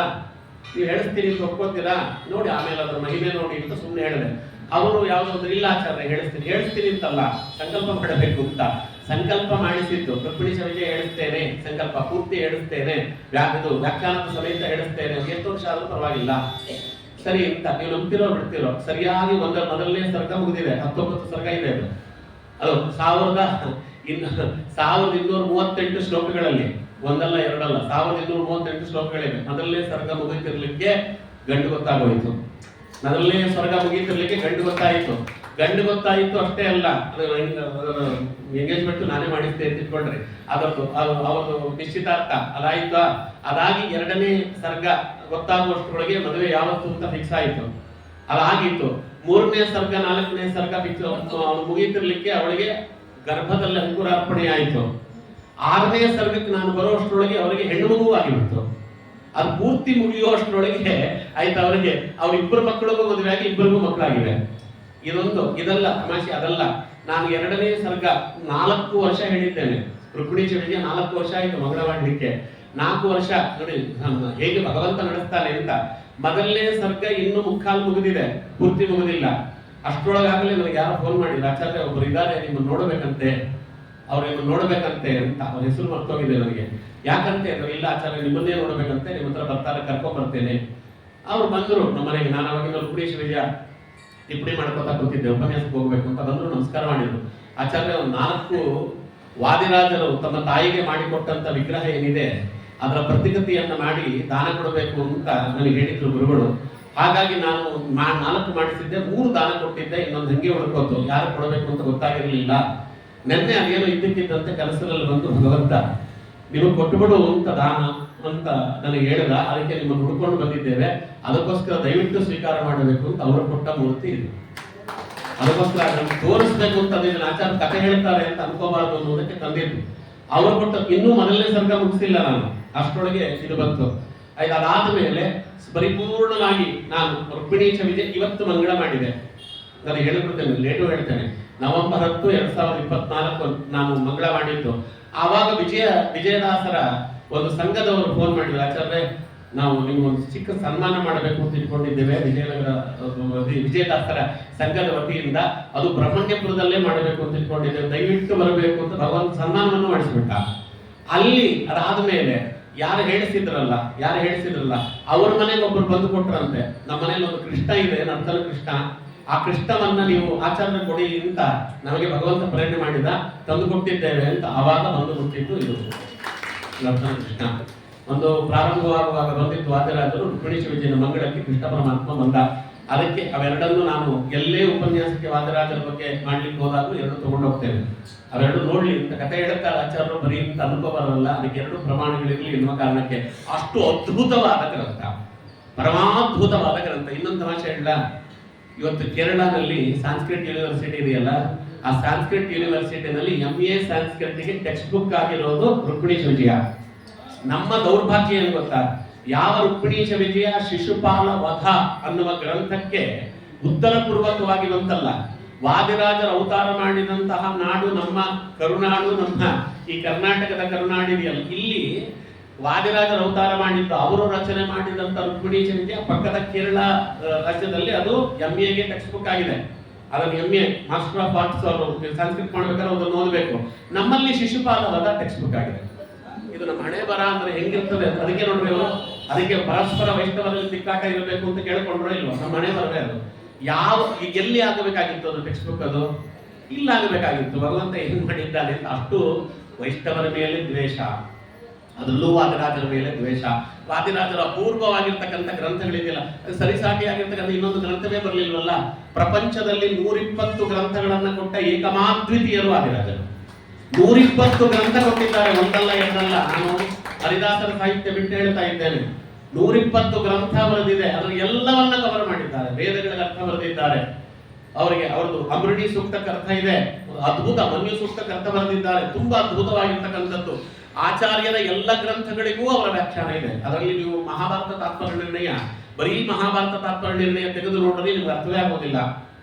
ವಾದಿರಾಜರ ಭಾವಪ್ರಕಾಶಕ್ಕೆ ಇಟ್ಟುಕೊಂಡು ನೋಡಿದ್ರೆ ಅರ್ಥವಾಗೋದು. ಅದಕ್ಕೆ ನಾನು ಅದನ್ನು ಅನುಭವಿಸಿದ್ದೇನೆ, ಆದ್ದರಿಂದ ನಿಮ್ಮ ಎದುರುಗಡೆ ಹೇಳ್ತಾ ಇದ್ದೇನೆ. ಯಾಕೆಂದ್ರೆ ನಮ್ಮ ಇಡೀ ಗುರು ಪರಂಪರೆ ವಾದಿರಾಜರ ಸೇವೆ ಮಾಡಿಕೊಂಡು ಬಂದ ಗುರು ಪರಂಪರೆ ನಮ್ಮದು. ನಮಗೆ ನಮ್ಮ ನಮ್ಮ ಪರಮಗುರುಗಳು ಸುಬ್ರಾಯರು ಅವರನ್ನ ರುಜುತ್ವದ ಸೇನಾನಿಗಳು ಅಂತ ಕರೆಯೋರು. ವಾದಿರಾಜ ರುಜುತ್ವದ ಸೇನಾನಿಗಳು. ಅವರಿಗೆ ಮೂಲ ಪುರುಷರಾದವರು ಜಮಖಂಡಿ ವಾದಿರಾಜಾಚಾರ್ಯರು, ಅವರು ಬಳ್ಳಾರಿಯಲ್ಲಿದ್ದವರು, ಅವರ ಬಗ್ಗೆ ನಿಮಗೆ ಗೊತ್ತಿದೆ. ಷಟ್ಪುರ ರಾಮಾಚಾರ್ಯರು, ಶ್ರೀಮುಷ್ಟಂ ಆಚಾರ್ಯರು, ಇವರು ಇಡೀ ಪರಂಪರೆ ನಮ್ಮ ಗುರುಗಳು. ನಾವು ಅಧ್ಯಯನ ಮಾಡಿದ್ದಲ್ಲ ವಿಶ್ವೋತ್ತಮ ತೀರ್ಥರ ಬಳಿಯಲ್ಲಿ ವಾದಿರಾಜರ ಪೂರ್ಣಾನುಗ್ರಹಕ್ಕೆ ಪಾತ್ರರಾದಂಥ ಸ್ವಾಮಿಗಳು. ಯಾಕೆ ಇದನ್ನು ಹೇಳ್ತಾ ಇದ್ದೇನೆ ಅಂದ್ರೆ, ಇವತ್ತಿಗೂ ಎಷ್ಟು ಸತ್ಯಭೂತವಾದ ಗ್ರಂಥ ಅದು ರುಕ್ಮಿಣೀಶ ವಿಜಯ. ಅದಕ್ಕೆ ಆಚಾರ್ಯರು ಯಮಕ ಭಾರತವನ್ನು ರಚನೆ ಮಾಡಿದರು, ಅದು ಅದ್ಭುತವಾದ ಕಾವ್ಯ. ಅದಕ್ಕೆ ಇನ್ನೊಂದು ಕಾವ್ಯ ಅಂತ ನೀವು ನೋಡಬೇಕಾದ್ರೆ ಅದು ರುಕ್ಮಿಣೀಶ ವಿಜಯ. ಆಚಾರ್ಯರು ಅನುವ್ಯಾಖ್ಯಾನ ರಚನೆ ಮಾಡಿದ್ರು. ನೀವು ಅನುವ್ಯಾಖ್ಯಾನಕ್ಕೆ ಇನ್ನೊಂದು ಗ್ರಂಥ ಅಂತ ನೋಡಬೇಕಾದ್ರೆ ಅದು ಯುಕ್ತಿಮಲ್ಲಿಕ. ಒಂದೊಂದು ನೀವು ಒಂದೊಂದು ತೆಗೆದುಕೊಂಡ್ರೆ ಅದಕ್ಕೆ ಒಂದು ಅಪೂರ್ವವಾಗಿರ್ತಕ್ಕಂಥ ಗ್ರಂಥ ಇದೆ ನೋಡಿ. ದೇವ ಪ್ರತಿಷ್ಠಾಪನೆ, ಆಚಾರ್ಯರು ದೇವ ಪ್ರತಿಷ್ಠಾಪನೆ ಮಾಡಿದ್ರು. ಇನ್ನೊಂದು ತಮಾಷೆ ಹೇಳ, ಅಲ್ಲಿ ನೀವು ಈ ಮಧ್ವ ವಿಜಯವನ್ನು ಪಾರಾಯಣ ಮಾಡೋರು ಇಲ್ಲಿ ಇದ್ದೀರಿ. ಆಚಾರ್ಯರು ಕೃಷ್ಣನ ಪ್ರತಿಮೆಯನ್ನ ಪ್ರತಿಷ್ಠಾಪನೆ ಮಾಡಬೇಕು ಅಂತ ಅವರು ಸಂಕಲ್ಪ ಮಾಡಿದ್ರು. ಅಲ್ಲಿ ನಿಲ್ತದೆ ಆ ಸರ್ಗ. ಮುಂದಿನ ಸರ್ಗ ಶುರು ಆಗುವುದು ಮಂದಹಾಸ ಮೃದು ಸುಂದರ ನನಂ ಅಂತ ಶುರು ಆಗ್ತದೆ. ಮಂದಹಾಸ ಭರಿತನಾಗಿರ್ತಕ್ಕಂಥ ಕೃಷ್ಣನ ಆ ವಿಗ್ರಹವನ್ನ ತೆಗೆದುಕೊಂಡು ಆಚಾರ್ಯರು ಪ್ರತಿಷ್ಠಾಪನೆಗೆ ಬಂದ್ರು ಅಂತ. ಆ ವಿಗ್ರಹ ಯಾವುದು, ಎಲ್ಲಿಂದ ಬಂದದ್ದು ವಿಗ್ರಹ, ಆಚಾರ್ಯರು ಅದನ್ನು ಮಾಡಿಸಿದ್ರು. ವಿಗ್ರಹ ಎಲ್ಲಿಂದ ಬಂದು, ಇದು ಯಾವುದಕ್ಕೂ ಮಧ್ವ ವಿಜಯದಲ್ಲಿ ನಿಮ್ಗೆ ಉತ್ತರ ಇಲ್ಲ. ಅವರು ಅದನ್ನು ಗೌಪ್ಯ ಮಾಡಿದ್ದಾರೆ. ಆ ಕೃಷ್ಣನ ವಿಗ್ರಹದ ಬಗ್ಗೆ ಅಧಿಕೃತವಾಗಿರ್ತಕ್ಕಂಥ ಮಾಹಿತಿಯನ್ನ ಮೊಟ್ಟ ಮೊದಲ ಬಾರಿಗೆ ಹೊರಗಾಕಿದವರೇ ವಾದಿರಾಜರು. ದ್ವಾರಾವತಿಂ ಸಕಲ ಭೋಗವತಿಂ ಉಪೇಕ್ಷ ಗೋಪಾಲ ಲಲನಾಕರ ಪೂಜನಂಚ ವಾರಿ ವಾರಿ ಮೃತಂ. ಅದಕ್ಕೆ ವಧೂಗ್ರಹಂ ಇದೇ ಮಪ್ಯದಕ್ಕೆ ಅಲ್ಲಿ ಹೇಳುವಾಗ ದ್ವಾರಾವತಿ ತತ್ರಾಪಿ ರಜತ ಪೀಠ ಪುರಂಗರಿಸ್ಯ ಗರೀಯಃ ದ್ವಾರಾವತಿಂ ಸಕಲ ಭೋಗವತಿಂ ಉಪೇಕ್ಷ ಗೋಪಾಲ ಲಲನ ಕರಪೂಜನಂಚ ಗೋಪಾಲ ಬಾಲಲಲನ ಕರಪೂಜನಂಚ ವಾರಿಂ ವಧೂಗ್ರಹಂ ಅಪಿತ್ಯಸ ಮಧ್ವನಾಥೋ ತತ್ರಾಪಿ ರಜತ ಪೀಠ ಪುರಂಗರೀಯಃ. ಅಲ್ಲಿ ಅಲ್ಲಿ ವಾದಿರಾಜರು ಕೊಟ್ಟಂತಹ ಅದೊಂದು ಮಾತಿದೆ, ಅದು ನಮಗೆ ಕೃಷ್ಣ ಪರಮಾತ್ಮ ಎಲ್ಲಿಂದ ಬಂದ ಏನು ಅಂತ. ರುಕ್ಮಿಣಿ ಕರಾರ್ಚಿತನಾಗಿರ್ತಕ್ಕಂತಹ ರುಕ್ಮಿಣಿಯವರನ್ನ ಪೂಜೆ ಮಾಡಿದ್ದು, ಅದಾದ ಮೇಲೆ ಅಲ್ಲಿ ಗೋಪಿ ಚಂದನನ ಗಡ್ಡೆಯಲ್ಲಿ ಸೇರಿಕೊಡ್ತು. ಅದು ಬರುವಾಗ ಆಚಾರ್ಯರು ಅದನ್ನ ಸಮುದ್ರ ಮಾರ್ಗದಲ್ಲಿ ಬಂದದ್ದನ್ನು ಸ್ವೀಕಾರ ಮಾಡಿದ್ರು. ಇವೆಲ್ಲ ಕಥೆ ಮೊಟ್ಟ ಮೊದಲ ಬಾರಿ ಹೊರಗಾಕಿದ್ದೆ ವಾದಿರಾಜರು. ನೀವು ಅದನ್ನ ಅಪೂರ್ವವಾಗಿರ್ತಕ್ಕಂಥ ರೀತಿಯಲ್ಲಿ ನೋಡ್ಬೋದು ಅಂತ. ಭಗವಂತ ಅವರಿಗೋಸ್ಕರವಾಗಿ ಹಾಗೆ ಒಲಿದು ಬಂದ ಕೃಷ್ಣನಾಗಿ, ವಾದಿರಾಜ ಗುರು ಸಾರ್ವಭೌಮರಿಗೋಸ್ಕರವಾಗಿ ತ್ರಿವಿಕ್ರಮನಾಗಿ ಒಲಿದು ಬಂದ. ಯಾವಾಗ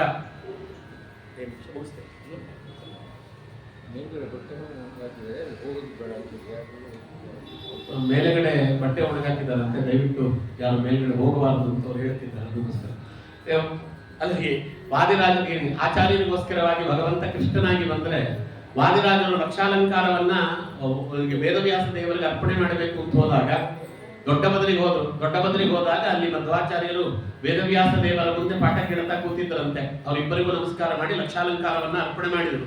ಎಷ್ಟು ಸಂತೋಷವಾಗಿ ಬಿಡ್ತು ಅಲ್ಲಿ ವೇದವ್ಯಾಸ ದೇವರಿಗೆ ಅಂದ್ರೆ, ವೇದವ್ಯಾಸ ದೇವರು ತಮ್ಮ ತ್ರಿವಿಕ್ರಮ ದೇವರ ಮೂರ್ತಿಯನ್ನ ರಥದ ಸಮೇತವಾಗಿ ಕೊಟ್ಟರಂತೆ. ಅವ ವಾದಿರಾಜರು ಹೇಳಿದ್ರು, ನಾನು ಇದನ್ನ ಪ್ರತಿಷ್ಠಾಪನೆ ಮಾಡುವಾಗ ಇದನ್ನು ತರಿಸ್ಕೋತೇನೆ ಭೂತರಾಜರ ಕೈಯಲ್ಲಿ, ಅಲ್ಲಿವರೆಗೂ ಇದು ಇಲ್ಲೇ ಇರಲಿ ಅಂತ ಅವ್ರು ಹೇಳಿ ಬಂದರು. ನೋಡಿ, ಭಗವಂತ ಕೃಷ್ಣನಾಗಿ ಮಧ್ವಾಚಾರ್ಯರಿಗೆ ಒಲಿದು ಬಂದ, ವಾದಿರಾಜರಿಗೆ ತ್ರಿವಿಕ್ರಮನಾಗಿ ಒಲಿದು ಬಂದ. ಅವರು ಹಾಗಾಗಿ ಸೋದೆಯಲ್ಲಿ ಆ ತ್ರಿವಿಕ್ರಮ ದೇವರ ದೇವಸ್ಥಾನವನ್ನು ಪ್ರತಿಷ್ಠಾಪನೆ ಮಾಡುವ ಸಂದರ್ಭದಲ್ಲಿ, ದೇವಸ್ಥಾನ ಕಟ್ಟುವ ಸಂದರ್ಭದಲ್ಲಿ ಕೊನೆಯ ದಿನದವರೆಗೂ ಕೂಡ ಮೂರ್ತಿ ಯಾವುದು ಅಂತ ಗೊತ್ತಿಲ್ಲ ಅರಸಪ್ಪ ನಾಯಕರಿಗೆ. ಅವರು ವಾದಿರಾಜರ ಮೇಲೆ ಅಷ್ಟು ನಂಬಿಕೆ. ಅವ್ರು ಮಾಡ್ತಾರೆ ಅಂತ, ಎಲ್ಲಿ ಮೂರ್ತಿ ಅಂತ ಕೆಳಗಿದ್ದಾರೆ. ಮೂರ್ತಿ ಕೆಳಗಿಂದ ಬರೋದಲ್ಲ, ಮೇಲಿಂದ ಇಳಿದು ಬರೋದು ಅವರು. ಹಾಗಾಗಿ ರಥದ ಸಮೇತವಾಗಿ ಮೇಲಿಂದ ಇಳಿದು ಬಂದ ಭಗವಂತ. ಅದು ವಜ್ರವೈಢೂರ್ಯದಿಂದ ತುಂಬಿರುವ ರಥ. ನಾವು ಅಯೋಗ್ಯರು, ನಮ್ಗೆ ಅದು ಕಲ್ಲಿನ ರಥದಂತೆ ಕಾಣ್ತದೆ. ಅಪೂರ್ವವಾಗಿರ್ತಕ್ಕಂಥ ರಥ. ಮೂರೇ ಚಕ್ರದಲ್ಲಿ ಬಂದ ನೋಡ್ರಿ. 4 ಚಕ್ರ ಇತ್ತು. ಒಬ್ಬ ರಾಕ್ಷಸ ಮಧ್ಯದಲ್ಲಿ ಅಡ್ಡಿ ಮಾಡಿದ ಭೂತರಾಜರವನನ್ನ ಒಂದು ಚಕ್ರದಲ್ಲಿ ಹೊಡೆದು ಮುಗಿಸಿದ್ರು. ಅದರಿಂದ ನೇರವಾಗಿ 3 ಚಕ್ರದಲ್ಲಿ ನಿಂತಂತ ರಥ ಇವತ್ತು ಒಳಗಡೆ ತ್ರಿವಿಕ್ರಮ ದೇವರಿದ್ದಾರೆ. ಬಾಗಿಲಿಗೆ ಲಕ್ಷ್ಮೀ ದೇವಿ ಕನಸಿನಲ್ಲಿ ಬಂದಂತೆ, ವಾದಿರಾಜರ ಕನಸಿನಲ್ಲಿ ಬಂದು ಹೇಳಿದ್ರಂತೆ, ನೋಡಪ್ಪ ನಮ್ಮ ಯಜಮಾನರು ಒಬ್ಬರೇ ಇದ್ದಾರೆ, ನನ್ನನ್ನು ನಮ್ಮ ಯಜಮಾನರ ಜೊತೆ ಸೇರಿಸಲ್ವಾ ಅಂದಾಗ ಆಚಾರ್ಯ ವಾದಿರಾಜರು ಪ್ರತಿಷ್ಠಾಪನೆ ಮಾಡಿದ್ದು ರಮಾದೇವಿಯನ್ನ. ರಮಾದೇವಿ ವಾದಿರಾಜರು ಪ್ರತಿಷ್ಠಾಪನೆ ಮಾಡಿದ್ದು. ತ್ರಿವಿಕ್ರಮ ದೇವರು ಸಾಕ್ಷಾತ್ತಾಗಿ ಇಳಿದು ಬಂದವ. ರಮಾ ತ್ರಿವಿಕ್ರಮ ಅಂತ ಇವತ್ತು ಪ್ರಸಿದ್ಧಿ ಇದೆ. ಅಲ್ಲಿ ನಿಮಗೆ ಮಧ್ವ ಸರೋವರ ಇದೆ, ಇಲ್ಲಿ ಧವಳಗಂಗೆ ಇದೆ. ನೀವು ಉಡುಪಿ ಹೇಗಿದೆಯೋ ಹಾಗೆ ಇದೆ ನೋಡ್ರಿ, ಹೆಚ್ಚು ಕಮ್ಮಿಯಲ್ಲಿ ಅದೇ ರೀತಿಯಲ್ಲಿ. ಅಲ್ಲಿ ಚಂದ್ರಮೌಳೇಶ್ವರ ಇದ್ದಾನೆ, ಇಲ್ಲಿ ಧವಳಗಂಗೇಶ್ವರ ಆಗಿದ್ದಾನೆ. ಅಲ್ಲೂ ಪ್ರಾಣದೇವರ ಗುಡಿ ಇದೆ, ಇಲ್ಲೂ ಪ್ರಾಣದೇವರ ಗುಡಿ ಇದೆ. ವಾದಿರಾಜರು 4 ಪರ್ಯಾಯ ಮುಗಿಸಿ 5ನೇ ಪರ್ಯಾಯ ಮಾಡಬೇಕು ಅಂದಾಗ ಅವರ ಶಿಷ್ಯರು ವೇದವೇದ್ಯರಿಗೆ ವಯಸ್ಸಾಯಿತು, ನಮ್ಗೇನ್ ಪರ್ಯಾಯ ಸಿಗ್ತದೋ ಇಲ್ವೋ ಅಂತ ಮನಸ್ಸಿನಲ್ಲಿ ಅನ್ಕೊಂಡ್ರಂತೆ. ನೀವೇನ್ ತಲೆ ಕೆಡಿಸ್ಕೋಬೇಡಿ, ನೀವು ಪರ್ಯಾಯ ಮಾಡಿ ಅಂತ ತಮ್ಮ ಪರ್ಯಾಯವನ್ನು ಅವರಿಗೆ ಬಿಟ್ಟುಕೊಟ್ಟು ತಾವು ಸೋದೆಯಲ್ಲಿ ಪರ್ಯಾಯ ಮಾಡಿದಾಗ ಒಂದು ವೇಣುಗೋಪಾಲ ಕೃಷ್ಣ ಸ್ವಾಮಿಯನ್ನು ಪ್ರತಿಷ್ಠಾಪನೆ ಮಾಡಿದ್ದಾರೆ ನೋಡ್ರಿ. ಅಲ್ಲಿದೆ, ಅದು ಧವಳಗಂಗೆ ಹತ್ತಿರದಲ್ಲೇ ಇದೆ, ಬಲಭಾಗದಲ್ಲಿ. ಅಲ್ಲಿ ನೋಡ್ರಿ, ಪಕ್ಕದಲ್ಲಿ ಗೋವು, ಪಕ್ಕದಲ್ಲಿ ಸಿಂಹ, 2 ಅಕ್ಕಪಕ್ಕ ಇದೆ. ಅದು ಪೂರ್ತಿ ಅಲಂಕಾರ ತೆಗೆದಾಗ ಹೋಗಿ ನೋಡ್ರಿ, ಅಲ್ಲಿ ಒಂದ್ ಕಡೆ ಪೂರ್ತಿ ಗೋವುಗಳು ನಿಂತಿವೆ, ಒಂದ್ ಕಡೆ ಹುಲಿ ಸಿಂಹಗಳು ನಿಂತಿವೆ. ಪರಸ್ಪರವಾಗಿರ್ತಕ್ಕಂಥ ಸಾಮರಸ್ಯ ಅವರಿಬ್ಬರಿಗೂ ಕೂಡ ಅದ್ಭುತವಾಗಿದೆ. ಇದೊಂದು ನೋಡಬಹುದು. ಇಲ್ಲೊಂದು ವಿಶೇಷ ಏನು ಅಂತ ಕೇಳಿದ್ರೆ, ನೋಡ್ರಿ, ಅದು ಅಪೂರ್ವವಾದದ್ದು. ನೋಡಿ, ಆಚಾರ್ಯರು ಮಾಡಿದಂತಹ ಯಾವ ಒಂದು ರೂಲ್ ಅನ್ನು ಕೂಡ, ಯಾವುದು ಕಾನೂನು ಅಂತ ಬೇಕಾದ್ರೂ ಕರೀರಿ, ಅದನ್ನ ಮುಟ್ಟುವ ಧೈರ್ಯವನ್ನು ಯಾರೂ ಮಾಡಲಿಲ್ಲ. ಆಚಾರ್ಯರು ಒಂದು ನೇಮ ಮಾಡಿದ್ರೆ ನೇಮವನ್ನು ಮುಟ್ಟುವ ಧೈರ್ಯ ಯಾರೂ ಮಾಡಲಿಲ್ಲ. ಆಚಾರ್ಯರು ಮಾಡಿದ ನೇಮವನ್ನು ಮುಟ್ಟಿ ಅದನ್ನ ಬದಲಾಯಿಸಿದವರು ಒಬ್ಬರೇ ಒಬ್ಬರು ವಾದಿರಾಜರು. ಮಾಸ ದ್ವಿತೀಯ ಪರ್ಯಾಯ ಪೂಜಾಂ ಮಧ್ವಸು ಕಲ್ಪಿತಾಂ ವರ್ಷದ್ವಿತೀಯ ಪರ್ಯಾಂತಂ ಕಲ್ಪಯಾಮಾಸ ಸಮ್ಮತಿ. ಅವರು 2 ತಿಂಗಳಿಗೊಮ್ಮೆ ಪರ್ಯಾಯ ಅಂತ ಮಾಡಿದ್ರು ಮಧ್ವಾಚಾರ್ಯರು. ಅದನ್ನ 2 ವರ್ಷ ಅಂತ ಮಾಡಿದವರು ವಾದಿರಾಜರೇ. ಅದಕ್ಕೆ ನೋಡಿ, ಅಣ್ಣ ಮಾಡಿದಂಥದ್ದನ್ನು ತಮ್ಮ ಅದನ್ನು ಬದಲು ಮಾಡಬಹುದು. ಕಂಡ್ಕಂಡವರೆಲ್ಲ ಬದಲು ಮಾಡ್ಲಿಕ್ಕೆ ಆಗಲ್ಲ. ಅದಕ್ಕೆ ಅವರನ್ನು ಭಾವಿ ಸಮೀರರು ಅಂತ ಹೇಳಲಿಕ್ಕೆ ಅವರ ಜೀವನ ಚರಿತ್ರೆಯಲ್ಲಿ ಬೇಕಾದಷ್ಟು ಪ್ರಮಾಣಗಳಿವೆ ಎನ್ನುವುದಕ್ಕೆ ಇದನ್ನು ಹೇಳಿದ್ದು. ಆಚಾರ್ಯರು ಮಾಡಿದಂತಹ ಯಾವುದಾದ್ರೂ ಒಂದೇ ಒಂದು ಈ ರೀತಿ ನಿಯಮವನ್ನು ಇನ್ನೊಬ್ಬರು ಬದಲಾಯಿಸಿದ್ದು ತೋರಿಸಲು ಇಲ್ಲವೇ ಇಲ್ಲ. ನಿಮ್ಗೆ ಇತಿಹಾಸದಲ್ಲಿ ಸಿಗುವುದಿಲ್ಲ. ಇನ್ನೊಂದೇನು ಗೊತ್ತಾ, 8 ಮಠಗಳಿಗೆ ಆಚಾರ್ಯರು ಮೂರ್ತಿ ಕೊಟ್ಟಿದ್ದಾರೆ. ವಾದಿರಾಜರು 8 ಮಠಗಳಿಗೆ ಮೂರ್ತಿ ಕೊಟ್ಟಿದ್ದಾರೆ. ಯಾವುದು ಅಂತ ನೋಡ್ರಿ, ಆಚಾರ್ಯರು ಒಂದೊಂದು ಮಠಕ್ಕೆ ಒಂದೊಂದು ಮೂರ್ತಿ ಕೊಟ್ರ. ವಾದಿರಾಜರು 8 ಹೈಗ್ರೀವ ಪ್ರತಿಮೆಯನ್ನ ತಾವೇ ಮಾಡಿ 7 ಇತರೆ ಮಠಕ್ಕೆ, ಭೀಮನಕಟ್ಟೆ ಮಠಕ್ಕೆ ಸೇರಿ 8 ಮಠಕ್ಕೆ ಅವರು ಮೂರ್ತಿ ಕೊಟ್ಟಿದ್ದಾರೆ. 8 ಮಠಕ್ಕೆ ಮೂರ್ತಿ ಕೊಟ್ಟಂತ ಕೀರ್ತಿ ಅವರಿಬ್ಬರು ಸತ್ತದೆ. ನೋಡಿ, ಭಗವಂತ ಹಯಗ್ರೀವ ನಾಮಕನಾಗಿ ಭಗವಂತ ತಾನು ಇಳಿದು ಬಂದ ವಾದಿರಾಜಗೋಸ್ಕರವಾಗಿ. ಗಣಪತಿ ಮಾಡಬೇಕು ಅಂತ ಎರಕ ಒಯ್ದದ್ದು ಹಯಗ್ರೀವ ಆಗಿಬಿಡ್ತು ಅಲ್ವಾ. ಅದಕ್ಕೆ ನಾಳೆ ವಾದಿರಾಜರು ಬರ್ತಾರಪ್ಪ, ಮುಟ್ಟುಬೇಡ, ಅವ್ರು ಬಂದು ತಗೋತಾರೆ ಅಂತ ಅವರು ಅದನ್ನ ತೆಗೆದುಕೊಂಡ್ರು. ಯದ್ಯಪಿ ಭೂವರಹ ದೇವರು ಆ ಸಂಸ್ಥಾನದ ಮೂಲಮೂರ್ತಿಯಾದರೂ ಕೂಡ ಆ ಭೂವರಹ ದೇವರ ಜೊತೆಯಲ್ಲಿ ಪೂಜೆಗೊಳ್ಳುವಂತಹ ಮೂರ್ತಿ ಅದು ಹಯಗ್ರೀವ ಮೂರ್ತಿ. ಹಾಗಾಗಿ ಅದನ್ನೇ ತಾವು ಅಂಕಿತವಾಗಿಟ್ಟುಕೊಂಡ್ರು. ಹಯವದನ ಅನ್ನುವ ಅಂಕಿತದಿಂದ ಸಾವಿರಾರು ಗ್ರಂಥಗಳು ರಚನೆ ಮಾಡಿದ್ದು ಅವರು ಕನ್ನಡದಲ್ಲಿ. ಇನ್ನೊಂದು ವಿಶೇಷ ಹೇಳ, ಅದ್ಭುತವಾದದ್ದು ನೋಡ್ರಿ, ಇವತ್ತು ಅಷ್ಟೇ ಡೈವರ್ಸ್ ಆಗ್ತದೆ, ಮನೆಯಲ್ಲಿ ಗಂಡ ಹೆಂಡತಿಯರಿಗೆ ನೆಮ್ಮದಿ ಇಲ್ಲ, ಮನೆಯಲ್ಲಿ ಗಂಡ ಹೆಂಡತಿರು ಸದಾ ಕಿತ್ತಾಡ್ತಿರ್ತಾರೆ. ಒಂದೇ ಒಂದು 2 ವರ್ಷ ಅವರಿಗೆ ಲಕ್ಷ್ಮೀ ಶೋಭಾನೆ, ಗಂಡ ಹೆಂಡತಿ ಇಬ್ಬರಿಗೂ ಪಾರಾಯಣ ಮಾಡ್ಲಿಕ್ಕೆ ಹೇಳ್ರಿ. ಗಂಡ ಹೆಂಡತಿಯರ ಸಂಸಾರ ಸರಿ ಹೋಗ್ಲಿಲ್ಲ ಅಂದ್ರೆ ಬಂದನ್ನು ಹೇಳ್ರಿ. ಬೇಕಾದಷ್ಟು ಆ ರೀತಿ ಆಗಿರ್ತಕ್ಕಂಥದ್ದನ್ನ ಭಗವಂತ ಹೇಳಿದ್ದ ಅಂತ ಹೇಳಿಸಿದ್ದಾನೆ ಅಂತ ಹೇಳಿದ್ದೇನೆ. ಸುಮಾರು ಇನ್ನೇನು 1 ವರ್ಷ ನಾವೆಲ್ಲ ಅಧ್ಯಯನ ಮಾಡ್ತಿದ್ದ ಕಾಲದಲ್ಲಿ ಇನ್ನು 1 ವರ್ಷ ತಿಂಗಳಿಗೋ 2 ತಿಂಗಳಿಗೋ ಡೈವರ್ಸ್ ಬಂದಿತ್ತು ಕೇಸು. ಅವರಿಬ್ಬರು ಸೋದೆಗೆ ಬಂದಿದ್ರು. ಅಲ್ಲಿಗೆ ಅಲ್ಲಿ ಪುಣ್ಯಕ್ಕೆ ಸ್ವಾಮಿಗಳಿದ್ರು ಅವತ್ತು. ಅವಾಗ ಹಿಂಗೆ ಅಂತ ಸ್ವಾಮಿಗಳು ಹಿಂಗಾಗಿದೆ. ಒಂದೇ ಒಂದು ಮಾತು ಹೇಳಿದ್ರು, ನಾನೊಂದು ಮಾತು ಹೇಳ್ತೇನೆ ನಡೆಸ್ಕೊಡ್ತೀರಾ. ಗಂಡ ಹೆಂಡತಿ ಇಬ್ರು ಕೂಡ ಲಕ್ಷ್ಮೀ ಶೋಭಾನಿಯನ್ನ 48 ದಿನ ಬಿಡದೆ 3 ಹೊತ್ತು ಪಾರಾಯಣ ಮಾಡಿ, ಮಧ್ಯಾಹ್ನ ಬೆಳಗ್ಗೆ ಸಾಯಂಕಾಲ 48 ದಿನ ಆದ್ಮೇಲೂ ನೀವು ಡೈವರ್ಸ್ ಹೋಗ್ಬೇಕು ಅಂತ ಆದ್ರೆ ಡೈವರ್ಸ್ ಹೋಗಿ ಪರವಾಗಿಲ್ಲ, ಇದೊಂದು ಮಾತು ನಡೆಸಿಕೊಡಿ ಅಂತ. ಹಾಗಾಗಿ ಅವರು ಸ್ವಾಮಿಗಳಿಂದ ಮಂತ್ರಾಕ್ಷತೆ ತೆಗೆದುಕೊಂಡ್ರು, ಮನೆಗೆ ಹೋದರು. ಮನೆಗೆ ಹೋದ್ಮೇಲೆ 3 ಹೊತ್ತು ಕೂಡ ಲಕ್ಷ್ಮೀ ಶೋಭಾನಿಯನ್ನ ಪಾರಾಯಣ ಮಾಡಿದ್ರು. ಪಾರಾಯಣ ಮಾಡಿ ಅದಾದ ಮೇಲೆ 48 ದಿನ ಅಲ್ಲ 30 ದಿನಕ್ಕೆ ಅವರೆಲ್ಲಿದ್ದ ಸಮಸ್ಯೆ ತೀರು ಹೋಯಿತು. ಇವತ್ತಿಗೂ ಮಲ್ಲೇಶ್ವರದಲ್ಲಿದ್ದಾರೆ. ನಾನು ಕತೆ ಹೇಳ್ತಿಲ್ಲ, ಆ ದಂಪತಿಗಳು ಯಾರು ಡೈವರ್ಸ್ ತಗೋಬೇಕು ಅಂತ ಹೇಳಿದ್ರಲ್ಲ, ಇವತ್ತಿಗೂ ಅವ್ರು ಮಲ್ಲೇಶ್ವರದಲ್ಲಿದ್ದಾರೆ. ಇವತ್ತಿಗೂ ಅವ್ರ ಮಕ್ಕಳಾಗಿವೆ, ಮೊಮ್ಮಕ್ಕಳಾಗಿವೆ, ಇವತ್ತು ಚೆನ್ನಾಗಿದ್ದಾರೆ.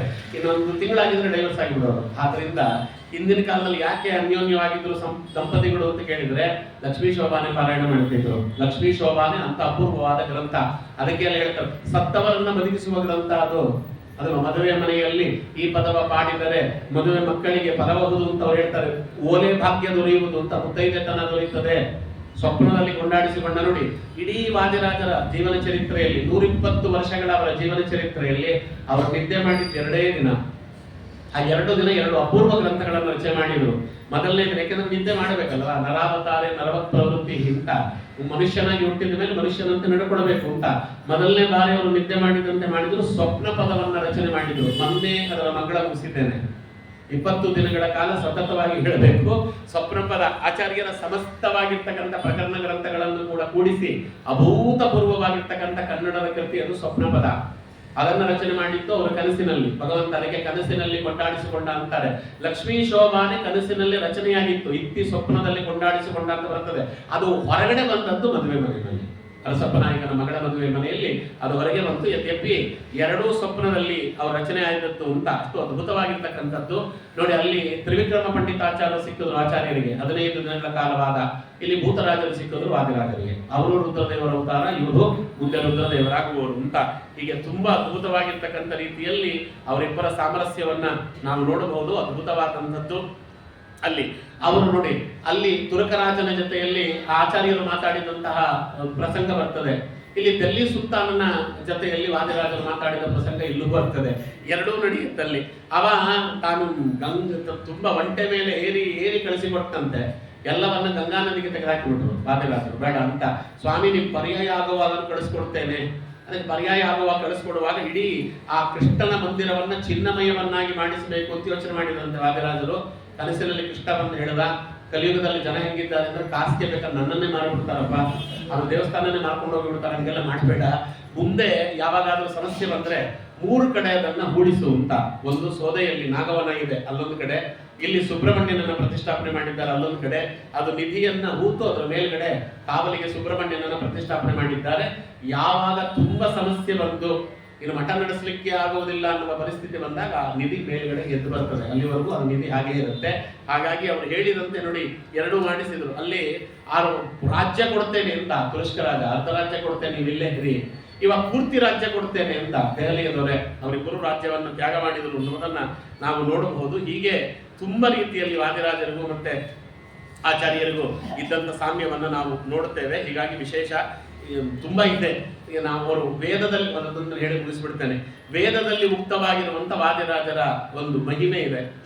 ಶತಾಂಕೆ ರಾಜನ್ ವಿಷಜಃ ಸಹಸ್ರಂ ಮೂರ್ಮಿ ಗಭಿರಾಸು ಮತಿಷ್ಠೆ ಅಸ್ತು ಅಂತಿದೆ. ಅಲ್ಲಿ ವೇದದಲ್ಲಿ ಬಂದಿರೋದು. ಶತಾನಂದ ವಾಚ್ಯರಾದ ವಾಯುದೇವರು, ಅದೇ ವಾದಿರಾಜ ಸಾರ್ವಭೌಮರು, ಈ ಸಂಸಾರಕ್ಕೆ ಔಷಧಿ ರೂಪವಾದ ದೋಷ ದೂರವಾದ 1000 ಭಗವದ್ ರೂಪಗಳನ್ನು ಉಪಾಸನೆ ಮಾಡುತ್ತಾರೆ. 7 ಕೋಟಿ ಮಂತ್ರಗಳನ್ನ ಸಂಸಿದ್ಧಿ 7 ಕೋಟಿ ಮಹಾಮಂತ್ರ ಅಂತ ವಾದಿರಾಜರಿಗೆ ಹೇಳ್ತಾ ಇರು. ಆ ಮಧ್ವಾಚಾರ್ಯರಿಗೆ ಹೇಳ್ತಾರೆ, ವಾಯುದೇವರು 7 ಕೋಟಿ ಮಂತ್ರಗಳನ್ನ ಸಿದ್ಧಿ ಮಾಡಿಕೊಟ್ಟಿದ್ದಾರೆ. ಅದರಂತೆ ವಾದಿರಾಜರು 7 ಕೋಟಿ ಮಂತ್ರಗಳನ್ನ ಉಪಾಸನೆ ಮಾಡುತ್ತಾರೆ ಅಂತ ನಾವು ನೋಡುತ್ತೇವೆ. ಬರತಿ ಸಹಸ್ರಕ್ಕೆ ಪ್ರತಿಪಾದ್ಯನಾದ ಭಗವಂತ 72,000 ರೂಪದಿಂದ ನಿತ್ಯವೂ ದರ್ಶನ ಕೊಡ್ತಾನಂತೆ ವಾಯುದೇವರಿಗೆ. ಅದಕ್ಕೆ ಯಾ ಪರ್ವತೇಶು ಔಷಧೀಶ್ವೇಶುಪ್ಸು ಯಾ ಮಾನುಷೇಶು ಅಸಿತ್ಯ ರಾಜ ಆ ಬೃಹತಿ ಇವ ಸೂನವೇ ಅಂತಿದೆ ಅಲ್ಲಿ. ಬೃಹತಿ ಶಾಸ್ತ್ರ ಪ್ರತಿಪಾದ್ಯನಾದ ಭಗವಂತ 72,000 ರೂಪಗಳಿಂದ ಸಾಕ್ಷಾತ್ ವಾದಿರಾಜರಿಗೆ ನಿತ್ಯವೂ ಕೂಡ ಅವ ತಾನು ದರ್ಶನ ಕೊಡ್ತಾನೆ. ವಾದಿರಾಜರು ನಿತ್ಯವೂ ಅವನನ್ನ ತಾವು ನಮಸ್ಕಾರ ಮಾಡ್ತಾರೆ ಅಂತ ಸುಮಾರು ಅವರು 12 ವೇದಗಳಲ್ಲಿ ಬರುವಂತಹ ಶ್ರುತಿಗಳನ್ನು ತೆಗೆದುಕೊಟ್ಟಿದ್ದಾರೆ. ಆ 12 ಶ್ರುತಿ ಇದೆ. ಇನ್ನೊಂದು ಸತಿ ಯಾವಾಗಾದ್ರೂ ಭಗವಂತ ಅನುಕೂಲ ಮಾಡಿಕೊಟ್ಟಾಗ ನೋಡೋಣ. 120 ವರ್ಷಗಳ ಕಾಲ ಅಭೂತಪೂರ್ವವಾಗಿರ್ತಕ್ಕಂಥ ರೀತಿಯಲ್ಲಿ ಅವರು ರಾಜ್ಯಭಾರವನ್ನು ಮಾಡಿ, ಹೆಸರಿಗೆ ಸನ್ಯಾಸಿಗಳು ತಲ್ಲಿಸಿಕೊಂಡರು ಕೂಡ ರಾಜ್ಯಭಾರವನ್ನು ಮಾಡಿ ರಾಜರು ಅಂತ 3 ಜನ ರಾಜರಿದ್ದಾರೆ ನಮ್ಮಲ್ಲಲ್ವಾ, ಶ್ರೀಪಾದ ರಾಜರು, ವ್ಯಾಸರಾಜರು, ವಾದಿರಾಜರು ಅಂತ. ಹಾಗಾಗಿ ರಾಜರು ಅಂತಲೇ ಲೋಕದಲ್ಲಿ ಪ್ರಸಿದ್ಧರಾಗಿ ನೋಡಿದಕ್ಕೆ ಪ್ರಪ್ರಥಮ ಬಾರಿಗೆ ಇಡೀ ಭಾರತದಲ್ಲ ಇಡೀ ವಿಶ್ವದಲ್ಲಿ ಸಶರೀರವಾಗಿ ವೃಂದಾವನ ಪ್ರವೇಶ ಅನ್ನೋ ಕಾನ್ಸೆಪ್ಟೇ ಇರಲಿಲ್ಲ. ಮೊಟ್ಟ ಮೊದಲ ಬಾರಿಗೆ ಸಶರೀರವಾದ ವೃಂದಾವನ ಪ್ರವೇಶ ಅನ್ನುವಂತಹ ಒಂದು ಅಭೂತಪೂರ್ವವಾಗಿರ್ತಕ್ಕಂಥ ಮಹಿಮೆ ತೋರಿದ್ದೇ ವಾದಿರಾಜರು. ಅವರು 1600ರಲ್ಲಿ ಪ್ರವೇಶ ಮಾಡಿದ್ರು. ಅದಾಗಿ 71 ವರ್ಷ ಆದ್ಮೇಲೆ ರಾಘವೇಂದ್ರ ಸ್ವಾಮಿಗಳು ಪ್ರವೇಶ ಮಾಡಿದ್ರು. ಅವರಿಬ್ಬರದೇ ನಮಗಲ್ಲಿ ಇತಿಹಾಸ ಸಶರೀರವಾಗಿ ವೃಂದಾವನ ಪ್ರವೇಶ ಮಾಡಿದ್ದು ಅಂತ. ಅವರು 2 ರೂಪದಲ್ಲಿ, ಒಂದು ರೂಪ ಅದು ವೃಂದಾವನ ಪ್ರವೇಶ ಮಾಡಿತ್ತು, ಇನ್ನೊಂದು ರೂಪ ಇಂದ್ರದೇವರು ಕಳಿಸಿಕೊಟ್ಟಿದ್ದಂತಹ ವಿಮಾನ. ಅವರು ತ್ರಿವಿಕ್ರಮ ದೇವರ ಅವರ ಉತ್ಸವವನ್ನು ಮಾಡ್ತಿದ್ರು. ಪೌರ್ಣಿಮೆ ಮನೆ ಬಂತಲ್ಲ, ಆ ಪೌರ್ಣಿಮೆ ಅಲ್ಲಿ ಆ ಪೌರ್ಣಿಮೆ ದಿನ ರಮಾತ್ರಿಕ್ರಮ ಉತ್ಸವ ನಡೀತದಲ್ಲಿ ಉತ್ಸವ ಮಾಡುತ್ತಿದ್ದರಂತೆ. ಅದಕ್ಕೋಸ್ಕರವಾಗಿ ಉತ್ಸವ ಮುಗಿಯೋವರೆಗೂ ನಾನು ಬರಲ್ಲ, ನೀನು ಅಲ್ಲೇ ಕಾಯ್ತಾ ಇರು ಅಂತ ಅವರಲ್ಲಿ ನಿಲ್ಲಿಸಿದ್ದಂತಹ ಆನಂದ ಮರ ಇವತ್ತು ಇದೆ ಅಲ್ಲಿ, ಅಲ್ಲಿ ನೋಡಬಹುದು. ಅಲ್ಲಿ ನಿಲ್ಲಿಸಿದ್ರು ಅಂತ ನೋಡಿ. ಇಂದ್ರದೇವರು ಕಳಿಸಿದಂತ ವಿಮಾನವನ್ನ ಅಂದ್ರೆ ಮೃತ್ಯುವನ್ನ ಮುಂದಕ್ಕೆ ಹಾಕುವಂತದ್ದು ಲೋಕದ ದೃಷ್ಟಿಯಲ್ಲಿ ನೋಡಿದ್ರೆ ಅದು ಯಾರಿಗೆ ಸಾಮರ್ಥ್ಯ ಇರ್ತದೆ, ವಾಯುದೇವರಿಗೆ ಸಾಮರ್ಥ್ಯ ಇರುತ್ತೆ. ಅದಕ್ಕೋಸ್ಕರವಾಗಿ ಆದ ಮೇಲೆ ಅವರು ಮೇಲಕ್ಕೆ ಹೋದಾಗ ಅವ್ರು ಒಂದು ರೂಪದಲ್ಲಿ ಕಾಣಿಸಿಕೊಂಡು ಅವರೆಲ್ಲ ತಲೆ ಎತ್ತಿ ನೋಡುತ್ತಾ ಇದ್ದಾರೆ. ಘಂಟಾನಾದದೊಂದಿಗೆ ವಾದಿರಾಜರು ಇಂದ್ರದೇವರಿಂದ ಪೂಜಿತರಾಗಿ ಹೋಗುವಾಗ ಅದಕ್ಕೆ ಭಿತ್ವಾ ಭುವಂ ದೇವನ ದಿಂಚಕಾಮ ಅವರೆಲ್ಲರೂ ಕೂಡ ಒಂದೇ ಸಮನೆ ಅಳ್ಳಿಕ್ಕೆ ಪ್ರಾರಂಭ ಮಾಡಿದ್ರು. ಸ್ವಾಮಿ, ನೀವು ನಮ್ಮನ್ನೆಲ್ಲ ಬಿಟ್ಟು ಹೋಗಿ ಬಿಡ್ತೀರಿ. ಕರುಣಾಲೋನ ಮುಂಚಸ್ಮಾನ್ ಪದಭಕ್ತಾನ್ ಅನರ್ಥಕಾನ್ ಕಾಗತಿರ್ನ ಪ್ರೋಕ್ತ ಪುರಿತಿ ಪುರಚ್ಚೈಹಿ ಆಕ್ರಂದನ ಪರಾನ್ ಸ್ವಕಾನ್ ಆಶ್ವಾಸಯನ್ ಸುಯ್ಯ ಚಾಟಿನ್ ಪಾದುಕೇಚ ಹಿರಣ್ಮಯ. ನೀವು ಹಿಂಗೆ ನಮ್ಮನ್ನ ತೊರೆದು ಹೋಗಿಬಿಟ್ರೆ ನಮ್ಮ ಗತಿ ಏನು ಅಂದಾಗ ನೀವೇನು ತಲೆಗೆಡಿಸಿಕೊಳ್ಳಬೇಡ್ರಿ ಅಂತ ತಮ್ಮ ಸ್ವರ್ಣ ಪಾದುಕೆಯನ್ನ, ತಮ್ಮ ಮೈ ಮೇಲಿದ್ದ ಕಾವಿ ಶಾಟಿಯನ್ನು ಎರಡನ್ನೂ ಕೆಳಗೆ ಹಾಕಿ ಇವತ್ತಿಗೂ ಒಂದು ಆರಾಧನೆ ದಿನ ತೋರಿಸ್ತಾರೆ ಸ್ವಾಮಿಗಳು. ಅದನ್ನು ನೋಡಬಹುದು. ಇವತ್ತಿಗೂ ಯದ್ಯಪಿ ಅದೆರಡರಲ್ಲಿ ನಮ್ಮ ಸನ್ನಿಧಾನವನ್ನ ತಾವಿಟ್ಟು ಅದ ಪ್ರಕ್ಷಿಪ್ಯ ಮಾಭೀಷ್ಟ ಮಧ್ವೃಂದಾವನಗಸ್ತ್ವಹಂ ಏಕೇನೇಶ ಏಕಾಂಶೇನೇಶು ಅದಾತ್ತಾಸ್ಮಿ ಇತ್ಯುಕ್ತ್ವಾ ಗಾತ್ಸ ಸುರಾಲಯಂ ಭಕ್ತಾಹ ಶಾಟಿಂ ಪಾದುಕೇಚ ಪೂಜಯಾಮಾಸು ಆದರಾತ್ ಅಂತ ಅವರ ಚರಿತ್ರೆಯಲ್ಲಿ ಕೊನೆ ಶ್ಲೋಕ ಹೇಳ್ತದೆ. ಸ್ವಸ್ತಿ ಶ್ರೀ ಜಯಶಾಲಿ ವಾಹನ ಶಕೆ ಸಾರ್ಧಾತ್ಸಹ ಸಾರ್ಧ ಉತ್ಸಹಸ್ರಾತ್ ಪರಂ ದ್ವಾವಿಂಶೆ ಶರದಂಗತೆ ಪ್ರಭವತಿ ಶ್ರೀ ಶಾರ್ವರಿ ವತ್ಸರೆ ಮಾಸೆ ಪಾಲ್ಗುನಿಕೆ ಸಿತೇತ್ತರ ತೃತೀಯಾಯಂ ತಿಥೋ ವಿದ್ದಿನೆ ಸ್ವಾತಿ ಹರ್ಷಣ ಸಂಯುಕ್ತೆ ಹರಿಪಾದಂ ವಾದಿರಾಜೋ. ಎಲ್ಲರೂ ನೋಡುತ್ತಿರುವಂತೆ ನೋಡಿ, ಅವರು ಅವತಾರ ಮಾಡಿದ್ದು ಶಾರ್ವರಿ ನಾಮ ಸಂವತ್ಸರ, ಅವತಾರ ಸಮಾಪ್ತಿ ಮಾಡಿದ್ದು ಶಾರ್ವರಿ ನಾಮ ಸಂವತ್ಸರ. ಮಾಘ ಮಾಸದಲ್ಲಿ ಅವತಾರ ಮಾಡಿದ್ರು, ಪಾಲ್ಗುಣದಲ್ಲಿ ಅವತಾರ ಸಮಾಪ್ತಿ ಮಾಡಿದ್ರು. 1600ರಲ್ಲಿ ಅವರು ಶಾರ್ವರಿ ನಾಮ ಸಂವತ್ಸರ ಪಾಲ್ಗುಣ ಮಾಸ ಕೃಷ್ಣ ಪಕ್ಷದ ತೃತೀಯ. ಅಲ್ಲೊಂದು ಇದೆ ತೃತೀಯ. ನಾವು ರಘೋತ್ತಮ ತೀರ್ಥರು ತಮ್ಮ ತಾಯಿಗೋಸ್ಕರವಾಗಿ ವೃಂದಾವನದಲ್ಲಿ ತಮ್ಮ ತಾಯಿ ಒಂದು ಮುಖವನ್ನ ಅಲ್ಲಿ ಕೆತ್ತಿಸಿದ್ದಾರೆ ಅಂತ ನಾವು ನೋಡ್ತೇವೆ. ವಾದಿರಾಜರು ಅದಕ್ಕೋಸ್ಕರ ತೃತೀಯದಿಂದ ಯಾಕೆ ಅವರು ಅವತಾರ ಸಮಾಪ್ತಿ ಮಾಡಿದ್ರು ಅಂತ. ತೃತೀಯ ಇದೆಯಲ್ಲ, ತೃತೀಯ ತಿಥಿಗೆ ಅಭಿಮಾನಿ ದೇವತೆ ಗೌರಿ ದೇವಿ. ಅವ್ರ ತಾಯಿ ಹೆಸರು ಗೌರಿ ಅಲ್ಲ, ಅದಕ್ಕೆ ಅವರು ತೃತೀಯ ದಿನವೇ ಅವತಾರ ಸಮಾಪ್ತಿ ಮಾಡಿದರಂತೆ. ನಮ್ಮ ತಾಯಿ ಹೆಸರು ಅವ್ರ ಅವತಾರ ಮಾಡಿದ ದಿನ ಎಲ್ಲರೂ ಸ್ಮರಿಸಲಿ ಎನ್ನುವ ಕಾರಣಕ್ಕೆ ಅದಕ್ಕೆ ಮಾಸೆ ಪಾಲ್ಗುನೆ ಸಿತೇತರೆ ತೃತೀಯಾಂ ತಥೋ ವಿದ್ಯನೆ. ಸ್ವಾತಿ ನಕ್ಷತ್ರ, ಸ್ವಾತಿ ನಕ್ಷತ್ರ ನೋಡ್ರಿ, ಸ್ವಾತಿ ನಕ್ಷತ್ರಕ್ಕೆ ಅಭಿಮಾನಿ ದೇವತೆ ವಾಯುದೇವರು. ತಾವು ಯಾರು ಅಂತ, ತಾವು ಯಾವ ನಕ್ಷತ್ರದಲ್ಲಿ ಅವತಾರ ಸಮಾಪ್ತಿ ಮಾಡಿದ್ರು ಅವಾಗಲೇ ತೋರಿಸ್ತಾರೆ.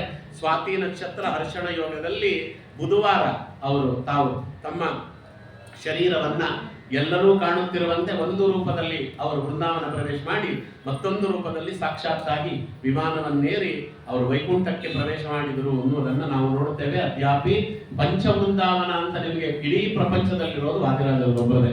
ಇನ್ನೆಲ್ಲಿಯೂ ಪಂಚವೃಂದಾವನದ ಕಾನ್ಸೆಪ್ಟೇ ಇಲ್ಲ, ಅವರೊಬ್ಬರದೇ ಇದೆ. ಆ ಪಂಚವೃಂದಾವನದಲ್ಲಿ ಮಧ್ಯದ ವೃಂದಾವನ ಅವರದು. ನಾವು ಪಂಚಪ್ರಾಣನಾಗುವ ಮುಂದೆ ಅನ್ನೋದನ್ನ ತೋರಿಸ್ತಾರೆ. ಈ ವೃಂದಾವನದಲ್ಲಿ ಏನೆಲ್ಲ ಮಹತ್ವಗಳಿವೆ, ಏನೆಲ್ಲ ಆ ಬೃಂದಾವನದ ಮಹಿಮೆಗಳಿವೆ ಅಂತ ತಿಳಿಸ್ಲಿಕ್ಕೆ ಅಂತಲೇ ಎಡಮುಖ ಬ್ರಾಹ್ಮಣನ ಕನಸಿನಲ್ಲಿ ಕಾಣಿಸಿಕೊಂಡು ಅವರು ಸ್ವಪ್ನ ವೃಂದಾವನಾಖ್ಯಾನವನ್ನ ರಚನೆ ಮಾಡಿ ಸೋಲಾ ಕ್ಷೇತ್ರದ ಮಹತ್ಮೆಯನ್ನ, ಪಂಚವೃಂದಾವನದ ಮಹತ್ಮೆಯನ್ನ, ತಮ್ಮ ಸ್ವರೂಪವನ್ನೆಲ್ಲವನ್ನು ತಿಳಿಸಿ ಯೋಗ್ಯರಾಗಿರ್ತಕ್ಕಂಥವರು ಸಾಧನೆ ಮಾಡಿಕೊಳ್ಳಿಕ್ಕೆ ಅನುಕೂಲವಾಗುವಂತಹ ವಾತಾವರಣವನ್ನ ನಿರ್ಮಾಣ ಮಾಡಿಕೊಟ್ಟಿದ್ದಾರೆ. ಪ್ರಪಂಚದಲ್ಲಿ ಇನ್ನೊಂದು ವಿಸ್ಮಯ, ಅವತಾರ ಮಾಡಿದಾಗ ಗ್ರಂಥ ರಚನೆ ಮಾಡಿದಂತಹ ಉದಾಹರಣೆಗಳು ಬೇಕಾದಷ್ಟು ಸಿಗ್ತವೆ. ಅವತಾರ ಸಮಾಪ್ತಿ ಮಾಡಿದ ಮೇಲೆ ಗ್ರಂಥ ಅಂತ ಒಂದು ರಚನೆ ಮಾಡಿದಂತ ಒಂದೇ ಒಂದು ಉದಾಹರಣೆ ಸಿಗೋದು ವಾದಿರಾಜ ಸ್ವಪ್ನ ವೃಂದಾವನಾಖ್ಯಾನ. ಅಪೂರ್ವವಾದದ್ದು. ಅದಕ್ಕೆ ಭೀಮನಕಟ್ಟೆ ಮಠಾಧೀಶ್ವರರಾದ ಪ್ರವೀರ ತೀರ್ಥ ಸ್ವಾಮಿಗಳು ಅದಕ್ಕೆ ಒಂದು ಅಪೂರ್ವವಾದ ಗ್ರಂಥ, ಸ್ವಲ್ಪ ಅದಕ್ಕೆ ಸ್ವಪ್ನ ವೃಂದಾವನಾಖ್ಯಾನ ಪ್ರಾಮಾಣ್ಯ ಬೋಧನಂ ಅಂತ ಟೀಕೆ ರಚನೆ ಮಾಡಿದ್ದಾರೆ, ಟಿಪ್ಪಣಿ. ಅಪೂರ್ವವಾದದ್ದು ಅಂತಹ ವಾದಿರಾಜರು ನಮ್ಮ ಸ್ವರೂಪೋದ್ಧಾರಕರು. ಅದಕ್ಕೆ ನಾವು ಯಾವಾಗಲೂ ಸ್ವಾಮಿಗಳು ಹೇಳೋರು, ಎರಡು ಕಣ್ಣು ಅಂತ, ವೈಷ್ಣವರಿಗೆ ಎರಡು ಕಣ್ಣಂತೆ, ಒಂದು ಹೃದಯ ಅಂತ. ಎರಡು ಕಣ್ಣಿಗೆ ಯಾವುದು ಅಂದ್ರೆ ಒಂದು ವಾದಿರಾಜರು, ಒಂದು ರಾಘವೇಂದ್ರ ಸ್ವಾಮಿಗಳು ಎರಡು ಕಣ್ಣು, ಒಂದು ಹೃದಯ ಯಾವುದು ಅಂದ್ರೆ ಟೀಕಾಕೃತ್ಪಾದ ಹೃದಯ ಅಂತ. ನಮಗೆ ರಕ್ಷೆ ಯಾರು? ಮಧ್ವಾಚಾರ್ಯರು ಅಂತ. ನಾವು ಮಧ್ವಾಚಾರ್ಯರನ್ನು ವಿಶಾಲ ವೃಕ್ಷದ ಕೆಳಗೆ ಕೂತಿದ್ದೇವೆ. ನನಗೆ ನೋಡ್ಲಿಕ್ಕೆ ಎರಡು ಕಣ್ಣಿದೆ, ಒಂದು ವಾದಿರಾಜರು, ಒಂದು ರಾಘವೇಂದ್ರ ಸ್ವಾಮಿಗಳು ಅಂತ ಕಣ್ಣು, ಹೃದಯ ಒಂದಿದೆ ಎಲ್ಲರಿಗೂ, ಟೀಕಾಕೃತ್ಪಾದ ಹೃದಯ ಅಂತ. ಹಾಗಾಗಿ ಕಣ್ಣಿನ ಸ್ಥಾನದಲ್ಲಿರುವುದು ಅಂತ. ಇವತ್ತು ಏನಾದರೂ ನಮ್ಗೇನೋ ಅಲ್ಪ ಸ್ವಲ್ಪ ಇವತ್ತು ಶಾಸ್ತ್ರೀಯ ಒಂದು ವಿಚಾರಗಳಲ್ಲಿ ಒಂಚೂರು ಸಿದ್ಧಿ ಅನ್ನೋದೇನಾದ್ರೂ ಭಗವಂತ ಕೊಟ್ಟಿದ್ರೆ, ಒಂದು ಸ್ವಲ್ಪ ವಾಕ್ ಚಾತುರ್ಯ ಅನ್ನೋದು, ವಾಕ್ ಸಿದ್ಧಿ ಅನ್ನೋದು ದೇವರೇನಾದ್ರು ಕೊಟ್ಟಿದ್ರೆ ಹೆಂಗಾಚಾರ್ಯ ಅಂತ ಕೇಳಿದ್ರೆ ಅದು ವಾದಿರಾಜರ ಗ್ರಂಥಗಳನ್ನು ಅಧ್ಯಯನ ಮಾಡಿದಂತಹ ಫಲ ಅಂತ ನಾನು ನಿಸ್ಸಂಕೋಚವಾಗಿ ಹೇಳ್ತೇನೆ. ವಾದಿರಾಜರ ಗ್ರಂಥಗಳು ವಾದಿರಾಜರ ಗ್ರಂಥಗಳಿಗೇ ಸಾಟಿ. ಇದಕ್ಕೆ ನೀವು ಹೆಂಗೆ ಹೇಳ್ತೀರಿ ಅಂತ, ಹೇ ದೇವದೇವ ಸಪ್ತಗಿರೀಶ ಮುಕ್ತ ಮುಕ್ತ ಸೇವಿತ ಅನಂತ ಕಲ್ಯಾಣ ಗುಣಭರಿತ ಶುಭಚರಿತ ಕಮಲಾಲಯ ಕಮಲಭರ್ವ ಶರ್ವಾದಿ ಗಿರ್ವಾಣಿ ಗಣಾರಾಧ್ಯ ವೇದ್ಯ ವೇದವೇದ್ಯ ನಿರ್ವೇದ್ಯ ಭಕ್ತರಕ್ಷ ಸುಜನ ಪಕ್ಷ ಲಕ್ಷ್ಮೀ ಪಕ್ಷ ಲತಪಾಲಕ್ಷ ಭಾಗವತ ಜನರಕ್ಷ ಉಪ್ಯುದೀಕ್ಷ ಪೂರ್ಣಕಾಮ ಆಪ್ತಕಾಮ ಅನಂತ ಕಲ್ಯಾಣ ಗುಣಗಣಧಾಮ ತ್ರಿಧಾಮ ವೈಕುಂಠಧಾಮ ಭಕ್ತ ವಿಶ್ರಾಮಧಾಮ ನಿಖಿಲ ಜಗತ್ಕಾರಣ ಸರ್ವತಂತ್ರ ಸ್ವತಂತ್ರ ಸರ್ವಶುದ್ಧ ವಾಕ್ಯ ಸರ್ವಜ್ಞ ಸರ್ವಾದಿವಂದ್ಯ ಜ್ಞಾನ ರೂಪ ಬಲ ಸ್ಥೈರ್ಯ ಧೈರ್ಯ ಔದರ್ಯಾದಿ ಅನಂತಾನಂತ ಕಲ್ಯಾಣ ಗುಣಗಣ ಪರಿಪೂರ್ಣನಾದ ಹಯಗ್ರೀವ ಸ್ವಾಮಿ ಅಂತ ಹೆಂಗೆ ಹೇಳ್ತೀರ ಆಚಾರ್ಯರು? ವಾದಿರಾಜರ ಗ್ರಂಥ ನೀವು ಅಭ್ಯಾಸ ಮಾಡಿ ನಿಮಗೂ ಬರ್ತದೆ. ಅದಕ್ಕೆ ಅವ್ರದೇ ಹೇಳ್ತಾರೆ ನೋಡ್ರಿ, ಹಯಗ್ರೀವ ಹಯಗ್ರೀವ ಹಯಗ್ರೀವೇತಿ ಯೋವದೇ ತಸ್ಯ ನಿಸ್ಸರತೆ ವಾಣಿ ಜುಹ್ನ ಕನ್ಯಾ ಪ್ರವಾಹವತ್. ಹಯಗ್ರೀವ ಅಂತ ಯಾರು ಸ್ಮರಣೆ ಮಾಡ್ತಾರೆ, ನಿಮ್ಮ ನಾಲಿಗೆಯಿಂದ ಮಾತುಗಳು ಹೆಂಗೆ ಹೊರಡ್ತವೆ ಅಂದ್ರೆ ಗಂಗಾ ಪ್ರವಾಹದಂತೆ ಹೊರಡ್ತದೆ, ಅಡೆತಡೆ ಇಲ್ಲದೆ ಅಂತ. ಅದು ವಾದಿರಾಜರ ಅನುಗ್ರಹ.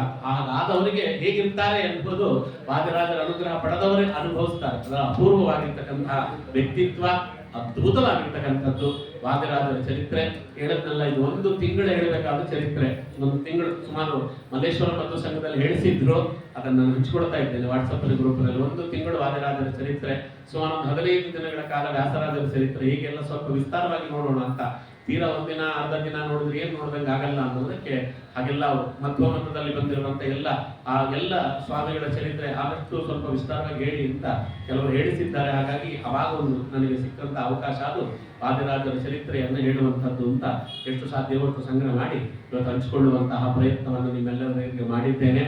ನಾಳೆ ವ್ಯಾಸರಾಜರು ಸಾರ್ವಭೌಮ ಚರಿತ್ರೆ ಅದ್ಭುತವಾದದ್ದು. ನಮ್ಮ ಸೋಮನಾಥ ಕವಿ ರಚನೆ ಮಾಡಿದ್ದು. ಆದರೆ ಇನ್ನೊಂದು ರೀತಿಯಲ್ಲಿ ಅದು ಇನ್ನೊಂದು ರೀತಿಯ ಪಂಚಾಮೃತದ ಒಂದು ಪರಿಚಯ, ಅಪೂರ್ವವಾದ ರೀತಿಯಲ್ಲಿ ಗದ್ಯ ಭಾಗ. ಸೋಮನಾಥ ಕವಿಯ ಗದ್ಯ ಭಾಗವೇ ಗರುಡವ ವೈಷ್ಣವರಲ್ಲ, ಅವೊಬ್ಬ ಮಾಯಾವಾದದ ಒಬ್ಬ ಕವಿ. ಅವನು ವ್ಯಾಸರಾಜರ ಪ್ರಭಾವಕ್ಕೆ ಎಷ್ಟು ಒಳಗಾಗಿದ್ದ ಅಂದ್ರೆ ನಾಳೆ ಅದರ ಪ್ರಭಾವ ಅನ್ನುವುದನ್ನು ನೋಡೋಣ. ಅಪ್ರತಿಮವಾಗಿರ್ತಕ್ಕಂಥ ವ್ಯಕ್ತಿತ್ವದ ಇಬ್ಬರು ಲೋಕದಲ್ಲಿ ದೊರೆತಂತಹ ಮಹಾನುಭಾವರು, ಒಂದು ವಾದಿರಾಜರು ಸಾರ್ವಭೌಮರು, ವಾದಿಸವೀರು, ಇನ್ನೊಂದು ವ್ಯಾಸರಾಜರು ಸಾರ್ವಭೌಮರು. ಅವರ ಚರಿತ್ರೆ, ಅದರಲ್ಲಿ ಬರುವಂತಹ ಆಕರಗಳು ಅಪೂರ್ವವಾದದ್ದೇನಿದೆ. ನಾಳೆ ನನ್ನೇ ಕರೆದಿದ್ದಾರೆ, ಎಲ್ಲೋ ಹೋಗ್ಬೇಕಾಯ್ತು ನೋಡಿ, ಇದಕ್ಕೆ ಭಗವಂತನ ಇಚ್ಛೆ ಇದೆ. ಎಲ್ಲೋ ಕರೆದಿದ್ರು ಹೋಗಬೇಕಾಗಿತ್ತು, ಇದ್ದಕ್ಕಿದ್ದಂಗೆ ಕ್ಯಾನ್ಸಲ್ ಆಯಿತು. ಆಚಾರ್ಯ ಏನೋ ಸಮಸ್ಯೆ ಆಗಿದೆ, ಯಾರಿಗೋ ಜಾತಶೋಕ ಬಂದಿದೆ, ದಯವಿಟ್ಟು ಏನೋ ಅನ್ಕೋಬೇಡಿ, ಬೇಡ ಅಂದ್ರು. ಸರಿ ಅಂದೆ. ಅದಾಗ 5 ನಿಮಿಷಕ್ಕೆ ಅವ್ರು ಫೋನ್ ಮಾಡಿದ್ರು, ಆಚಾರ್ಯ ನಮ್ಮಲ್ಲಿ ಬರ್ತೀರಾ ಶನಿವಾರ ಅಂತ. ಎಷ್ಟು ಖುಷಿಯಾಗಿ ಬಿಡುತ್ತೋ ಅಂದ್ರೆ 5 ನಿಮಿಷ ಈ ಫೋನ್ ಬಂತು, ಬರ್ತೀನಿ, ಸಂತೋಷವಾಗಿ ಬರ್ತೇನೆ ಅಂತ. ಯಾವಾಗ ಬೇಕಾದ್ರೂ ಕರೀರಿ, ಬೆಳಗ್ಗೆ ಸಂತೋಷವಾಗಿ ಬರ್ತೇನೆ. ಹೇಳುವುದರಿಂದ ನನಗೆಷ್ಟು ಆನಂದ ನನಗೆ ಆಗ್ತದೆ ಆ ಗ್ರಂಥಗಳ ಅವಲೋಕನದಿಂದ ನನಗೊಬ್ಬರು ಗೊತ್ತು. ಕೇಳುವುದರಿಂದ ನಿಮ್ಗೆ ಆನಂದ ಆಗ್ತದೋ ಇಲ್ವೋ ಸೆಕೆಂಡರಿ, ಹೇಳುವುದರಿಂದ ಪರಮಾನಂದ ನನಗೆ, ಅದನ್ನು ಅನುಭವಿಸಿ ಹೇಳುತ್ತೇನೆ. ಆದ್ದರಿಂದ ಭಗವಂತ ಕೊಡ್ತಾನೆ ಸಾಕು. ನಮ್ಮ ಈ ಜೀವನಕ್ಕೆ ಅದೊಂದು ಭಾಗ್ಯ ದೇವರು ಕೊಟ್ಟಿದ್ದಾನೆ, ಅವರನ್ನು ಸಂತೋಷವಾಗಿ ಅನುಭವಿಸ್ತೇವೆ. ನನ್ನ ಜೊತೆಯಲ್ಲಿ ನೀವು ಕೂಡ ಪಾಲ್ಗೊಂಡ್ರೆ ನಾವಿಬ್ಬರು ಸೇರಿ ವೈಷ್ಣವರ ಬಳಗ ವೈಕುಂಠದವರೆಗೆ ಅಂತ, ವೈಕುಂಠದವರೆಗೆ ಹೋಗುವವರೆಗೂ ಕೂಡ ಇಂಥ ಮಹಾನುಭಾವರ ಚರಿತ್ರೆಯನ್ನು ಆಸ್ವಾದನೆ ಮಾಡಿಕೊಂಡು ಅದರ ಅಮೃತದ ಪಾನದೊಂದಿಗೆ ನಮ್ಮ ಉಳಿದ ಜೀವನವನ್ನು ಕಳೆಯುವಂತಹ ನಿಟ್ಟಿನಲ್ಲಿ ಸಾರ್ಥಕತೆಯನ್ನು ಪಡೆಯೋಣ ಅಂತ ಹೇಳ್ತಾ, ಇವತ್ತಿನ ಈ ಅಪೂರ್ವವಾಗಿರ್ತಕ್ಕಂತಹ ನಮ್ಮ ಗುರುಗಳ ಒಂದು ಸ್ವರೂಪೋದ್ಧಾರಕರಾದ ವಾದಿರಾಜ ಗುರು ಸಾರ್ವಭೌಮರ ಚರಿತ್ರೆಯ ಒಂದು ಅಂಶಗಳು ಎಷ್ಟು ಸಾಧ್ಯವಾಗುತ್ತೋ ಅಷ್ಟು ಸಂಗ್ರಹ ಮಾಡಿದ್ದೇನೆ. ಅವೆಲ್ಲವನ್ನ ನಮ್ಮ ಗುರುಗಳ ಅಂತರ್ಯಾಮಿಯಾದ ಭಾರತೀಯ ರಮಣ ಮುಖ್ಯಪ್ರಾಣಾಂತರ್ಗತನಾದ ವಾದಿರಾಜರ ಆರಾಧ್ಯ ಮೂರ್ತಿಯಾಗಿರ್ತಕ್ಕಂಥ ಅಶ್ವಿನಿಪತಿ ಹೈಗ್ರೀವ ದೇವರ ಪಾದಾರವಿಂದಕ್ಕೆ ಅರ್ಪಿಸ್ತಾ ಇದ್ದೇನೆ. ಸರ್ವೇಂದ್ರ ಪ್ರೇರಕೇನ ಶ್ರೀ ಪ್ರಾಣಪತಿ ನೇತಃ ಯದವೋಚ ಮಹಂತೇನ ಪ್ರಿಯತಾಂ ಕಮಲಾಲಯ ಶ್ರೀಕೃಷ್ಣಾರ್ಪಣಮಸ್ತು. ವಾಸ್ತವಾದಿ ಏನು ಆಚಾರ್ಯ ಅಲ್ಲಿ ಮುಗಿಸ್ಕೊಂಡು ಬಂದಿರಿ.